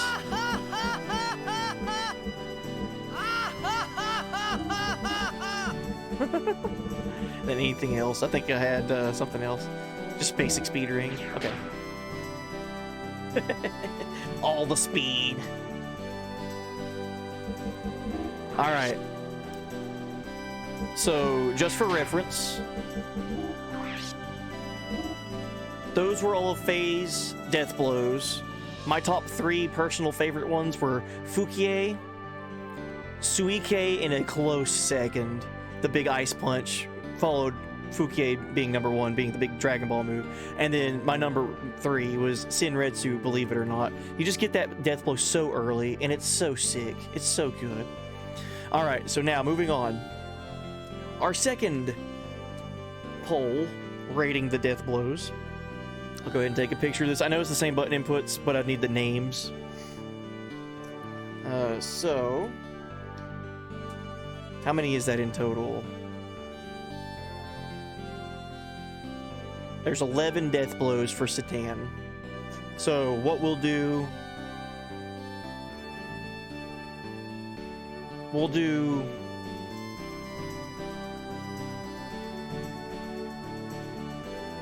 what should we do? We should do a round of 5 and then 2 rounds of 3. 4, 4, 3. That sounds better. That's more even. Okay, 4, 4, 3 for Satan. I'll go ahead and get the poll prepared.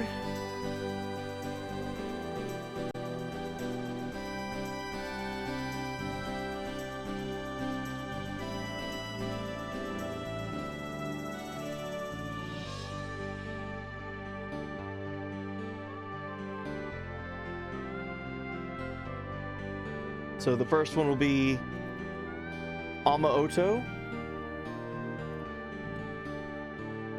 The second death blow is called Ingetsu. Third death blow is Amagumo. I know I'm butchering the pronunciation of all these. Don't worry about it. The fourth one is Himatsu. Okay.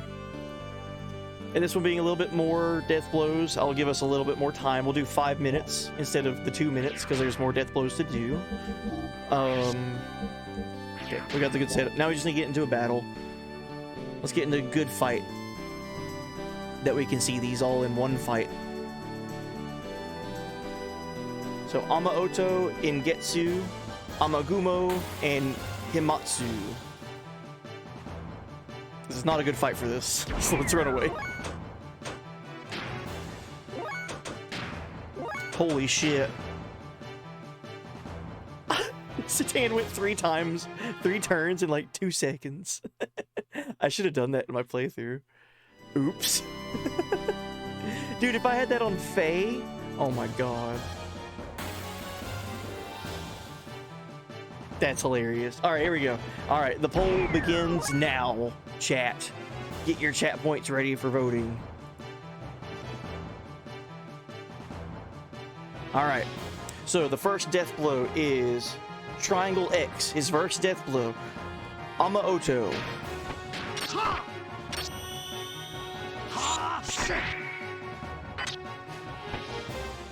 Okay.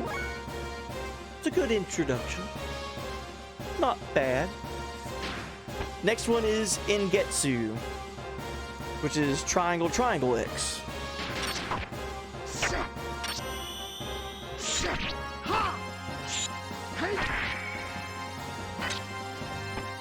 Okay.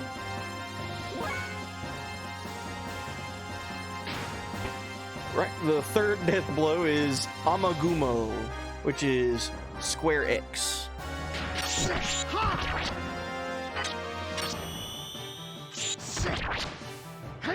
Oh shit. Okay. Makes the other two look shitty. Alright, and then the fourth one is Himatsu. 3 triangles and an X. Himatsu.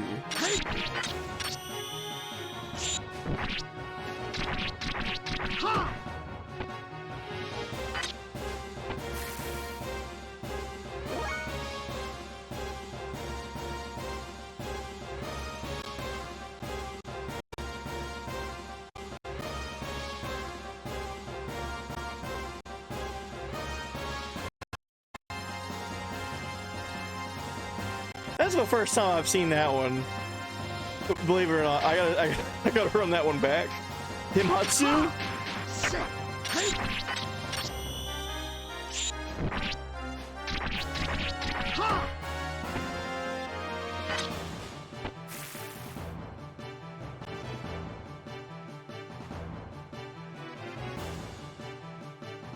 Oh shit, dude. Dakazuki turns into the dentist drill. He turns into a blender. Dude, that was fucking awesome. Dude, the first 2 death blows look shitty compared to the last 2. Oh my god. The first one's like, oh yeah, I'll hit you twice. The second death blow's like, oh, I'll hit you another turn, but I'll hold my sword up and let it shine for a moment. And then after that, it's just like, alright, we're gonna get wild. Can we see that one more time? Yeah, we got the time. I'm not even gonna waste time showing off the first two death blows again. This is not a bias voting procedure at all. Do we get pre-Swords to Tan too? We will. Yeah, I have all kinds of saves. I just have to change out the disc. We'll do that one. Anything that's on disc 1, we'll do after everyone that we have available right now, because I need to load a save that has Ellie, and I need to load a save that has Young Emeralda and no Swords to Tan. So yeah, we'll be doing all that. Time allowed, if we have the time. So here is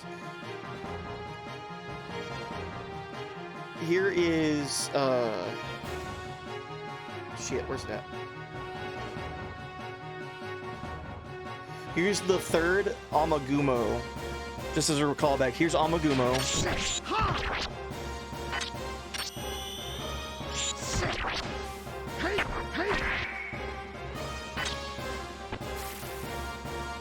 Now, here's Himatsu.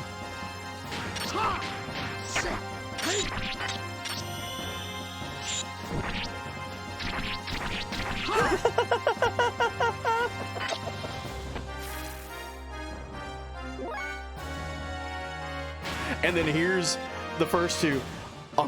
Amaoto. Look at how great this one is comparatively. And then Ingetsu, look how crazy this one is, bro.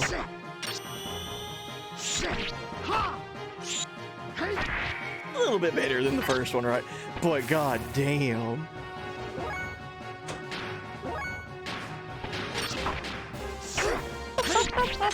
Dude.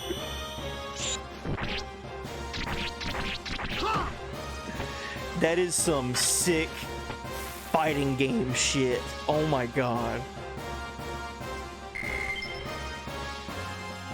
That's so awesome. Oh damn, chat. This is what I wanted. The chat points come in clutch.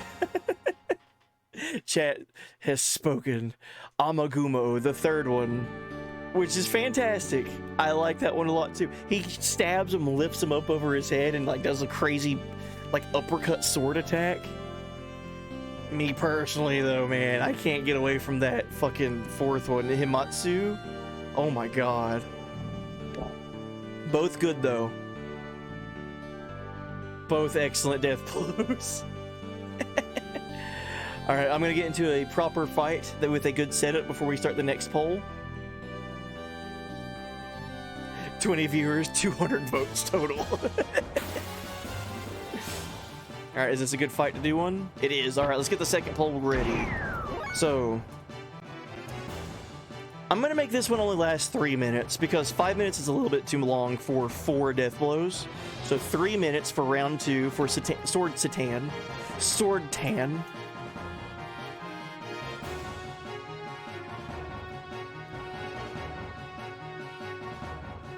Alright, so that would be his 5th death blow, which is Yako. His 6th death blow, which is Zanretsu. His 7th death blow, which is Mayogetsu. And 8th death blow, which is Festive Wind.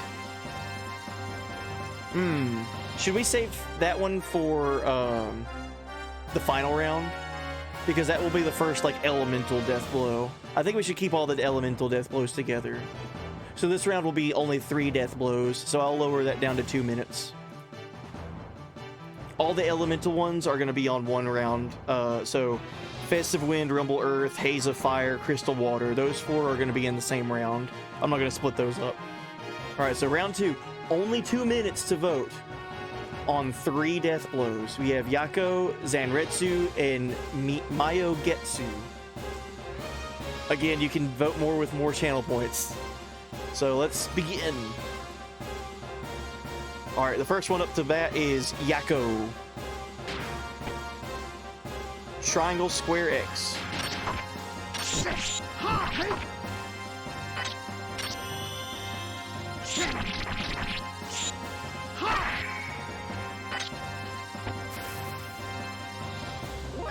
Alright. Next one is Zanretsu. Square X triangle. Zanretsu.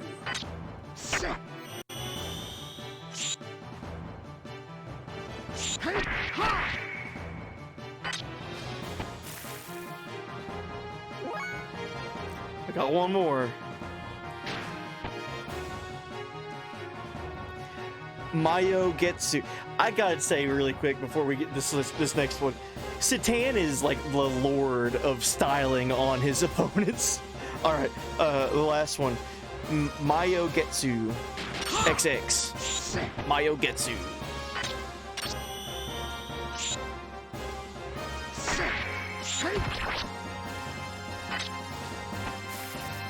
Huh. All right. There they were.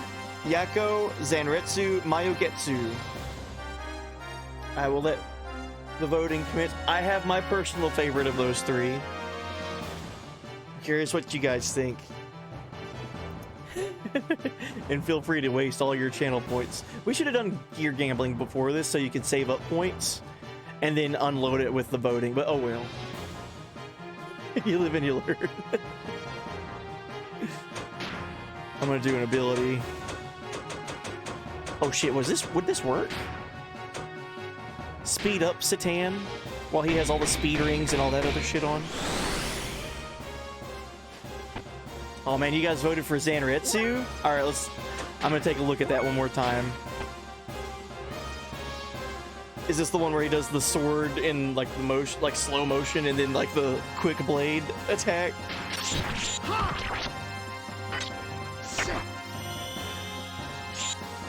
Hell yeah, it is, dude. Oh man. Same wavelength. That was my favorite as well. Yeah, the first one, Yakko, was kind of goofy. Like, he does like a spinning front flip attack, and he's just got this sword holding out forward. Dark Arachno said he looks like a Beyblade. I liked it though. It's just goofy. But dude, Citan, he just knows how to style on his opponent, man. He's all about the moves. He was even that way without the sword.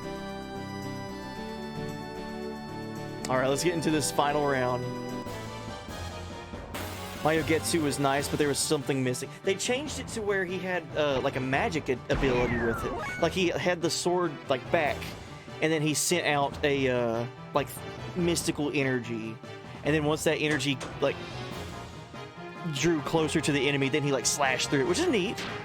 But my god, doing the slow-mo sword around his body and it like showing like a trail of the blade, oh my god, that's so rad. Sword Citan is just like, I'm OP and I know it. It really is. Sword Citan knows what's up. Sword Tan.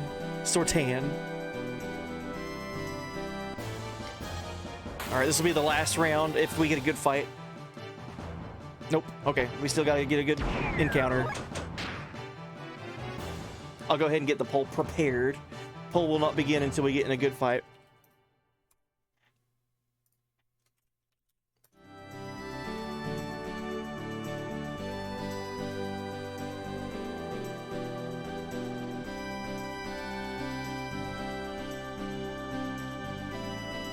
Dude, this is fun. Thank you guys for goofing off with me with these death blows. This is something I wanted to do. Look at all these death blows again.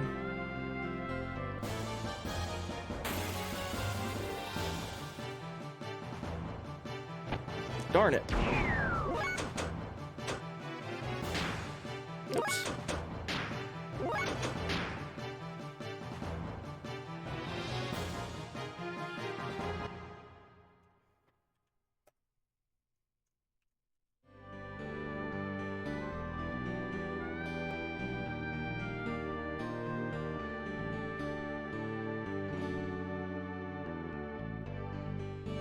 So I do not remember any of these elemental death blows with Citan with his sword out. So these are kind of I'll be like first time showing, like seeing these. I don't remember doing any of these with him. All right, here we go. All right, with 4 death blows, and for me personally, watching them for the first time, I'm gonna give us 3 minutes for 4 death blows. 3 minutes, chat. Voting begins now. All right, so first one is called Festive Wind. 4 triangles and an X.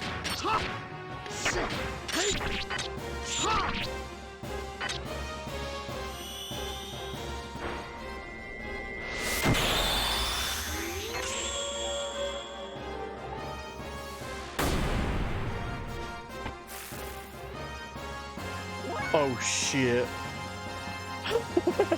Okay, oh shit, we gotta keep going. Rumble Earth. 2 triangles, a square, and an X. Rumble Earth.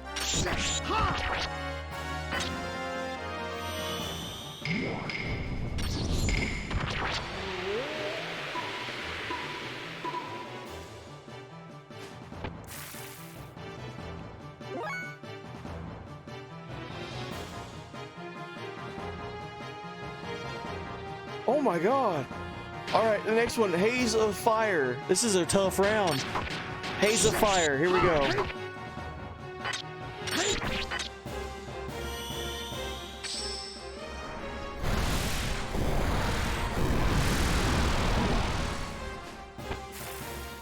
Alright, not bad.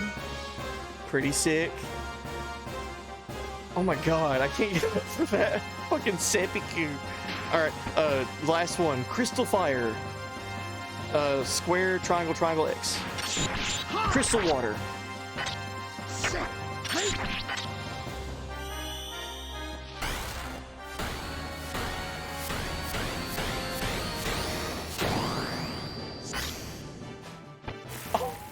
Oh shit.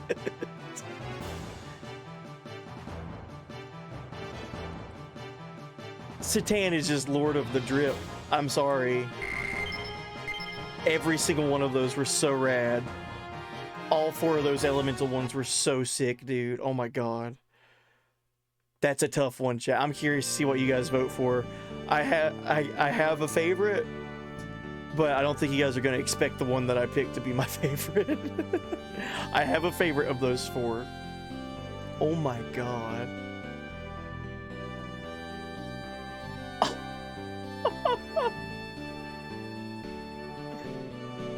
Satan beats the shit out of Jin. Dude. And that's the crazy thing with Satan too. That's after he gets the sword. Like, he has other shit without the sword. And I bet it's equally as dope. Alright, which one did you guys vote for? Festive Wind? Oh shit. Kyler contributed 564 chat points. Alright. I think once again, me and Kyler are on the same wavelength, because that also was my favorite one. The Festive Wind, where he has the moon come in the background, the wolves howling, and the haiku that pops up. Oh my god. That is the dopest shit. Alright, so overall, for Satan Sword, Satan S. My favorite one of the whole group is absolutely Festive Wind. Oh my god. I think that's my favorite one so far, including all of Phase. I think Festive Wind is the coolest shit I've seen so far. So Festive Wind, I think Rumble Earth is really cool. Rumble Earth was neat. It's got a lot of shock factor to it. Like, he turns around and seppukus himself, and like, he takes no damage, but it does a lot of damage to the enemy. It's interesting, but I was more shocked than anything. It's cool. Festive Wind, though, for me, number 1. I think my second one out of all of them, it would be Crystal Water, because I'm a sucker for water elemental stuff anyway. Just water attacks in general. But the fact that he like carries the enemy up while he's spinning around and then drops them down, and then of course he does the trope of putting the sword back in the sheath, and it does like a little water effect when he does that. Sick as shit, dude. That's wild. So for me, Festive Wind, Crystal Water, and then me personally, I think Himatsu, where he turns into the blender. He pops them up, and then he just like jumps at them and spins with the sword out. Dude, that one's sick. There you have it. Those are my top 3. Festive Wind, Crystal Water, Himatsu. Fantastic. Satan is an absolute drip lord when it comes to styling on his opponents. What an absolute monster. Oh my god. Alright, now moving on. We have a character that I have not seen almost anything from when it comes to their death blows. You get this party member so late in the game, and when I used her, it wasn't until like 2 hours after we got her. So, like, I don't even remember. And also, on top of that, this is adult Emeralda, so since she turned adult, I've not even used her outside of her gear. So, interesting. Oh, I guess that would be a gripe. It doesn't take away from the player experience whatsoever, but the final dungeon, you don't do anything outside of the gears, which is interesting, right? You have your playthrough where you're switching between gears and non-gear combat a lot, but the final dungeon is purely gears. I mean, you could... I don't think you can. I don't think you can get out of the gears at all in the final dungeon. Not a big deal. I'm just now realizing that. Not a big deal. It would have been cool to have a fight where you were, like, outside of the gear for at least one fight or something.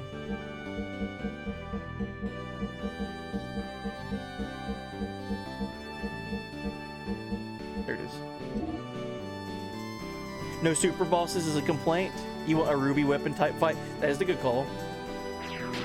Dude, yeah, let me get a super boss where I fight against Graph one last time or something. Or fight against the elements one more time. That would have been cool. Alright, so this is going to be Emeralda's time. Let me take a picture of her death blows for the names. Yo, can you start voting time after first death blow? I get a fair bit of delay, so the timer's just ticking while you talk about stuff. Good call. Good call, Reap. Absolutely.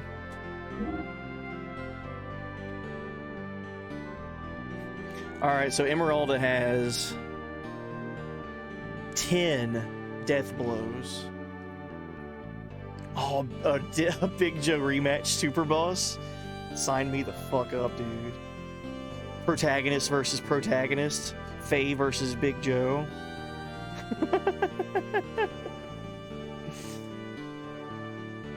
Oh, that's interesting. Emeralda only has 3 elemental death blows? Huh.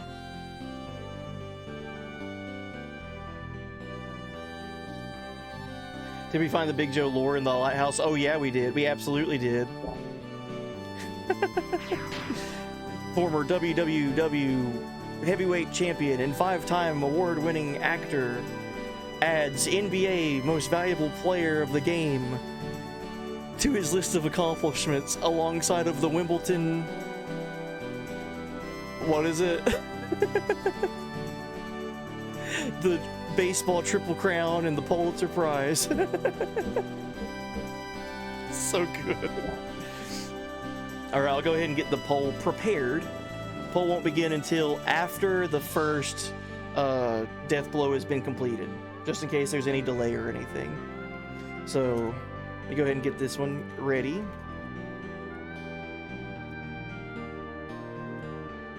There's only going to be 2 rounds for Emeralda because she only has 10 death blows, so I can do 5 per round.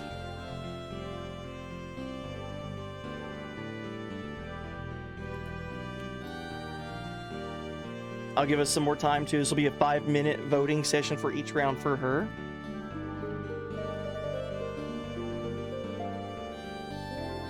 Oh, yo. Peachy Keen, thank you for the follow. Welcome in.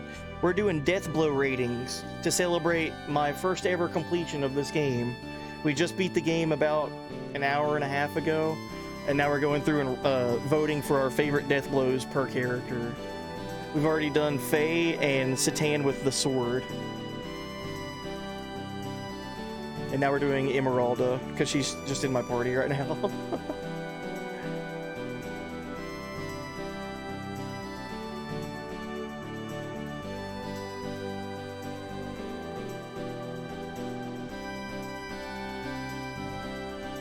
Alright, so I have it ready. I won't start the timer until after we've completed the first death blow for Emeralda, which is called Leg Cutter. We just need to get a good encounter. We need the 4 smaller enemies. He was born a gambling man. I was born a gambling man. Alright, so like I said, timer won't start until after this first death blow. Additional votes are allowed with your chat points. So this first one is called Leg Cutter, which is triangle X.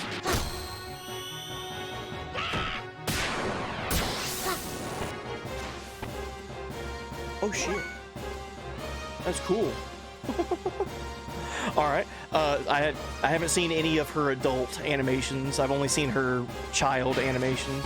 Alright, so up next is Wave Cutter, which is 2 triangles and an X.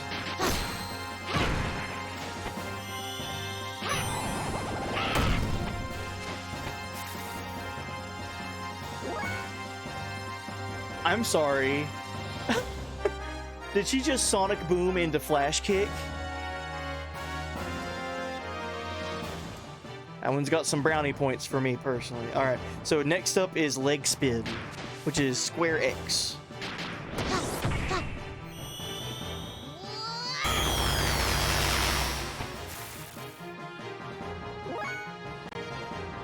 Okay.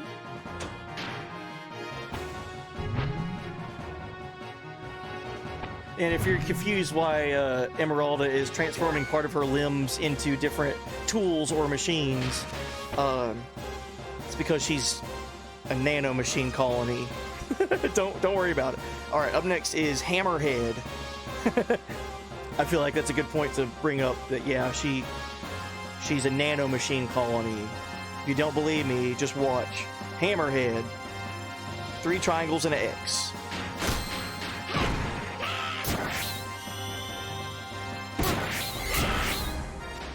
Oh no, that enemy kind of blocked it. I'm gonna do that one again. We have plenty of time.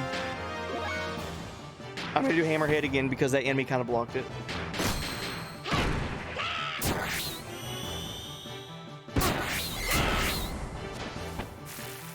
Okay. So I still need to get in one more fight so we can look at the final one, which is Grand Arm. We got plenty of time. I'm looking at the poll. It's not even halfway done. Okay. Hopefully we get that good encounter. Also, Wishing Boot, thank you for the bits there, buddy. I was born a gambling man.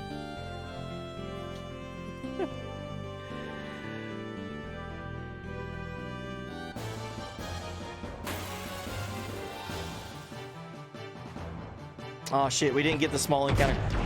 For sake of time though, I will go ahead and do this death blow. This one is called Grand Arm. Let's see if it looks okay with this bigger enemy. Grand Arm.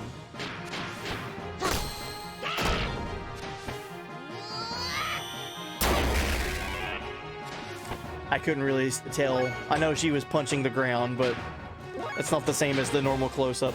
Let's hope we get an encounter with the smaller enemies.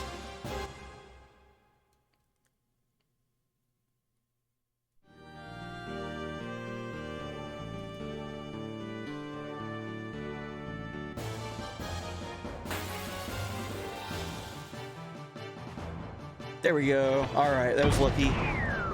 Alright, so this last one for voting is called Grand Arm. And I'm going to do it on this guy, just in case nothing gets blocked. So, triangle, square, X.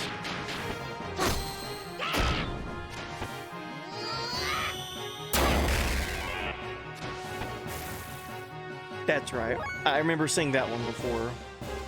She like punches the ground and a bunch of spikes come up from the ground. I'm assuming it's like her arm, but transformed into a bunch of spikes.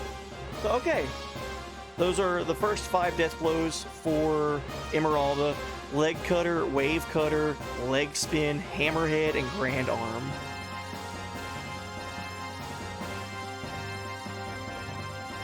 Grand arm is not grand. Let's see if I can do a recap of the first ones before the time runs out. Here's leg cutter again. This won't kill. Here's wave cutter.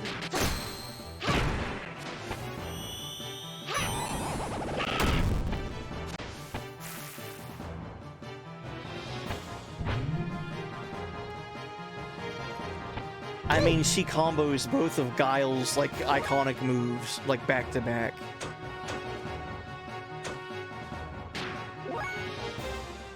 And here's leg spin, just in case you forgot what it looked like.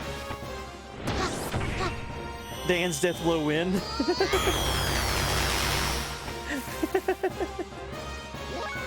Dude, that's another gripe I have with this game. Dan was not a playable character. Alright, let's see who chat voted for, or which death blow chat voted for. Oh man, chat went with leg cutter. The first death blow that she has. It is sick. It's my second favorite one. Leg cutter it starts out strong for Emeralda. Kicking the enemy back and then jump back and then doing like the crazy wind up like saw blade thing. As dope as that shit is, I personally have to give it to wave cutter because she just does Guile's sonic boom into flash kick from Street Fighter. I'm a sucker for that. I'm a sucker. Whoa, hey now, Dan doesn't need to be in my party. Dude, Dan should have been the secret unlockable 10th playable character, and his gear should have complemented Faye's Xenogears. It should have been a second Xenogears, but it's like maybe 1/5 in size and mostly robotic forehead.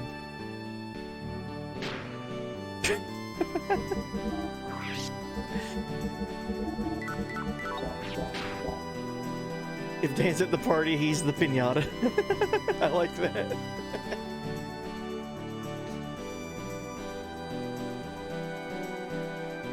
Alright, let's go ahead and get the second round for Emeralda going.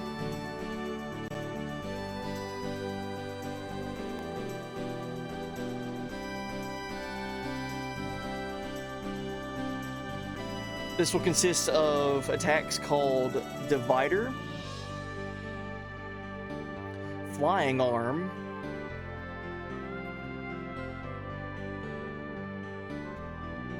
Tornado Hand. I think I remember that one. Ray Count, and Dark Beast. Okay, I won't start this one again. I won't start the round until after the first death blow has happened. I just have it prepared and ready to go. I'm pretty sure I remember Tornado Hand.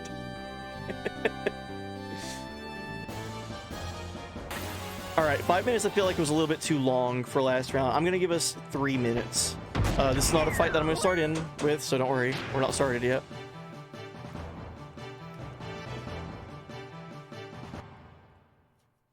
Oh, and good deal, buddy. Get you some sleep. Hope you're excited for Super Mario RPG tomorrow. I am. I'm very ready for that game. I've been looking forward to that remake ever since they announced it. So happy that's finally out and people get to play it. Oh yeah, these might one-shot. That's true. We'll stick with 5 minutes. That's a good call. Because we'll need to get into another encounter and all that. Good call. Good looking out.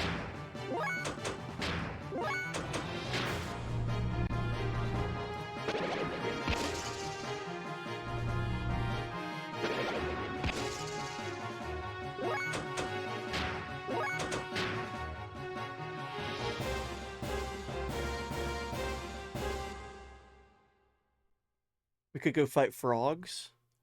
Oh yeah, we could go fight those frogs in, is there a guaranteed spot where they always show up?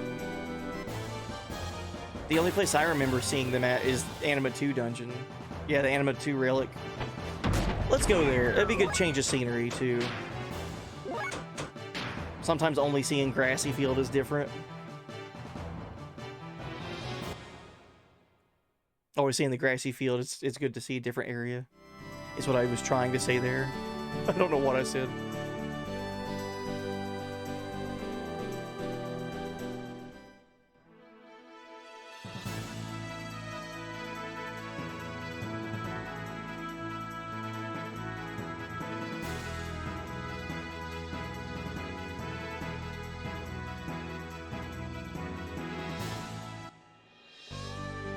Yeah, this is where I grinded for things to make money with. Because there's these, like, tusk enemies, and there's the frog enemies, and they all give you good items to sell at the Kislev area.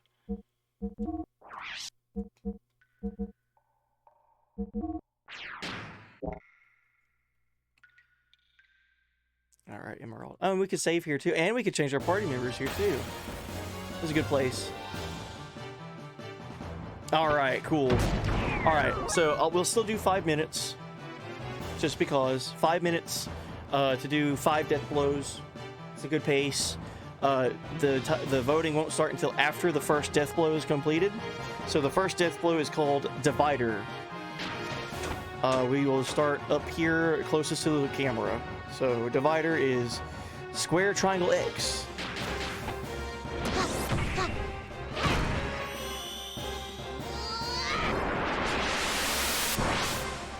I remember that one.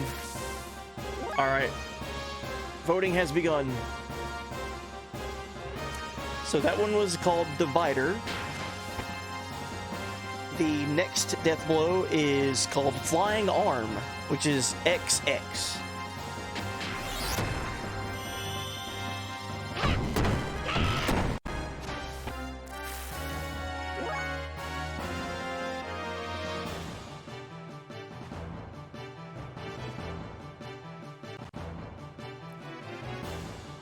Alright, the next death blow is called Tornado Hand, and I am almost certain I remember this one, which is 4 triangles and an X.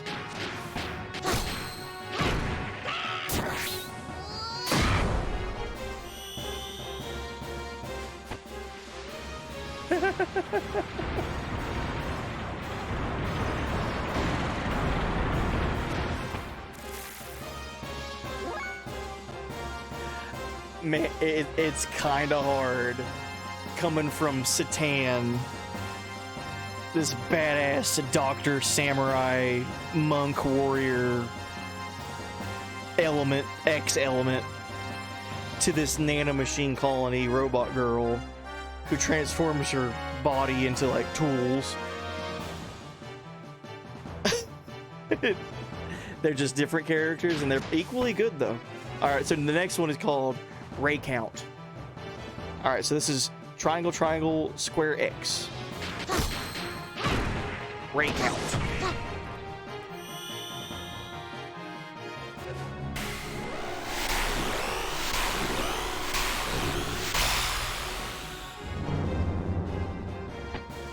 I have never seen that one. I'm sorry. Yep, that one's a brand new one for me to see. I've never seen that one. Alright, and the last one is Dark Beast, which is triangle, square, triangle, X.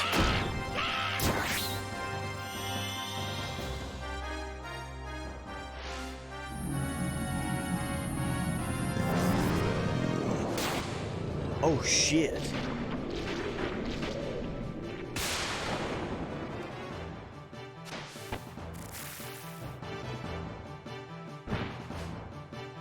What does that have to do with nanomachines? I have to see. So Dark Beast, I remember that one.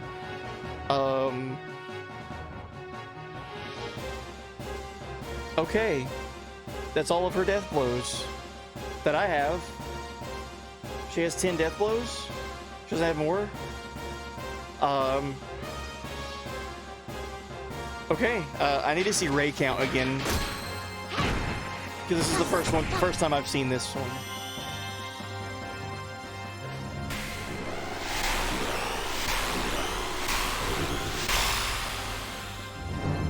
That frog is having a bad day. You missed Dark Beast? Okay, we'll get into another fight really quick. Basically, she does a couple of punches, and then the screen turns black, and then these teeth come out from the background and, like, chew up the enemy and do more damage. It's really bizarre. Hopefully I can get into another fight really quick and show you.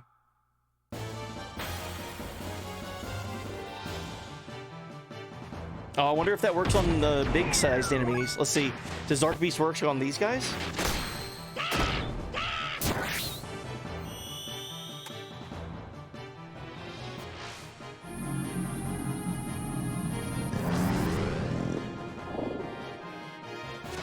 Okay, so right there. Should that weigh in the voting? A death blow that is ineffective against big dudes.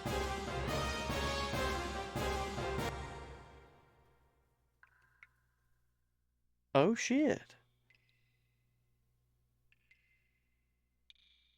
Nah, because you're voting on animations. I guess it's just like an overall everything, right? It's unfortunate that Emeralda only has 10 death blows and we were able to do 5 options per round, so she only gets 2 rounds. Oh man, but that's rough because we can't watch it as frequently. I do want to show off Dark Beast one more time. It looks like chat voted for Dark Beast. Nice.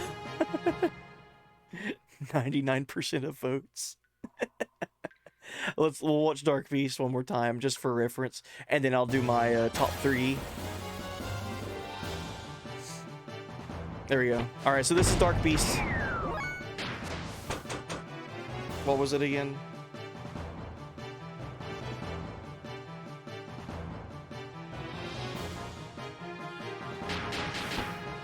All right, here's the Dark Beast animation.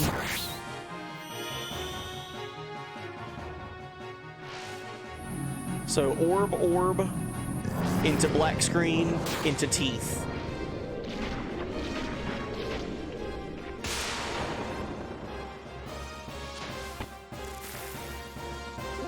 That's some dank shit, man. Alright, I guess I can showcase my top 3. So let you guys, rather than me just say what my top 3 are. My top 3 for Emerald. Oh, yo, Wizard. Hey, buddy. Let me do a shout out for Wizard really quick. Yeah, welcome in, man. Thank you so much for the raid, buddy. Hope stream was fun. Hope you had a good time. What was you doing? Jamming out to some Fortnite? Hell yeah, dude. It looks like it was Fortnite. Yo, thank you so much for the raid, buddy. We just beat this game. We just beat Xenogears earlier. This playthrough took me like 113 hours to complete. And as a victory lap, we're going through and watching all these characters' combo attacks. They're called death blows. And it's basically just like a super move. Kind of think like a super combo move in a fighting game or something like that. It's like they're better attacks that they can learn. And right now I'm showcasing my top 3 death blows for this character named Emeralda. She is basically a robot person. She's a nano machine colony is what the game called her. And I'm going to show you my top 3 favorite ones of hers. So my number 1 favorite death blow of hers. Oh man. My number 1 favorite death blow for Emeralda is called Wave Cutter. She throws 2 sonic booms and does a flash kick. It's a direct reference to Street Fighter. Guile from Street Fighter has nothing to do with her character being a nanomachine colony, but I can't help it. I'm such a fan. I love that type of reference. So my personal favorite has to be Wave Cutter. My second favorite, my god, just because it puts a smile on my face every single time she does this attack, it's called Tornado Hand. Look at this. Tornado Hand. She flattens and grows her hands enough to where she can fan a tornado into existence. Alright. And then my third favorite one for Emeralda has to be Dark Beast. I do like the Divider one, where she kind of like dematerializes and like phases through the enemy. But it lacks like an oomph, where this one definitely has like a resulting outcome. You know, she turns the screen black and then something, the Dark Beast, whatever that is, comes out and just chows down. Pretty good. I will show off Divider one more time though, because this one is up there for me. I like this one a lot.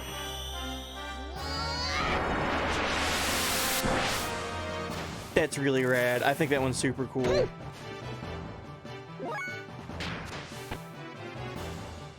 And here is my favorite one again, Wave Cutter. My favorite one for Emeralda. It's just awesome. It's not the hardest hitting, it's not the most damage dealing or nothing like that. Just animation wise, it's fantastic. It's so good. All right, so overall, looking at these 3 party members, Faye, Citan, and Emeralda. Of these 3, Emeralda definitely has the weakest death blows. Her highs are pretty high, but her lows are very low. Like fucking flying arm. She just makes her arm. She does like 2 Luffy punches from One Piece. Like her arms get really long, and she just goes punch, punch. And that's a death blow. Not a huge fan of that one. And then overall style between these 3, Citan just takes the cake. I think Citan, from what I remember from this game and these death blows, having just now came off of beating it and playing it for 100 and however many, 112, 113 hours, Citan easily has the most flashiest death blows in the game. We're not done though. We have plenty more characters to look at. Faye has some really good ones too. Faye and Citan, they're definitely the flashiest of these 3 characters right here. Emeralda, I think she's more meant to be magic using anyway, but she does have death blows, so. But yeah, she's definitely meant to be your ether user. Doc, Bart, and Rico are your favorite death blows, Kylord? Hell yeah. So speaking of other party members, let's see who we got. I need to unequip Emeralda. Hold on. I need to take all that speed buff stuff off of her and give it to someone else.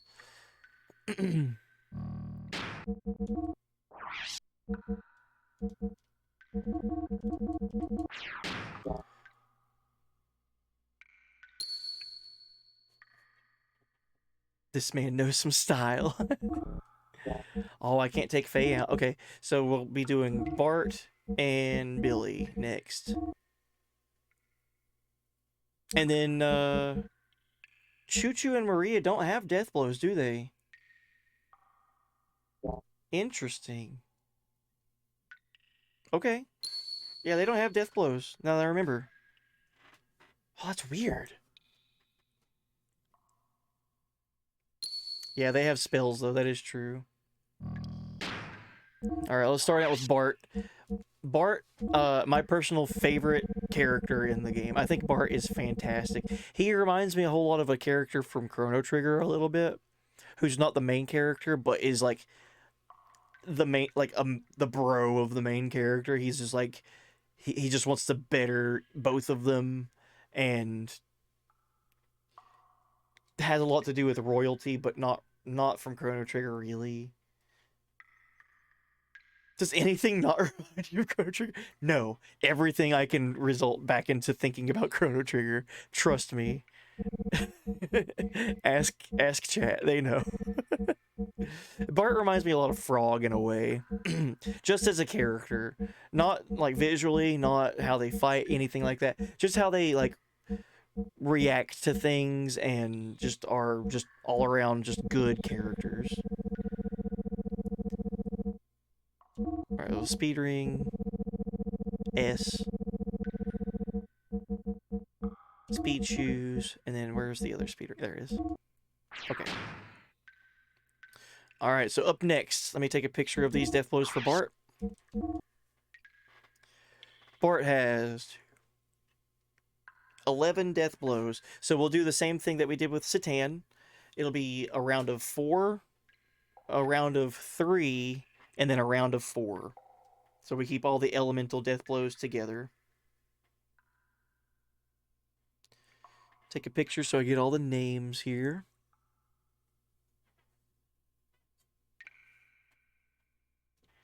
Frog is great. Bart is great. Good enough explanation. I agree. All right, let me go ahead and get the poll ready. So 4, 3, 4. These rounds will not last 5 minutes. These will last 3 minutes apiece. Assuming we get the good encounter. So round 1 will consist of death blows called Headhunter, Twin Sonic,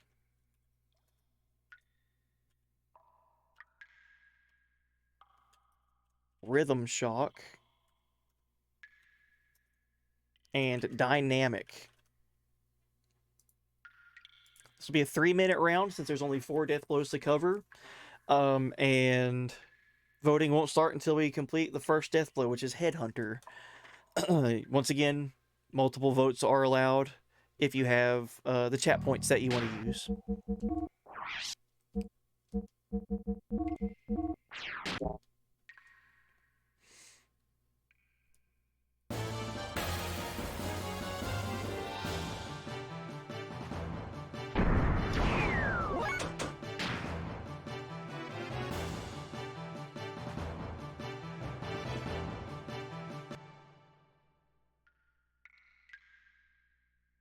Dude, Bart is so sick.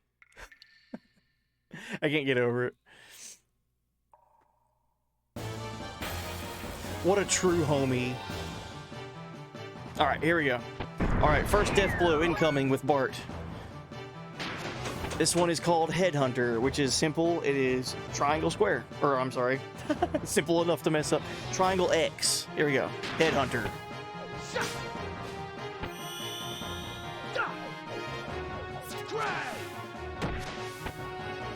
Alright, voting has begun. 3 minutes. Headhunter was nice, I like that. Up next is Twin Sonic. It is Triangle Triangle X. Twin Sonic.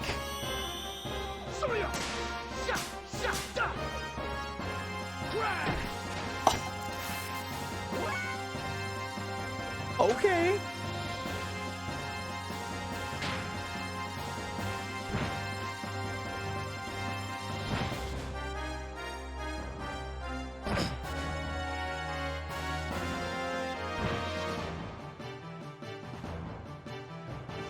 Oh no, is Bart like naturally slow as fuck? Okay, anyway.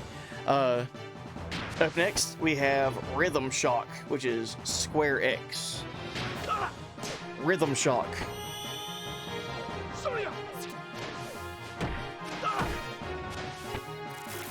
Okay. And the last one for this round is called Dynamic. 3 triangles and then X. Dynamic.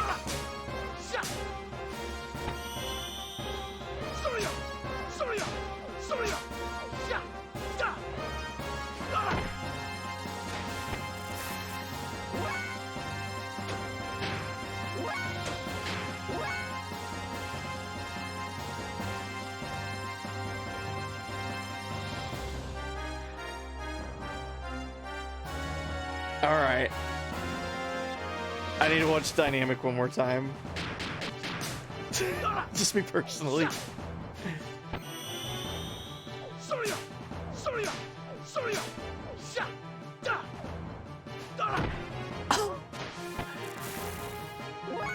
And I need to watch Twin Sonic one more time.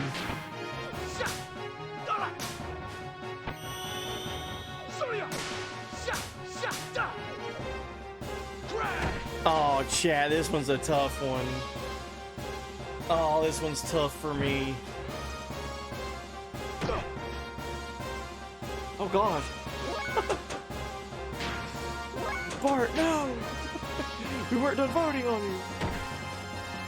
Yeah, those are sick, dude.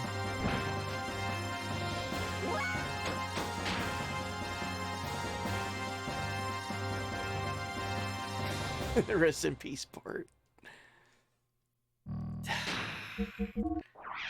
Yeah, those were good, man. Flashy, fun. I do think I have a personal favorite of those 4, though.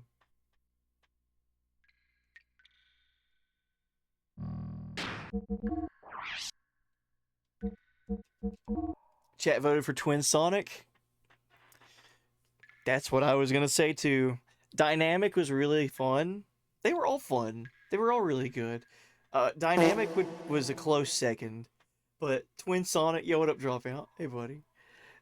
Twin Sonic just had a better beat to it, you know? It had like a 1, 2, 3, and then when the enemy was flying up in the air and then lands on the ground, Bart gives a thumbs up. Aw, dude. I think the thumbs up alone beats all of the other death blows that he had just then.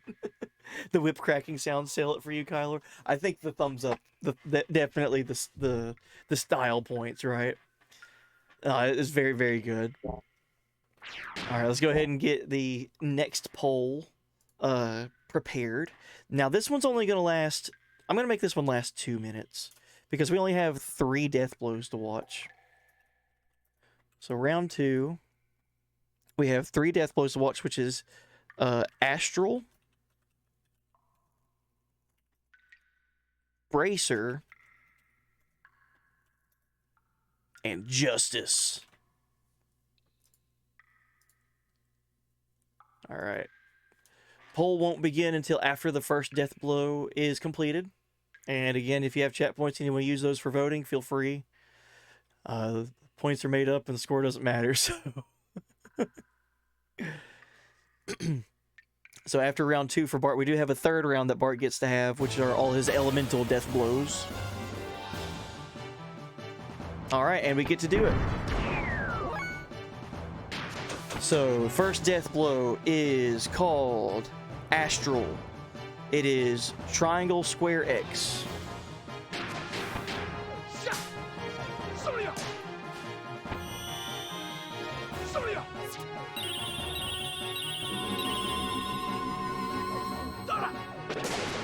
Oh shit, I've never seen that one.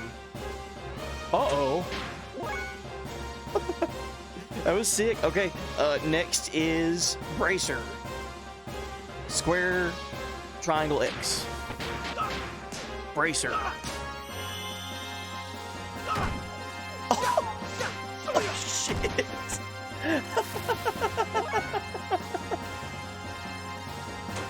Okay. Dude, Bart's so sick, dude. Quit picking on him. Don't kill him. I'm doing a show here. Okay, thank you. Alright, after Bracer was Justice. And this is the last one for this round. So, XX.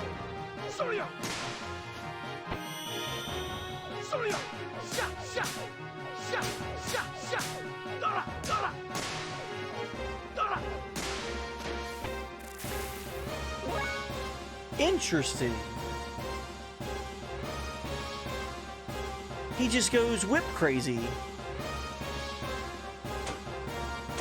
Okay, just for me, because I've only seen this one once. I need to watch this one again, which was Astral. I've only seen this one that once before.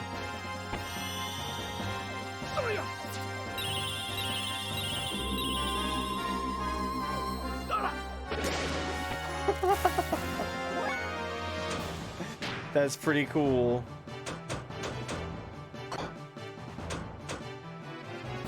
Alright, let's go ahead and escape from battle. I'm curious what chat thought. Chat voted for Bracer? Okay. I would have as well. Dude. I think some of these are just clearly choreographed better than others.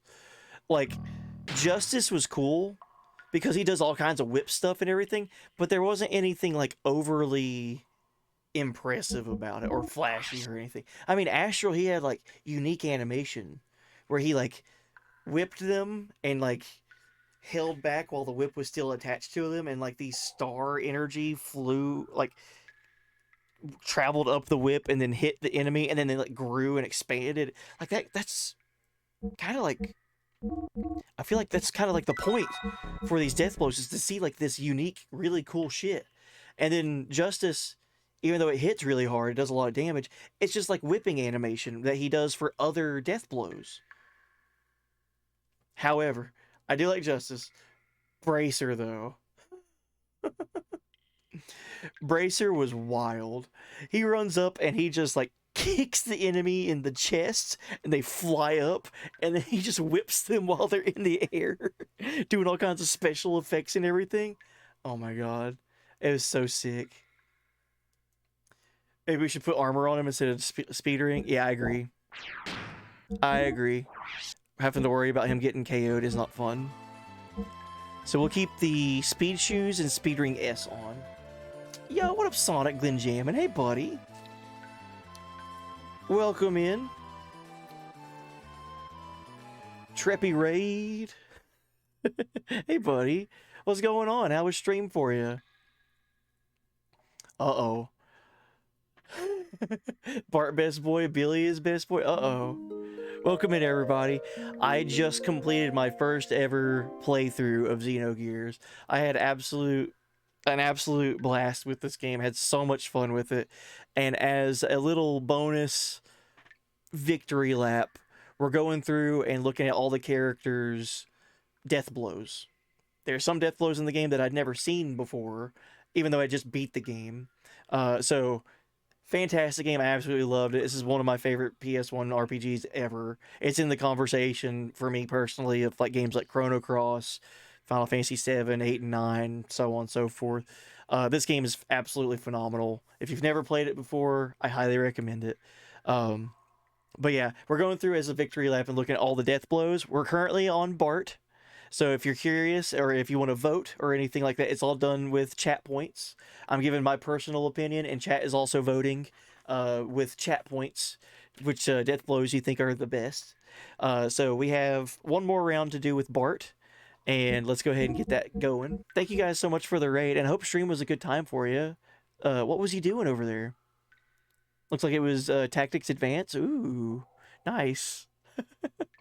I'm very fond of the Tactics Advance and normal Tactics Final Fantasies. Those are super fun. Yeah, welcome in. I'm going to pronounce these names horribly. I apologize. Uchinachu. Uchinachu. Thank you and welcome in with the raid. Captain Elera. Welcome in. Quedzington. Good luck, have fun, dude. Thank you. Welcome in. Thank you for the follow, buddy. I appreciate it. Aloha Dukin.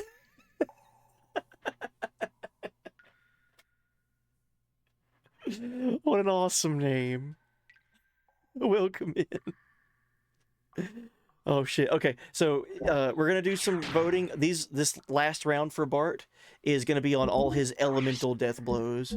So these bottom four, we have Angel, Landbreak, Prominence, and Tornado. We've been taking polls in chat.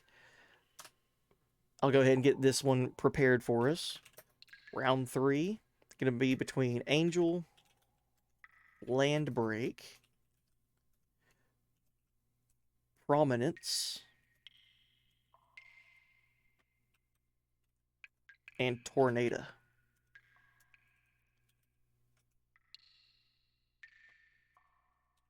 Tornado.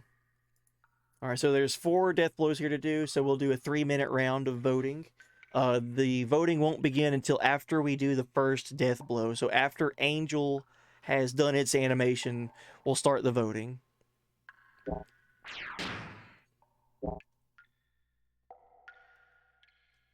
Alright, and what we're looking for is to get an encounter against 6 of the Croaker tribe, little frog enemy dudes. And we didn't get it, so let's run away and try again. That way we can get all the death blows in one fight, and we get to see all of them back to back to back.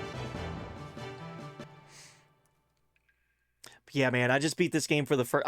This was my first time ever doing anything with Xenogears. I was always aware of the game, but I never had the opportunity to play it. And this was a playthrough to celebrate 900 follows on Twitch. So I'm very thankful and grateful that people hung out with me and watched me play this game and hung out with me, and I don't know, just super fun, dude. Xenogears, what a wild trip. I feel like halfway through this game I was having like a crisis, because I was like, man, I don't know how much time is left with this game, and I don't want it to end too soon, but I want to see what happens.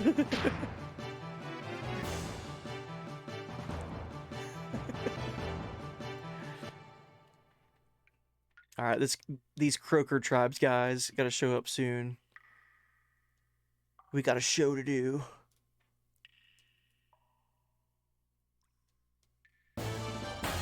And after Bart, we have Billy in our party. After Bart's Death Blows showcase, we have Billy's Death Blows to do. And what I remember, Billy's Death Blows are rad, dude. Surprised we didn't get any Griffins yet. Yeah, I am too.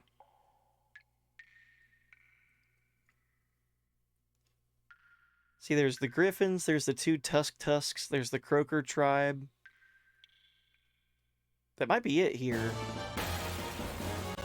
I did do a lot of grinding in this area. There we go. All right. So, voting will not start until after we see the first death blow here, which is called Angel. So let's go ahead and get it going. Oh, yo! Otaku! Wow, thank you for the raid, buddy. Welcome in. I'll do a shout out for you after I get this poll done. Really quickly, we're doing death blows. Rate the death blows. Here in 2 seconds, I'm going to do a death blow for Bart called Angel, and we're going to vote between 4 different death blows of his. Vote for whichever one you think is the best. We just beat the game. We just beat Xenogears about an hour and a half ago or so. So feel free to vote, and I'm going to do a shout out after this first death blow. So this is called Angel. Voting won't start until after the animation ends. And we have 3 minutes for voting, starting...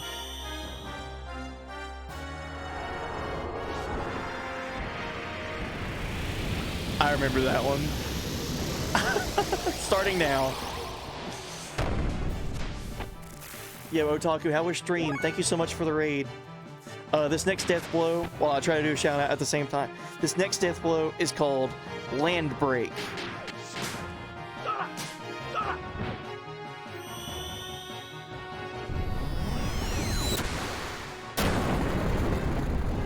Oh shit, I don't remember that one.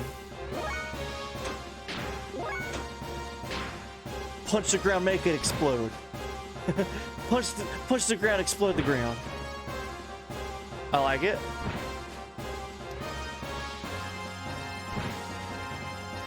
That was way better than Angel in your opinion? Uh-oh. Why did I defend? Alright, Bart. Let's see prominence. So, triangle, square, triangle, X.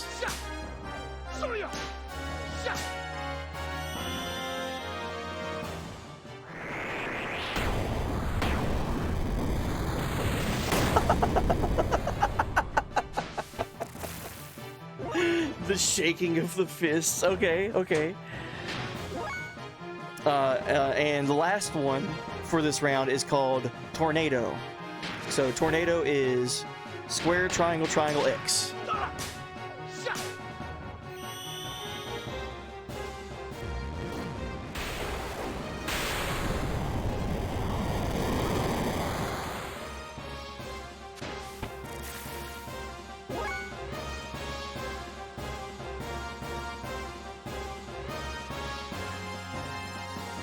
I forget that these were the elemental ones.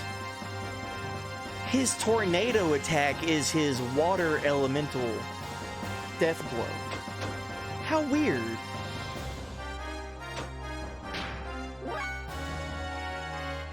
Okay, so that was my first time ever seeing Land Break. I need to watch it again. Because I don't remember this one at all.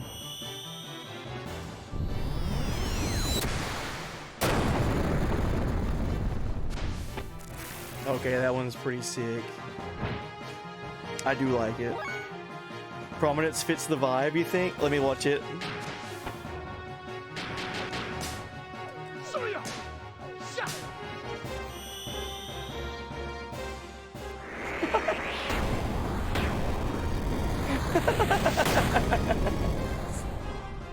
It's good.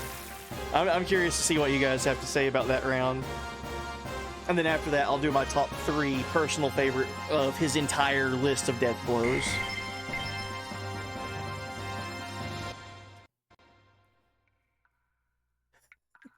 It's just the rage that is escaping him as the screen's on fire. Oh man, chat voted for prominence. Heavily channel point influenced. However, I agree. Prominence is pretty dope. Let's look at the list of all of his death blows and just be reminded what they were. me get some music playing for this too, because the water droplet ambiance is nice. It's not as good as music though. All right, so for Bart, my top 3 personal favorite ones. All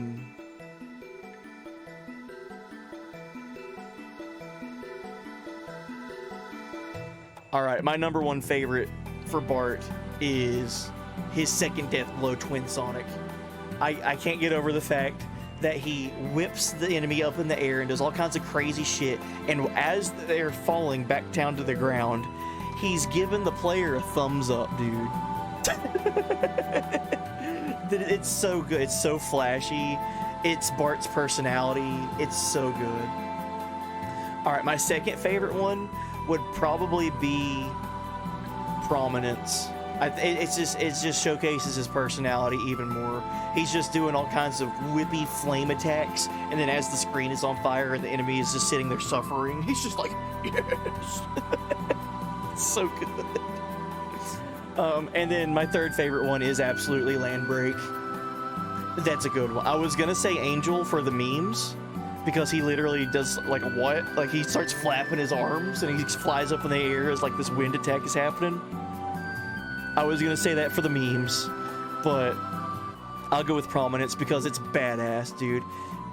Punches the ground explode, good attack. That's a good move. I'm kind of confused by Tornado though. Why is it named Tornado if that's his water attack? Not important. Well, the important thing is those were all Bart's death blows, and we got to watch all of them one more time as a victory lap for beating the game. You think it might be a translation? Oh yeah, we did talk about that before in the playthrough. It could have been a mistranslation from Tsunami. Like instead of Tornado, it could have been named Tsunami. Something like that. Alright, on to the next character. We got Billy. Oops. I really like Billy. Billy's a cool character, man. Bart is still my personal favorite character in the game. Bart's up there with Faye. Like, they're like equal footing. Billy, though. Billy is that special class of character where it's like, man, this dude is freaking sick. Where's my fast boots at? Oh, there it is. God, I'm so stupid. Oh, it could have been named Hurricane? That's true. You'll ask the guy who's translating Perfect Works to see if he can look into it. Hell yeah, Kyler. You found something awesome in FF7, Otaku? What'd you find? And I think it's an OG, right? Not FF7 remake, but an OG FF7. What did you discover? Yeah, and I am a fan of the Shivat theme. It's very good. That's my favorite song in the game. It's right up there with Bonds of Sea and Fire, which I'm playing right now.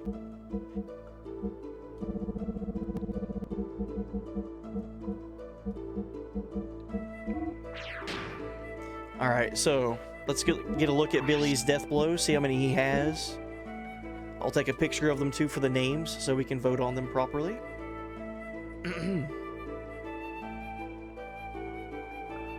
And also, everybody that came in with the raids recently, thank you guys for popping in and hanging out. Thank you guys so much for the raids. That really does mean a lot to me. We're hanging out, just having fun, watching death blows, kind of as a fun little victory lap after beating this game. And yeah, this has been super fun.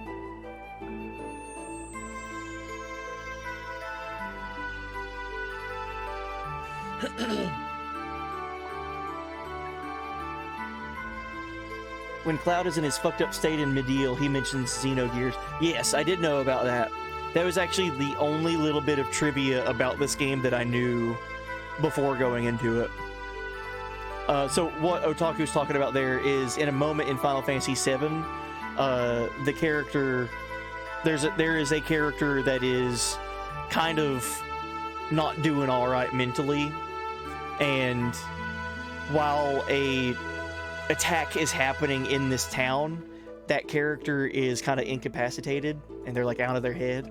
And if you talk, instead of leaving to go continue the story and like battle whatever's getting ready to attack the town, if you stay in that room with the character and talk to them like 6 times or something without leaving, the character starts quoting something from Xenogears. I believe he says, doesn't he say ye shall be as gods, and then something about angels, and then Xenogears, something like that. He basically, there's a reference to Xenogears that happens in that very, very brief moment. It's only in that one screen, and it's like 20 hours into the playthrough or something like that.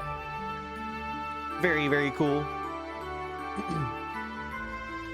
And on the flip side of that, Xenogears has a direct reference of Final Fantasy VII in it, which I thought was really cool.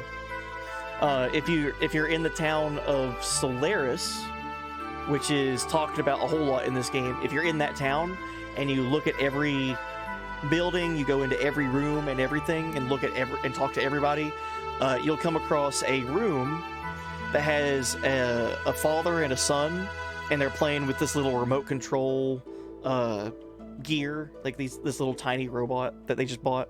And if you go over into the first corner of that room, they have a poster on the wall, and it's direct key art of Tifa from Final Fantasy VII. Like, it's like just Final Fantasy VII artwork of Tifa as a poster above some kid's bed. What better place for it to be, right? All right, so next round of death blows are going to be for Billy. Billy has 1, 2, 3, 4, 5, 6, 7, 8, 9, 10 death blows. Billy gets to have 2 rounds just like Emeralda. So Billy has 10 death blows. We get to have 5 options per voting. So the first 5 death blows will be in round 1. The second 5 will be in round 2. Let me go ahead and get the poll prepped and ready to go.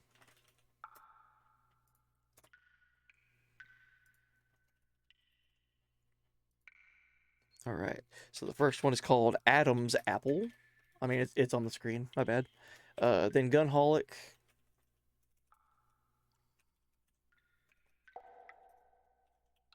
Hellblast, Nutcrack,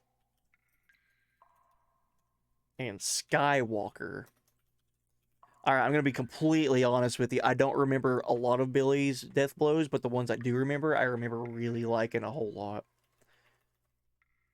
Like, they're silly fun. Like, Devil May Cry-esque a little bit. Make sure he's not in the gear starting out. Okay. Alright, and same thing as before. Voting won't begin until after the first death blow has done its animation. If you have extra chat points and you want to spend them on extra voting, feel free. Points are made up and the score doesn't matter. And we ran into a chimera, or into a griffin.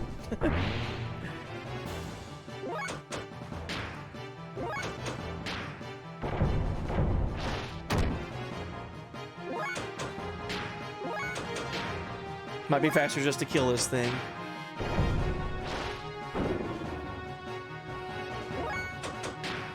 There we go. Ran away.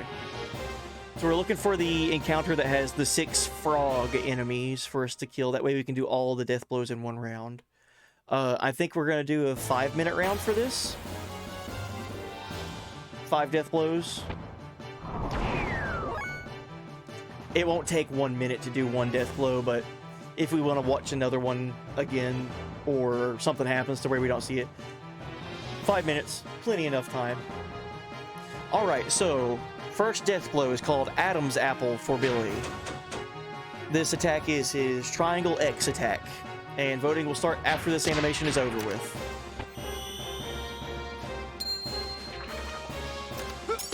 Oh shit, dude, that's dope as hell. Okay, starting off strong, Billy, like I remembered. The coin flip into the point blank. Oh man.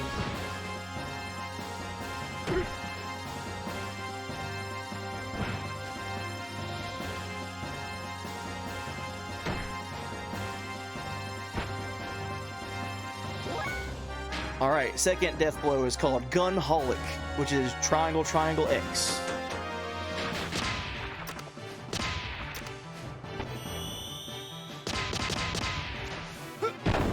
Oh, okay. Hell yeah. Third death blow for Billy. This one is called Hell Blast. It is square X.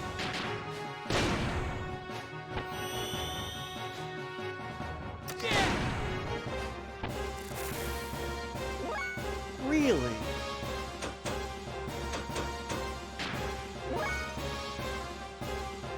Okay. Number 4 is called Nutcrack. 3 triangles and then an X. Here's Nutcrack.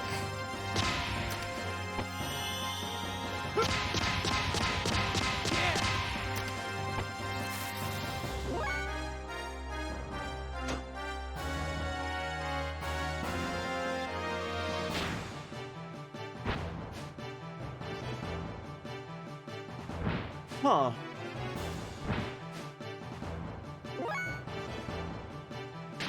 Alright, the last one in this list is Skywalker.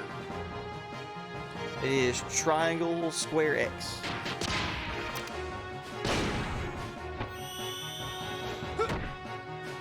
Oh shit, dude, I remember this one the most. Hell yeah, dude. Okay, I have a clear favorite. I don't know if you can tell by that or not. But let's look at the first 2 again, because I kind of forgot what they looked like. So the first one was Adam's apple. This one's Adam's apple. That's right, that's the coin. That's so dope. Oh, this is a tough round for me. To pick one. Oh, man. And then this one was Gunholic.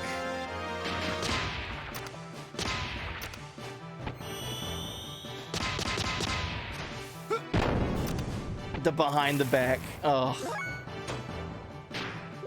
Dude, Billy's got some sauce. Hold on, I got an idea.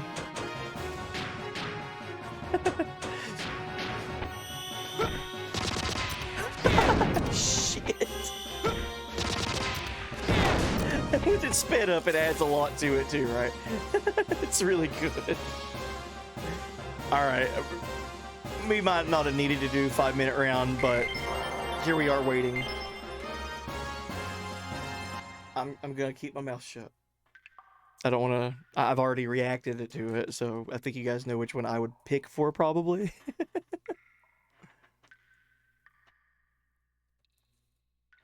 Oh, what's chat talking about? What you guys doing? Talking about Parasite Eve? I've never played one. Oh, yo up, Azeroth. Hey, buddy. Azathoth. Sorry.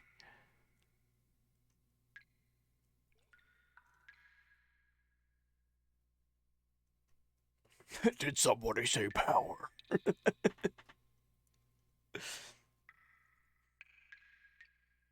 Elo Billy, his animations are Satan tier. You think so?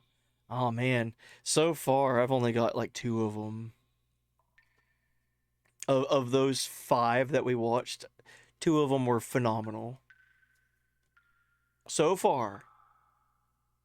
And Satan's was like almost all of them were good.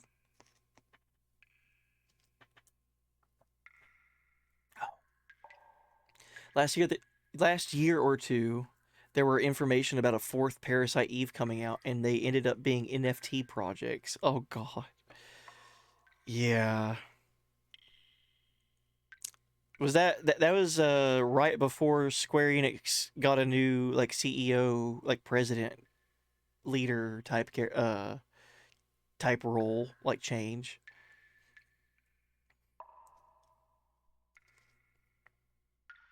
Remember when Square Enix sold the IPs Hitman, Tomb Raider, and a third one for like so many millions of dollars so they can invest in NFTs? God. Oh, yo, and round 1 is completed. Skywalker is the clear victor. I like Skywalker. I have to agree. I think Skywalker was the best of those in round 1. However, I think Adam's apple was right up there with it. It was close. The coin flip into the slow point blank boom. Oh my god. That is some sick, like, that is some saucy shit, dude. It's good. I think what makes Skywalker stand out a little bit more for me is he uses all of his weapons. Like, he uses his, like, handguns, and then he also uses his big gun, which is clearly a shotgun. But he uses all of them in one combo, basically. And he keeps the enemies afloat with, like, shooting them and keeping them in the air. Very Devil May Cry. I like that a lot. Alright, so we're going into round 2 for Billy, which is the final round for Billy. He has 10 death blows, and we're doing 5 death blows per round for him. So this one, we'll start out with a death blow called Devil Blast. Going into Banfrau, which I believe I remember very fondly. First elemental one he has is called True Dream.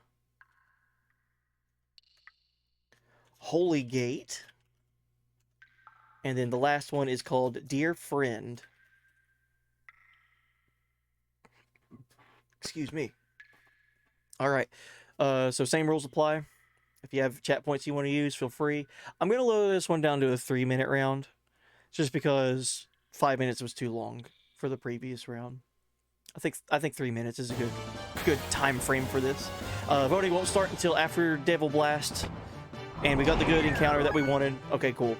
Alright, so voting won't start until after this animation completes. And feel free to vote on your favorite one. And if you don't want to vote and you just want to talk about it, feel free to do that too. Alright, Devil Blast. Square, triangle, X. Devil Blast.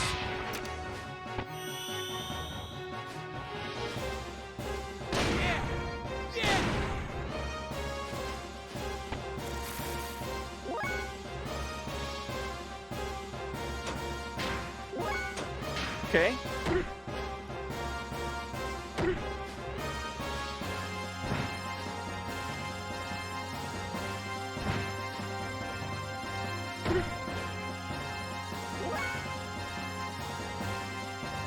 This next death blow is called Banfrau, and I remember using this one a whole lot in my playthrough. Here's Banfrau. Keep in mind, he just threw the big gun up in the air.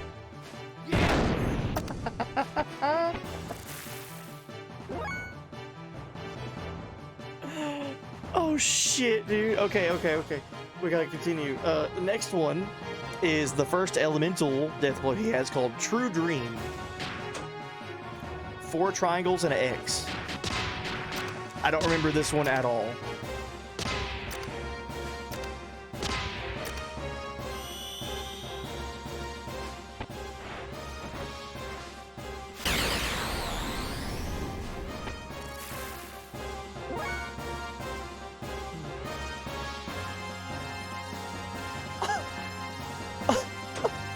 Okay. Yeah, that was definitely the first time I've seen that one. Alright, Holy Gate.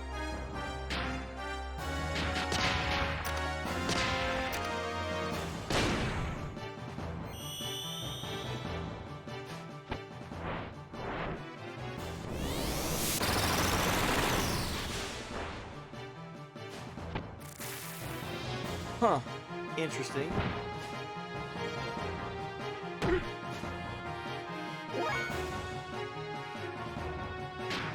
Alright, and his final death blow is called Dear Friend. Triangle, square, triangle, X.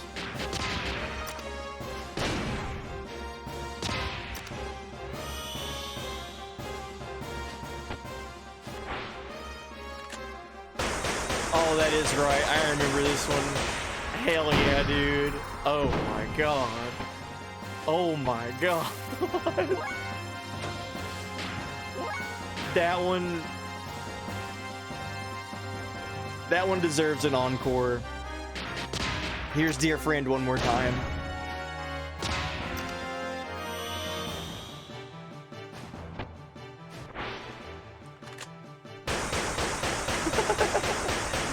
Even shooting around the Xenogears leg. Holy shit, dude. That is a tough round to pick one. I'm curious to see what you guys pick. Hey, buddy, must be going now. Have fun with the polls. Just realized you didn't record your stream for tonight. Oh, God. You could, what I've been doing for Xenogears is I've been going into Twitch on the creator dashboard thing and downloading my VODs. So you should be able to do that. It just takes a really long time depending on how long your stream was. But absolutely, buddy. Thank you so much for the raid. Take care of yourself. Oh, chat voted a split decision between True Dream and Dear Friend. True Dream, that was the first time I'd seen that one. So he pulls out a pillow and hands it to the enemy and then holds up the big gun to the pillow to silence the shot, but it's a gigantic explosion anyway.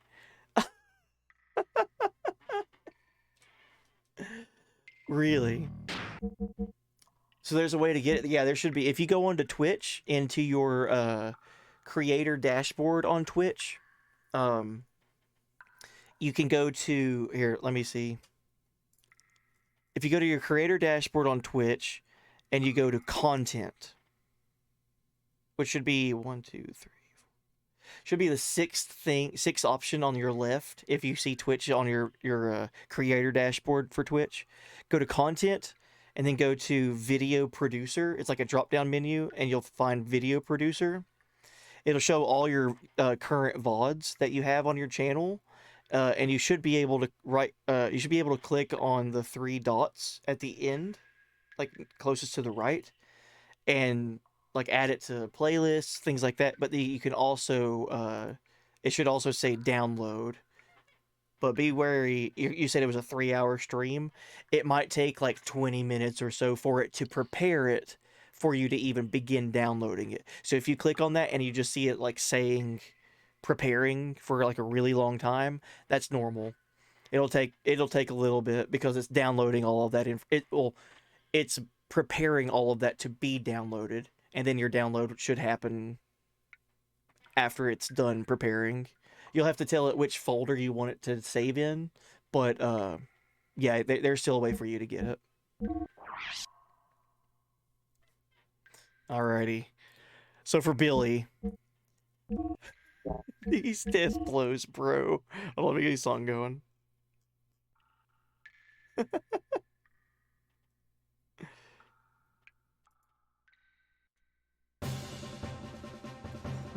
Alright. Billy has some pretty good death blows. I gotta say, my top 3 death blows for Billy. Number 1, without a doubt, is Dear Friend. 100%. Dude changes the game into a first-person shooter perspective and goes absolute ham. Oh my god. Dear Friend is absolutely my favorite death blow from Billy. Now, this is tough because he has 4 of them that really stand out for me. After Dear Friend, I think my second favorite one is Banfrau. Banfrau, the animation, he starts the attack out with him throwing the big gun up in the air and then running and doing a combo on the enemy, popping them up in the air with his handguns, and where he's laying on the ground, the big gun like lands in his hands, and his final blow while they're in the air is shooting them with the big gun. So sick. It's so cool.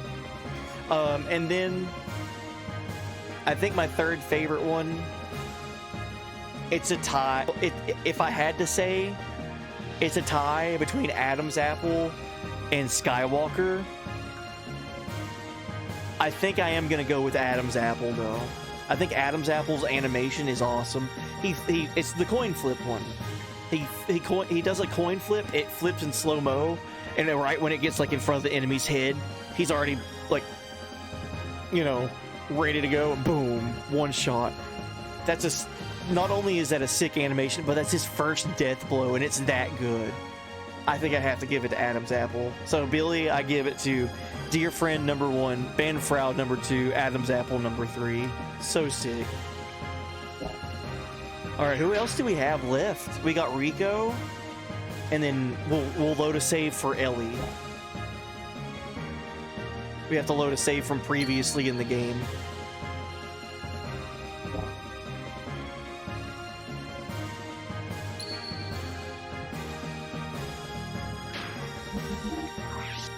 Oops.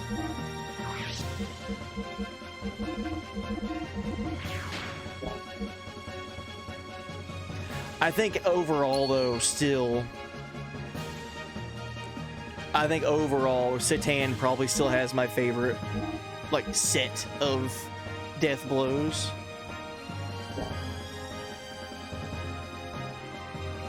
That's right, Rico, Ellie, non-sword Satan, and young Emeralda. That's right.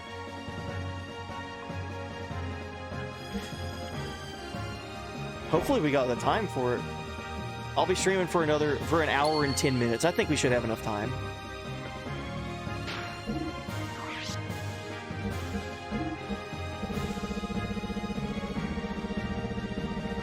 Choo-choo spells.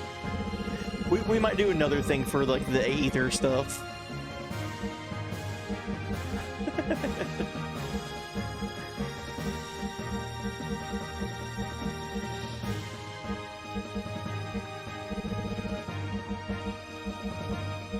Where's the good stuff? Where's it at?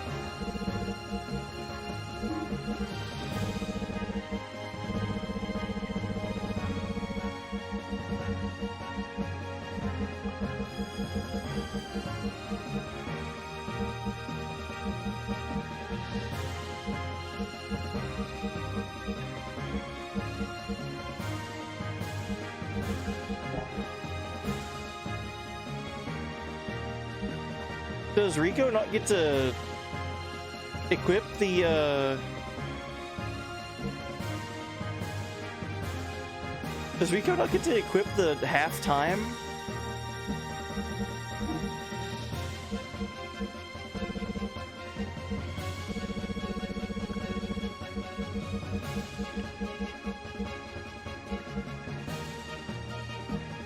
Did I just not meet? Am I just blind?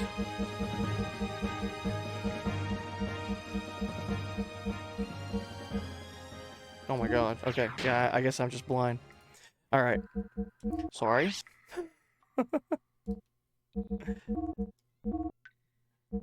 Alright, same thing applies. Let me get these Deathblow names ready for the poll.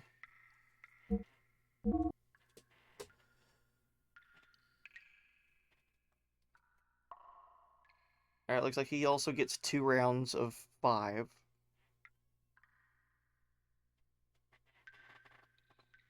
Alright, Rico,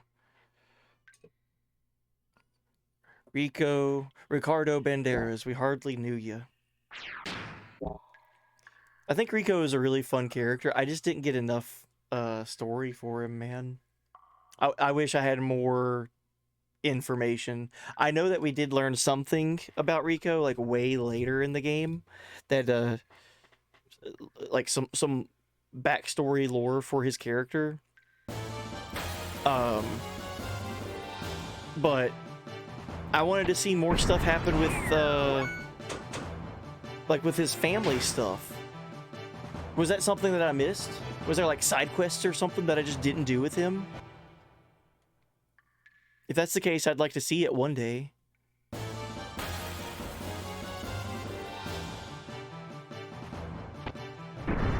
Yeah, the Ethos injected his mom with drugs while she was pregnant. Which is fucked up, right? Obviously. But, like, I wanted to see more stuff with him and the Kaiser. Like, Rico and Kaiser Sigmund. I wanted them to, like, talk to each other again. I didn't see any of that. It's like after we got Rico and we left Kislev with Ellie, it's like, alright, His story's over with now. At least that's how it felt like to me.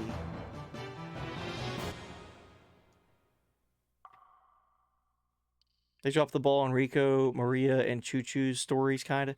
I think Maria's story was good. I liked Maria's story, but I do agree. Maria's story isn't as fleshed out as it could have been. It was definitely impactful, though. Very impactful. Uh-oh. Okay, I meant to have the poll prepared. I didn't do that. All right, let me get the poll rolling.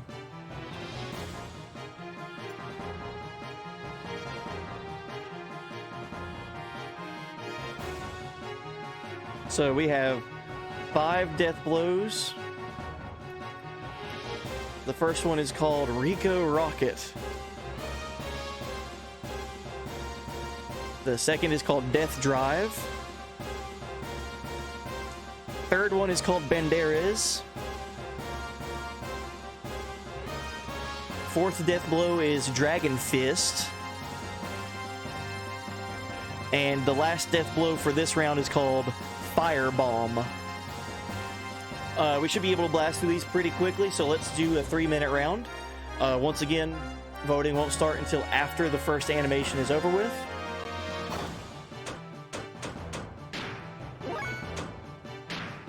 Alright, Rico, what you got? This one is Rico Rocket. That is Triangle X. Whoops. Well, I messed that one up.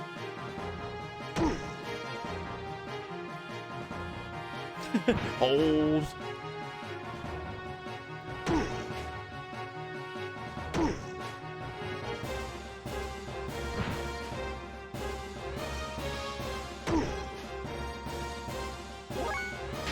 All right, Rico Rocket. Triangle X.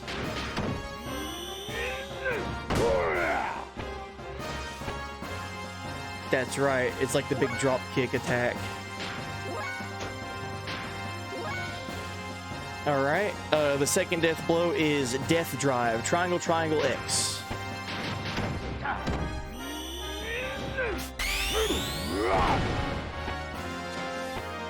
Okay.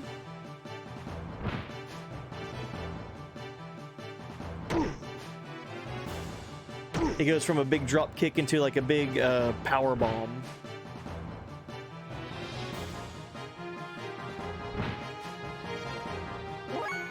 All right, third death blow to vote on. We have Banderas, which is Square X.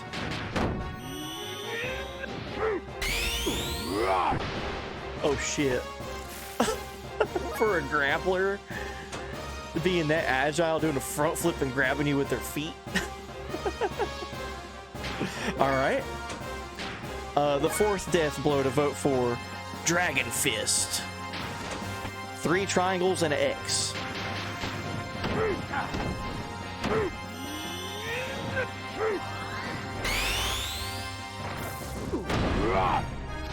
Oh, gross. Oh, wow.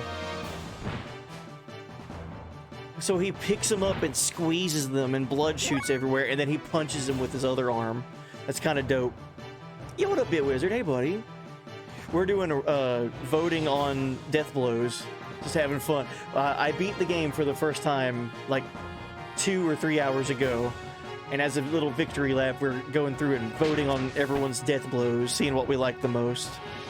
Right now we're wrapping up for the first round for Rico. This is the final death blow to vote for in this first round. This one is called Firebomb, which is Triangle Square X.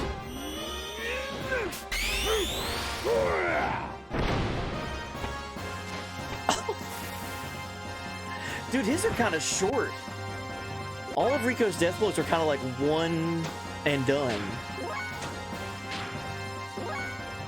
I need to see some of these again. What was Banderas? Okay. The thighs of steel. And then what was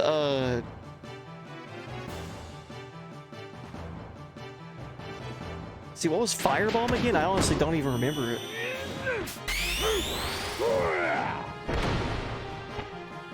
I don't know about that one, man. This is a tough round. none of them really like stood out to me as like, oh my god, that's the one I'd vote for, you know? Oh shit, that one's tough. Looks like chat voted a two-way tie between Death Drive and Dragon Fist.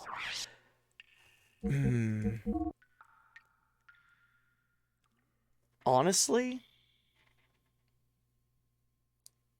for me, I'd have to go with Dragon Fist. I think that one's the most unique of them.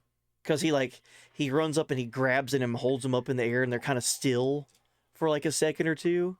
And then he like squeezes them and blood goes everywhere. And then he just like does a big punch. The rest of them are kind of like wrestling moves. That one's more of a death blow, you know? Like, yeah, he can do a drop kick or he can do like a suplex or whatever. But this one, he like picks you up and squeezes the life out of you and then just like punches you away. That's pretty badass. Me personally, I'd have to go with Dragon Fist for that first round. I really hope this second round of death blows for him gets better. So let me go ahead and get that poll prepared for that. And you've been using Rico, having a blast. You like the Death Drive nodders? Death Drive is neat. I liked it. I just think the squeeze and the blood effect is really what sold it for me on Dragon Fist. All right, round 2. This will consist of the other 5 death blows that he has, starting out with one called Pile Crusher, followed by Spin Strike, Death Roll. This is going to be the first time I see some of these. Flame Lariat. That one sounds dope. And Hell Splash. All right. Let's get the frog encounter again, so we have multiple enemies to kill. And voting won't start until after the first animation is complete. Hell yeah. All right.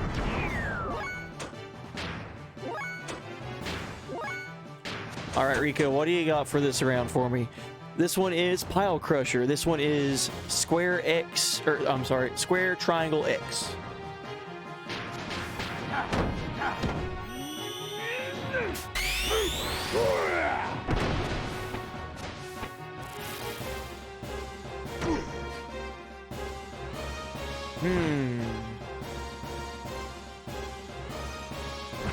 I feel like we've already seen that one. That's a problem. Just a big old suplex. Alright, next one. Spin Strike. This one is XX.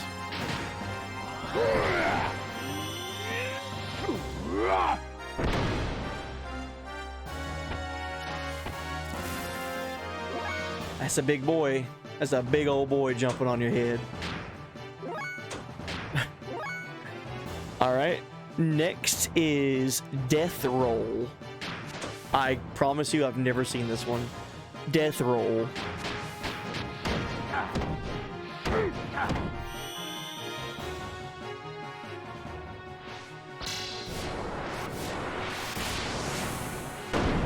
There it is.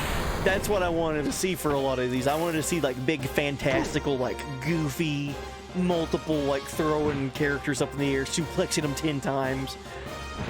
I like that one the best so far for him. Death Roll is pretty good. Next we have Flame Lariat.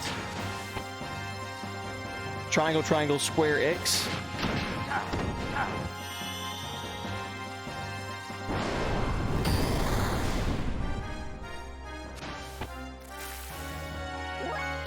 Man, a lot of Rico's death blows are pretty quick. Like, they happen so fast. The last death blow of his is called Hell Splash. That is triangle, square, triangle, X.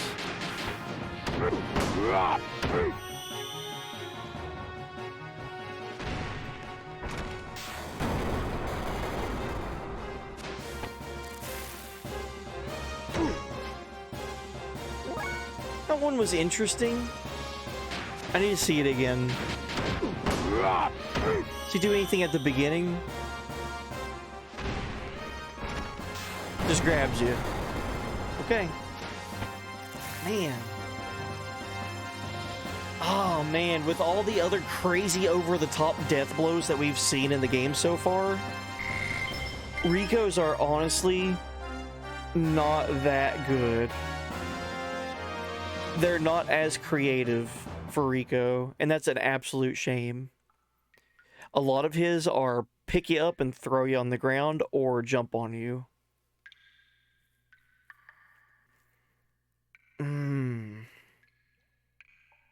That one's tough. I mean, for that round in particular, for Rico, death roll, because that one's actually like a death blow. Yeah, he is a brawler, but they could have done so much stuff. They could have done a lot of brawler things. Like, he could have ran up to an enemy, threw them up in the air, jumped up, and while pile driving, like doing like a crazy 360 or 540 spin or something. Like, when I see Rico, I think luchador, or like just wrestler in general, right? I think just wrestling moves. And one of, like, when I think of like wrestling moves, like big fantastical over the top goofy wrestling moves in video games, the first thing I think of is Zangief in Street Fighter. Zangief literally will do like German suplex, throw you up in the air, grab you, lariat, do all kinds of crazy shit just for like special moves. So when I'm thinking, okay, this is gonna be a wrestler, brawler, death blow, Death Roll is the only one that's like really like over the top, fantastical video gamey wrestler moves, because he does do that. He German suplexes like 3 or 4 times and then throws them up and then lands with them. That's awesome. I think Death Roll is my favorite one for Rico. The second one that I would say, like, of my top 3, Dragon Fist. Dragon Fist is really good. I like that one a lot, actually. It's just different from the rest of them, because instead of picking them up and throwing them down or jumping on them, he runs up, grabs them, squishes them, and punches them. That's pretty good. And then I think my biggest problem with Rico's is they're just too fast. They just happen too quickly. There's not a lot of build-up. There is a lot of impact, but there's not a lot of build-up. So if I had to pick a third one, I would probably go with Death Drive. I like Death Drive. It's an early death blow. You get it early. You get to do it a whole lot. But man, I just wish Rico's were like maybe a couple extra beats longer, and I would probably feel a little bit differently. Because, like, for example, Satan. When Satan gets the sword, he has a death blow where he literally has the moon come out in the background, a haiku pops up on the screen, a wolf is howling in the background, and it's just badass. It's such a cool death blow, and you feel rewarded for like learning it and getting it. With Rico's, if I was like grinding for Rico's death blows and watched like Flame Lariat, for example, Flame Lariat, the screen turns red and he does a clothesline. It's impactful, it's cool, but man, I think Death Drive is better than Flame Lariat, and Death Drive you basically are given for free. I just wish that they lasted a little bit longer. None of them are bad. They showcase what the character is and who he is. He's a big brawler, big dude. He could literally just like step on you and kill you. I just wish it had some more stuff thrown in, like some more pizzazz, I guess. Like I gotta stop comparing it to Satan and Billy and Faye, because those characters literally have some of the flashiest death blows, and Bart has some insane good death blows as well. Alright, so who else do we have for death blows? That was Rico. I think so far out of all of them, Rico and probably Emeralda. Those are the two that have probably my least wow factor so far. I think now we should load up a save and look at Ellie. I entered the save point and got a fight.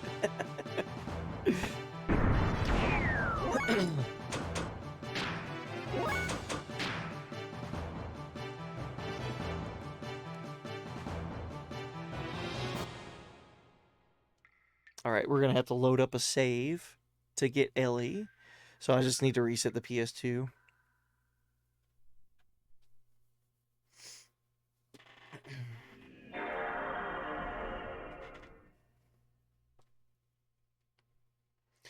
You fell asleep for Hell Splash, Kylor? I just now saw that.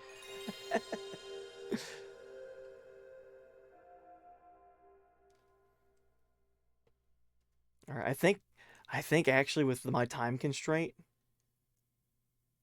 because my pregnant wife will probably be waking up here soon. We're gonna do Ellie's death blows, and then we're gonna call it.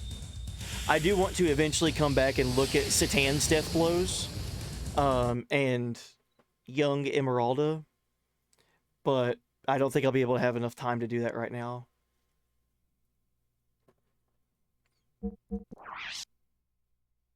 Just see how different they are.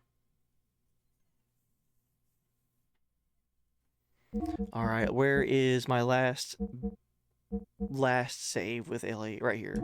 Tears for Fears. I have no idea where we're at in the story. Hopefully we're in a place where I can fight anything. Oh god, enter disc 1. Insert disc 1? What?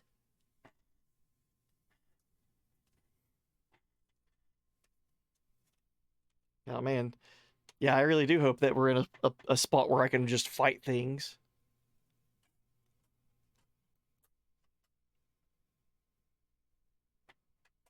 Dude, what a fun-ass game. This game's fantastic.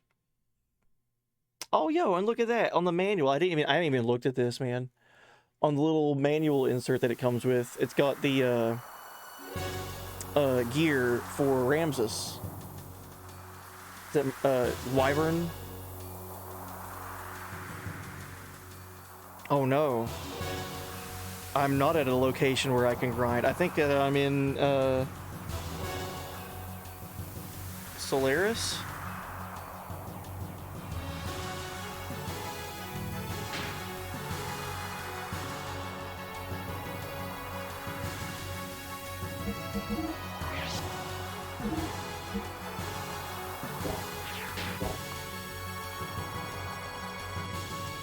Unless I can backtrack in a place. I think this is backtracking right here.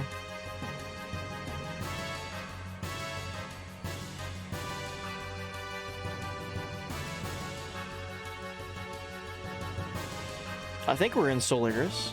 Okay, cool. We can fight stuff. Sweet. Oh, jeez. All right, so... now that I know that I can fight stuff here, I'll prepare it better. So this is going to be the last round of voting for death blows for characters before I'll end stream and bid Xenogears adieu for a while. Tomorrow we'll be starting in with the Super Mario RPG remake.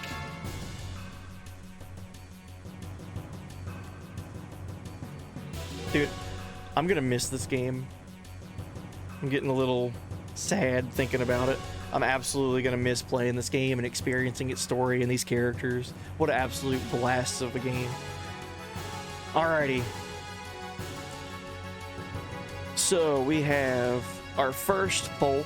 Ellie has 1, 2, 3, 4, 5, 6, 7, 8, 9, 10, 11 death blows. So what we'll do 3 rounds. The first round will be 4, the second round will be 3, and the last round will be 4. So 4, 3, 4. Round 1 will be Screamer, Cyclone Kick, Breakthrough, and Double Shot.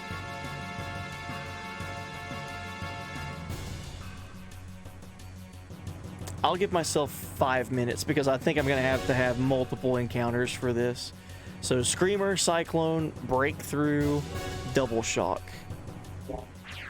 I won't start the voting until after the first animation's over with.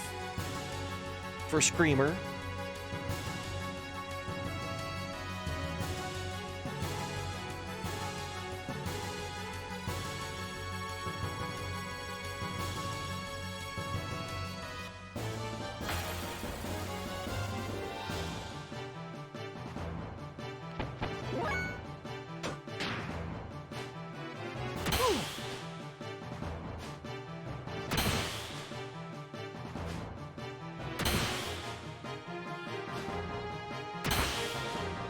Hey, actually, I could do a 3-minute round for this. So this will be a 3-minute round since we have 4 enemies and I have 4 death blows to do. So the first death blow is called Screamer. It is Triangle X.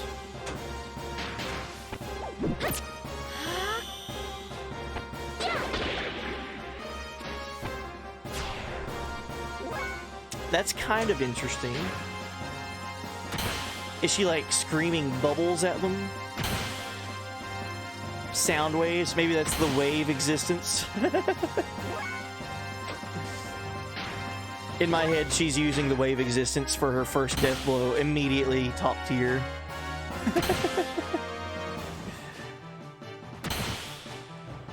Alright, this next death blow is Cyclone Kick, Triangle, Triangle X.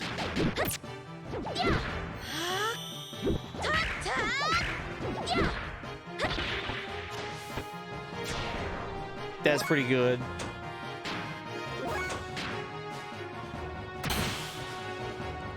Physical, martial arts, straight to the point.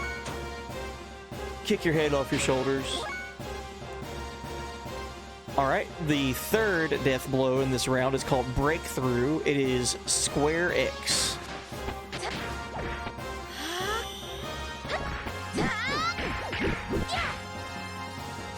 Oh, I like that one.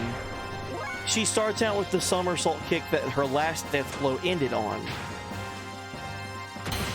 And then she does like crazy staff stabbies.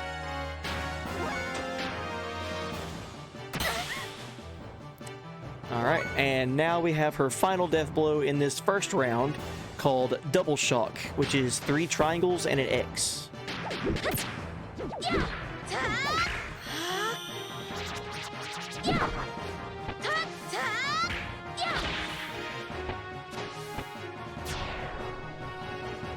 As a solid one. So she stabs 2 weapons into the enemy, does like a crazy aerial rave front flip kick. That's pretty neat. I liked watching that.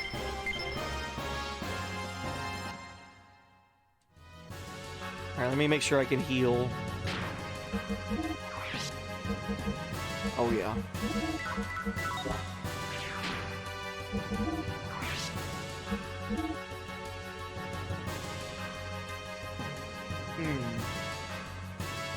I think out of all of those first 4 death blows, me personally, I would probably go with Breakthrough. Screamer is interesting. It's just different.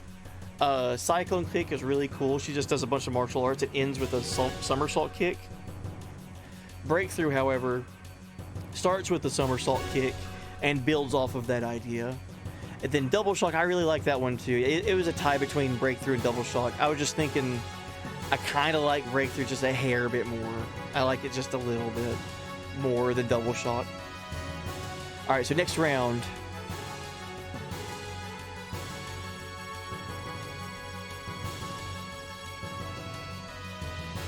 We're gonna do Sky Attack, Bright Spark, and Sting Kick.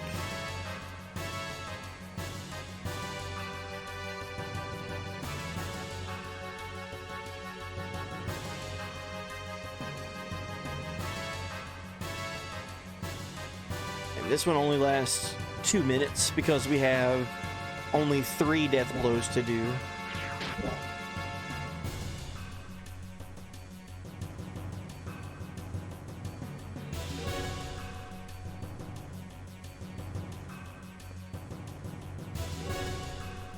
Alright, this is the next to last round. Ellie only has 7 more death blows for us to showcase before I have to call it. I do want to eventually come back and look at Satan without the sword and young Emeralda, but time restraints currently unable to do so. This was a really fun little bonus thing to do. Alright, so voting for this round won't start until after this first animation's over with. The first attack is called Sky Attack, and that is triangle, square, X.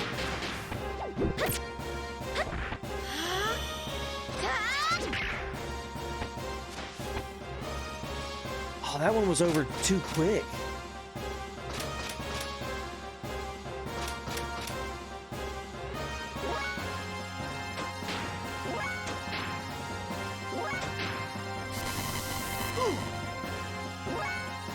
Well, on to the next one. After Sky Attack was Bright Spark, which is square, triangle, X.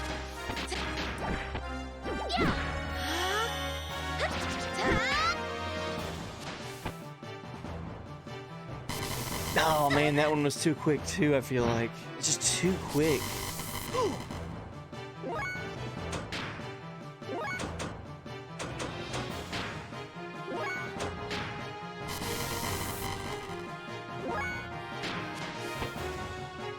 Alright, last one to vote for this round is her XX attack called Sting Kick.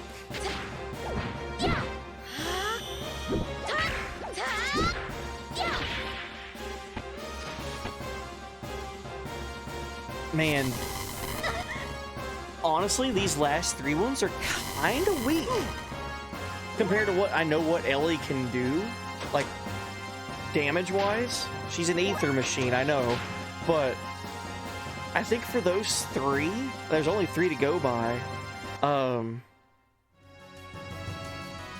Bright Spark was definitely the weakest because all she does is she spins the weapons around and like lunges forward at them and like hits them. Sting Kick was probably the best one for that because it did involve some like choreographed moves and like the big somersault backflip kick that she's been doing. It's kind of like her staple attack, I feel like. So I would probably have to go with Sting Kick that round personally.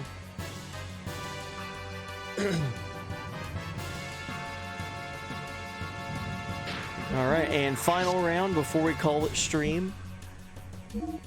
We have her elemental death blows, which I hope absolutely steal the show because Ellie's too good of a character to not have death blows that are lasting and impactful. So we have Anemo Zap, Terra Charge, Thermo Thump, Aqua Frost. Let me go ahead and get this poll prepared.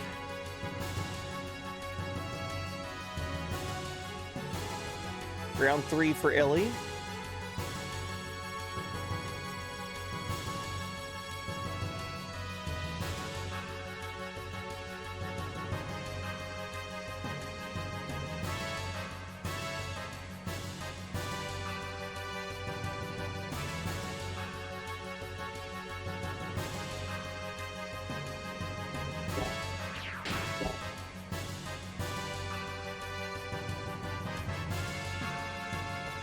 Alright, let's hope we get a good encounter for this.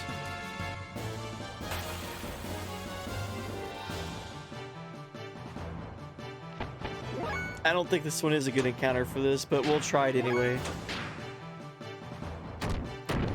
I remember the first sewer monsters of this orphan would counterattack death blows. So let's see what happens. First one is Anemo Zap, it is 4 triangles and an X. And voting begins now.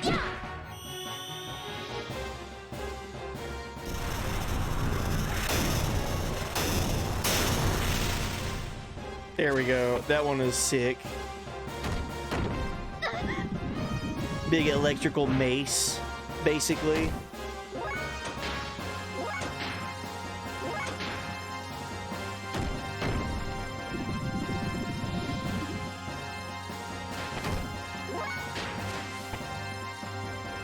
Up next is Terra Charge, which is 2 triangles, a square, and an X.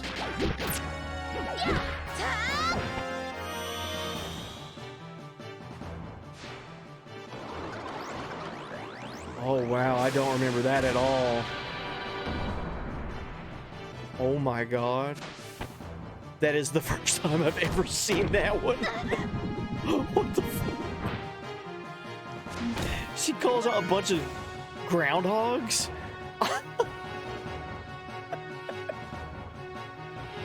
I like that one actually, it's goofy.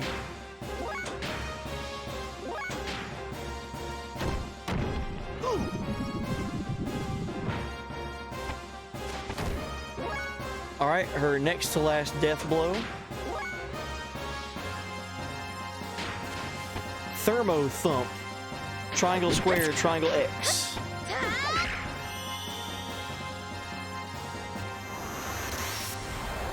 I remember seeing this one a lot. I did this one a lot in my playthrough. She just summons forth a meteor. Pretty good.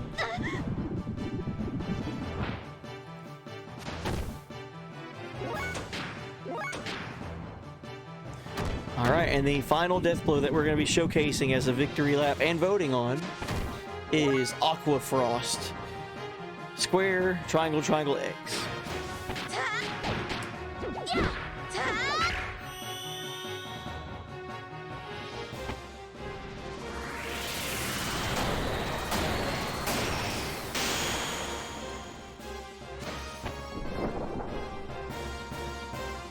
Not bad. I like that one actually a whole lot.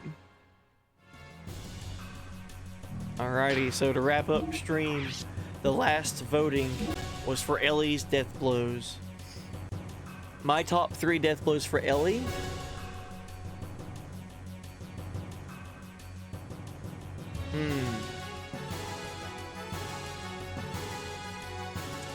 I think for her, because she's not normally meant to be a physical damage dealer, she's supposed to be a magic user. I think her best one is a Nemo Zap, where it's the big lightning ball whip that she does.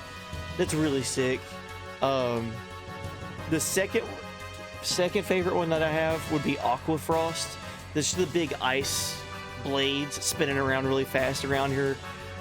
It's really sick looking, dude.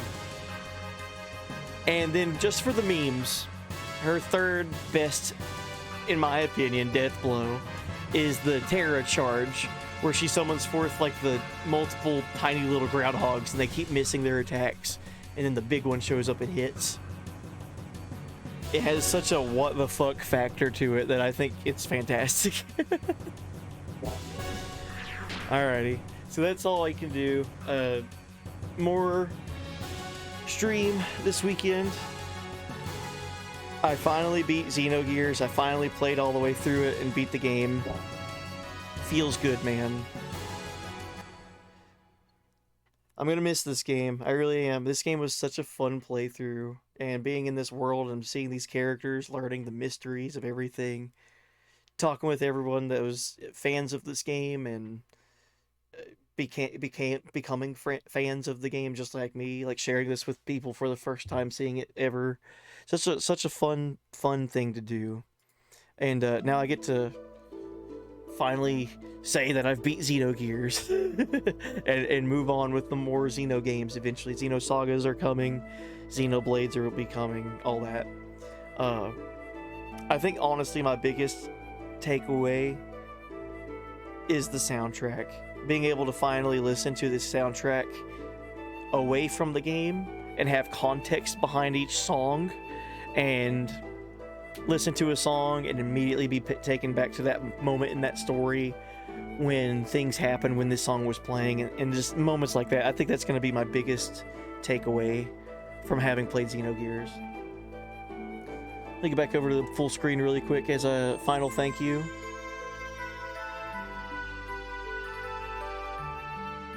So, once again, like I said, thank you guys so much for hanging out with me while I played Xenogears. This was an absolute treat for me to finally get to play this game and see it and do all the stuff in it. And this little victory lap of doing all the death blows one last time is kind of bittersweet for me, man. I've been playing this game since October 1st. It's now November 19th for me. So like a month and a half of playing this game and I don't know. It's definitely gonna mean something special to me. And even if I'm not playing Xenogears and we met because of me playing Xenogears, always welcome. Feel free to stop by and hang out at any time.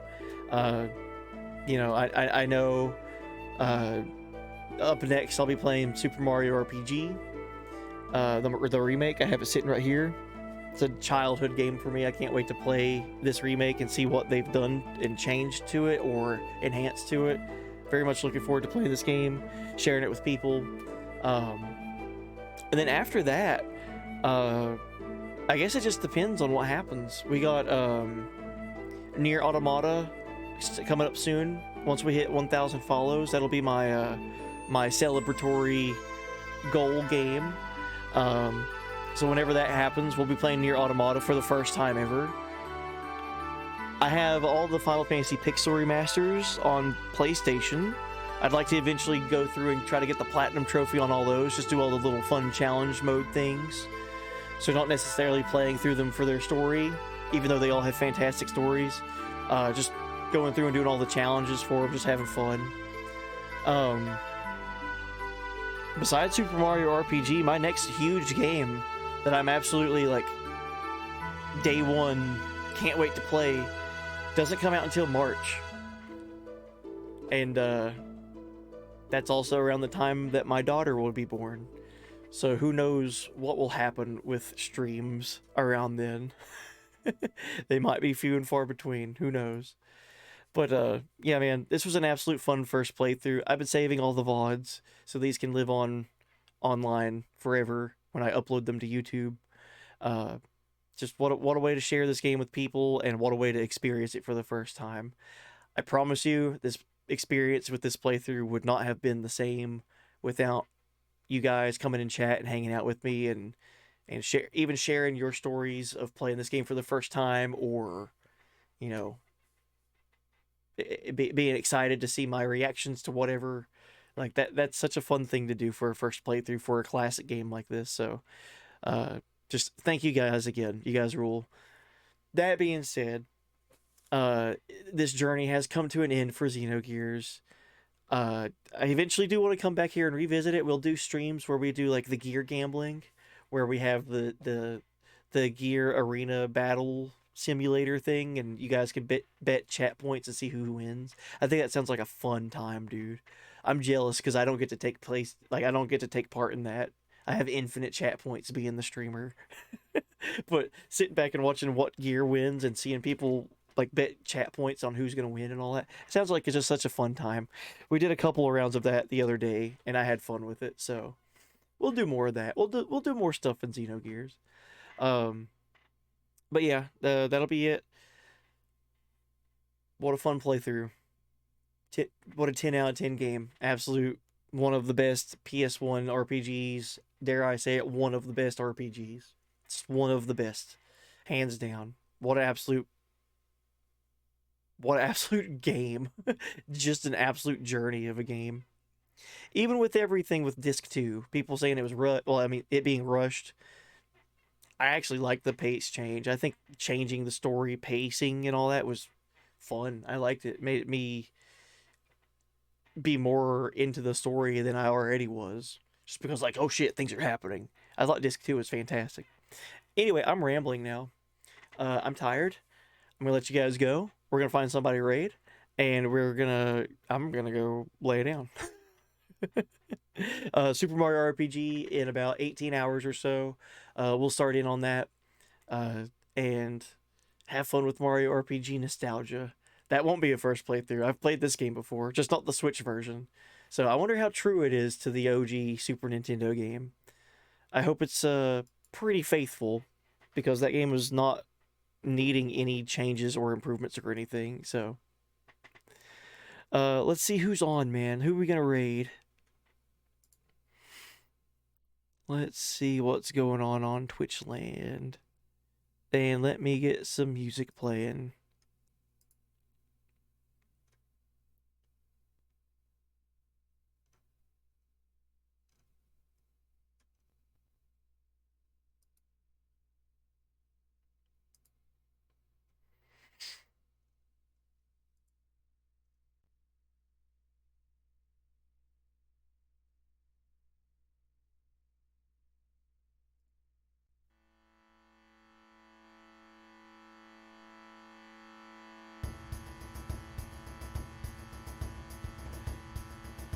Alrighty.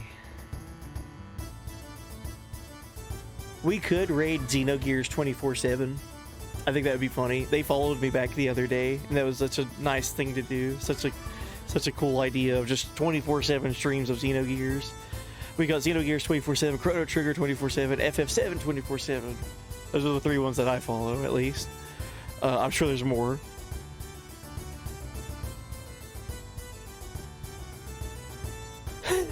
It's just a funny idea.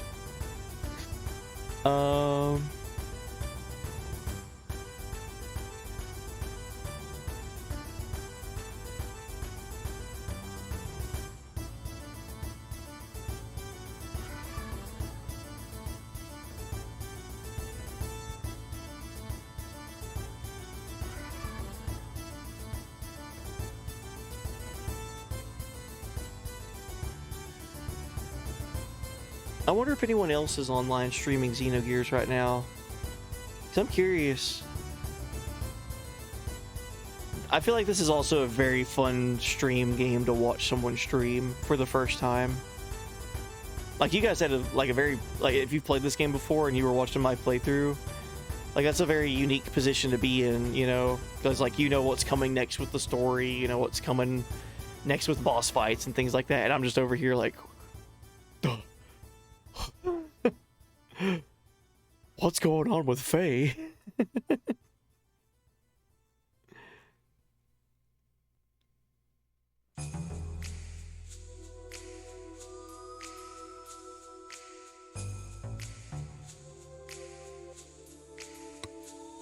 Dude, I wish the Bob Ross channel would accept raids. I've tried. They don't accept them.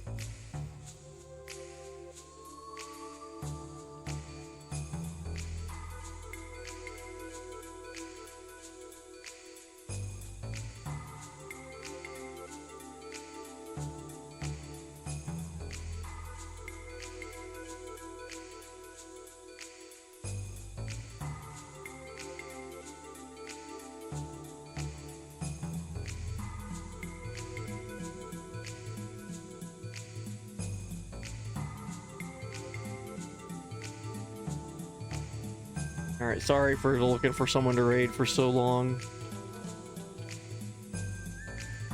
I am also tired.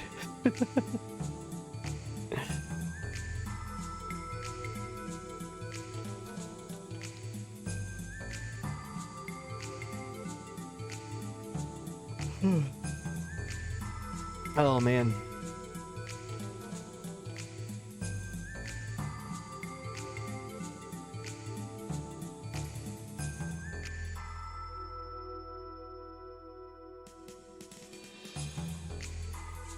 Oh, yo. I just not saw this.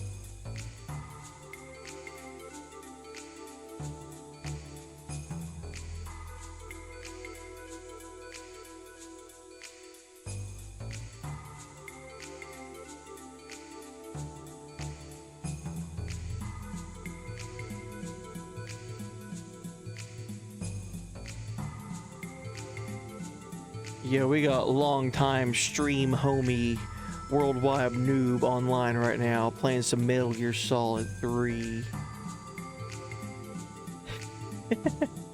Dude, hell yeah. Let's go raid worldwide noob and remind him how worldwidely known of a noob that he's not, but that I am.